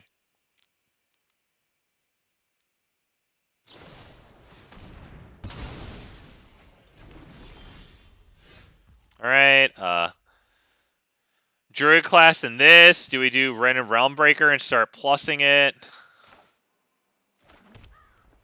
I like, I don't know, I kind of like this guy, honestly.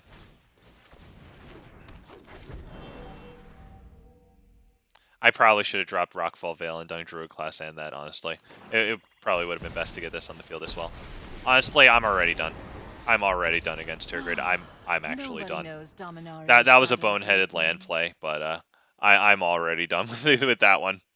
I don't need to sit here and discard and sacrifice and discard and sacrifice. If I had more stuff letting me play from the graveyard, yeah, I mean the Wrenn and whatever that lets me play from graveyard, that's great, but we're never gonna get to that ultimate ability. Conduit of Worlds would have been good. It might even have more rulings than those companion cards. Wow. Wow, companion, which freaking had to be entirely like errata, right? Aren't there cards with like the rules text for companion printed on them, but like it was changed after that, right? Because it was just so good. Wow, our first Atali today. Holy poo-poos. Wow, we've been playing a while. That's our first one. Jesus, it's 10. I'm probably going to end this stream, not going to lie. I'm probably going to end this really soon. 4-hour stream here. Wow, this is going to be our first source of red. I don't think we can keep this hand. Yep, we can keep this one. Yep. What do we get rid of? Wrenn? We can actually play Wrenn, though, you know? Maybe this one. Yeah, yeah. Wow, okay, okay. So that would be probably Arboreal Grazer, and then drop the Courtyard right here. Right, let's go ahead and get the second green there. That seems like the only real play.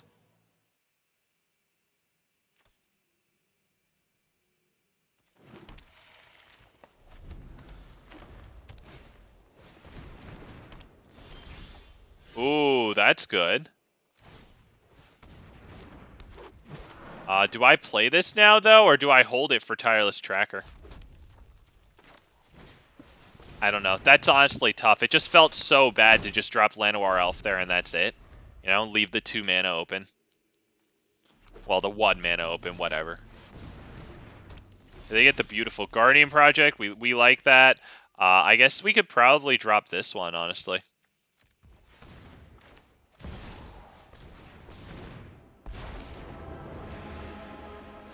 I must bend Realmbreaker to my will. We'll only attack with that one. I'd love to swing for 0, but it might be better to protect that boy.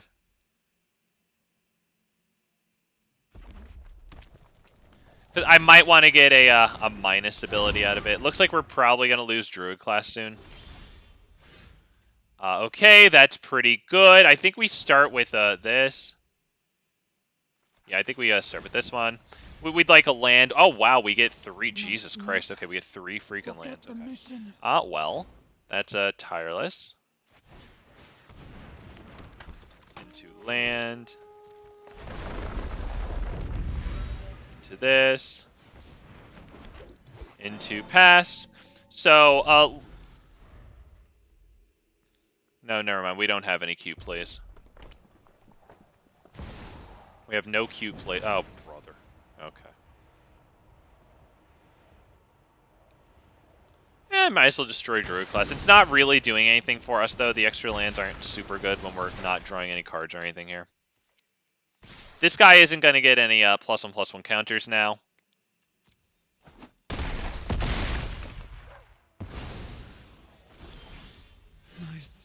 We were really hoping for the land there. We could have dropped Omnath. Do I do this, or do I do this? I think we might do this one, honestly. Although I could do this just to try to draw the land. Yeah, but he won't get a counter here. Okay, you know what? We do get the land. We like that a whole heck of a lot. Go ahead and drop this. We can go ahead and pass the turn. Do I attack with this? Yeah, let's attack with that. And we can draw that next card here. That's pretty good. We have 1, 2, 3, 4, 5, 6, 7, 8. I think we're dead, though. Atali's just going to come down, right? They're going to draw a lot of cards. They're going to get tons of value. And I'm still 2 turns out from doing this next turn into this the turn after. And they're just going to be, like, smashing us, you know, with, like, Atali flipped. It's going to be pretty tough. We'll see what they get. Ramanop Excavator, not the greatest. Settle the Wild, still good though. Let's see if they waste it. Okay, yeah, they didn't waste it on the destroy target artifact or enchantment there. Now they put commander tax onto the field, or just put like a Tally's ability onto the field. They don't have any lands in their graveyard to play. It's still good to have. We take huge damage, and that sucks. We'll block here.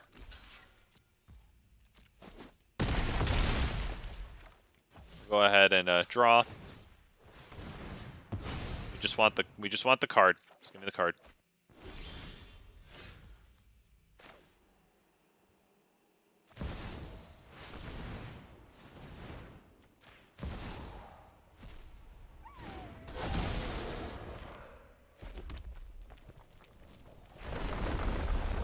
If only we had something that gave a lot of creatures haste.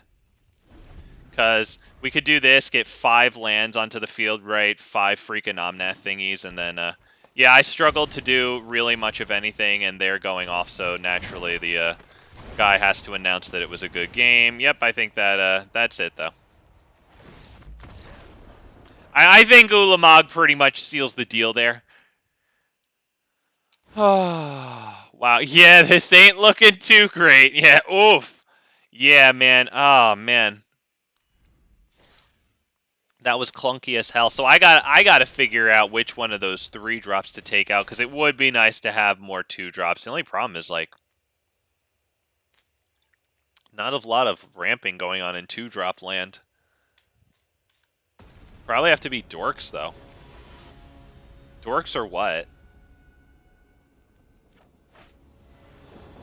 Land in hand cards, maybe? Wouldn't be the worst thing in the world if I get a bunch of, like, extra land play things, like Azusa, you know? Man, if only this was, like... If only this was a 3-lander. Arboreal Grazer into these 2 is actually really nice, but that's a mulligan. Yeah, we'll keep it. We've gotta, right? We got 4 lands in total here.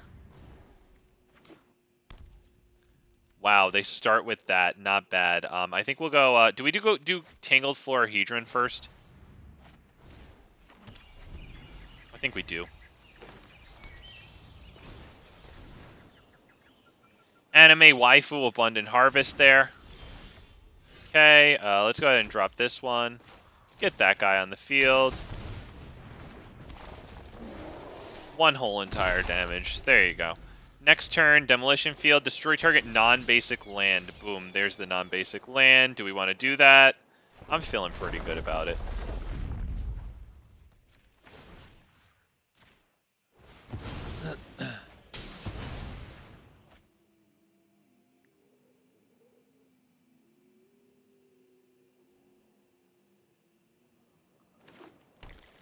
Okay, yep, we'll get, does it matter? Nah, it doesn't matter. We have a lot of dual lands, so why don't we just go ahead and click.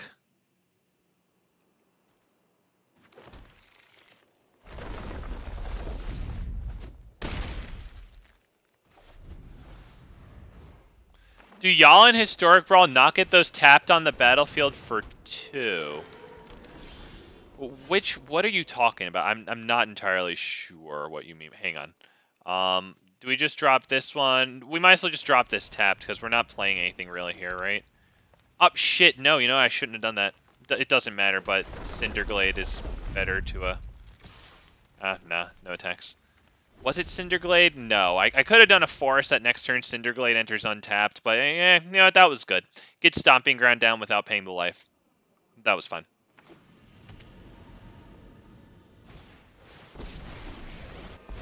Next turn, I feel good about Ashaya. It'll turn our commander into a land so that when it enters the battlefield, it'll trigger its own ETB.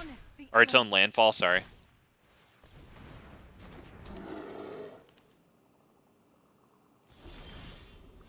I think that's pretty good, right?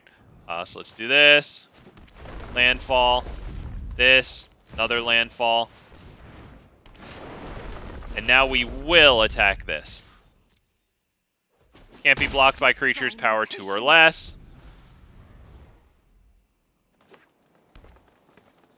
So next turn, Cinderglade enters untapped, since we do control 2 or more basic lands. That's 6 lands plus either one of these if we want to tap them. The land fights for us. Honestly, we could wind up tapping both, right? Because we also have this one drop. It'll enter as a land and get me another Omnath creature.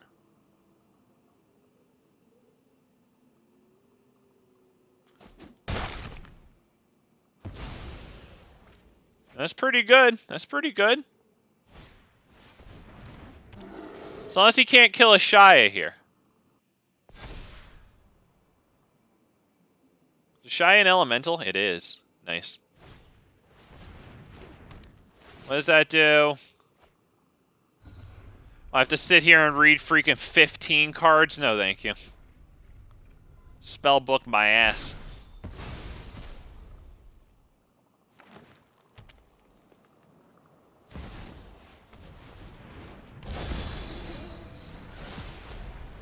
Okay, and this thing is 6 more cards, right? 6 cards to read. Yeah, Jesus Christ.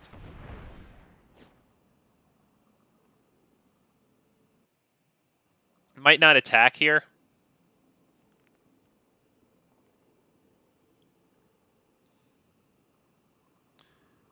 Ashaya living is everything here. What the hell just happened? Other creatures you control get +1/+1 and have trample. That's pretty darn good. Not going to lie. Having said that, why don't we start with Cinderglade? Why don't we drop Omnath? Unfortunately, we have to tap out entirely for that, including the creatures. If we hadn't lost this creature, we would have then been able to play this. That would have been so awesome.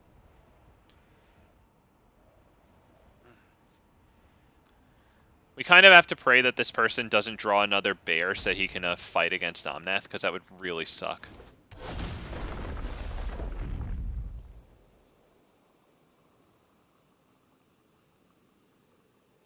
Not gonna lie, I'm really liking this Omnath. I think this is a great card. I need more things that give like all things haste. I think I might want Perforos in this deck as well. They have Tuktuk, Urabrask, Perforos, so triumvirate of haste to all creatures. Goro might be a decent 2-drop. It doesn't ramp play big thing though, so I do have to think about that. I think this dude might have disconnected because he's having a really good game.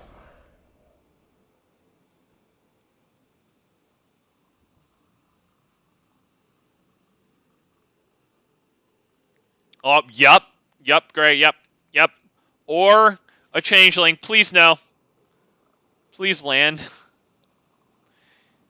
I mean, he's still going to do great even if he draws the land, you know, because he has Leyline of Abundance here, like...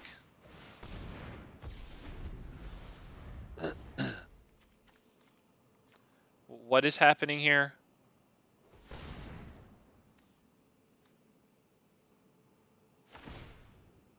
Oh, Changeling's phenomenal in tribal decks. Oh yeah, what's... Oh, fucking god. And now he kills Omnath here by fighting. There's really no other play to make. We deal 3 damage to what? To the Owlbear? To this? Well, it doesn't matter at this point. Might as well do that, so that way the 5/5 can block all the rest of the stuff.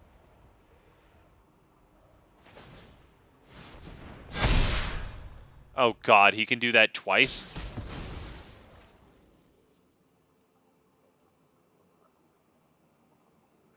So I guess we're going to play Primeval Titan here. When it enters and when it attacks, we get to do the 2 lands. Are you sure? You can attack with the 5/5? Didn't attack with the 5/5. Should be ashamed of himself. Let's drop this boy right here. I'm feeling good about that, right? Yeah, I'm feeling good.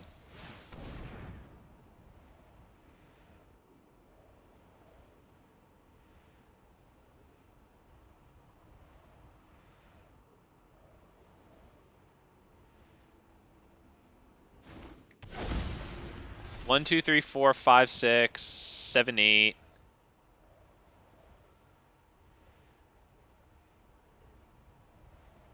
Do I want this one? Maybe next turn. Maybe for now we just get normal-ass boring lands. Let's just get stuff that'll be dual lands, right? Yeah, maybe something that enters tapped, but I don't want to go looking too hard. We're getting our butts whooped here, honestly. Let's go ahead and no attack there. It doesn't make a lot of sense. At least the Shy is getting pretty huge with that Primeval Titan there. Can you please draw a fucking land? You know what? Fine. Glorified land there.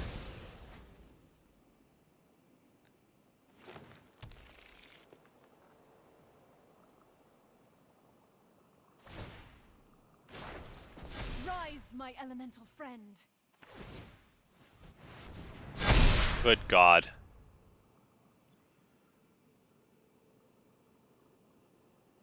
He could attack. I mean, he's got so much stuff on the field.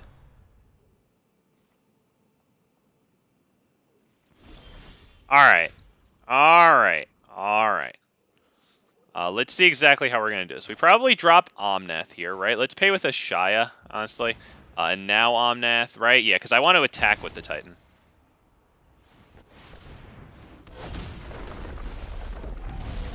Let's attack with both of them. Nah, I can't lose the blocker. Let's attack right there. Yes, we're absolutely looking for land cards. I want Cabaret Revels, and is there another one that's going to enter and immediately sacrifice? Hang on, hang on, hang on. Is there another one that's going to tap and immediately sacrifice? Yep, there it is.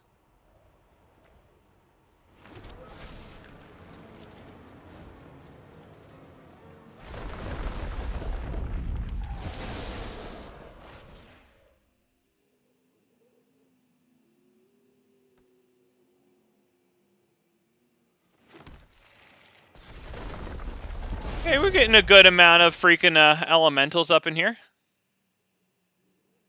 Thing is, since he has Suruk and Goreclaw, all of his creatures have trample.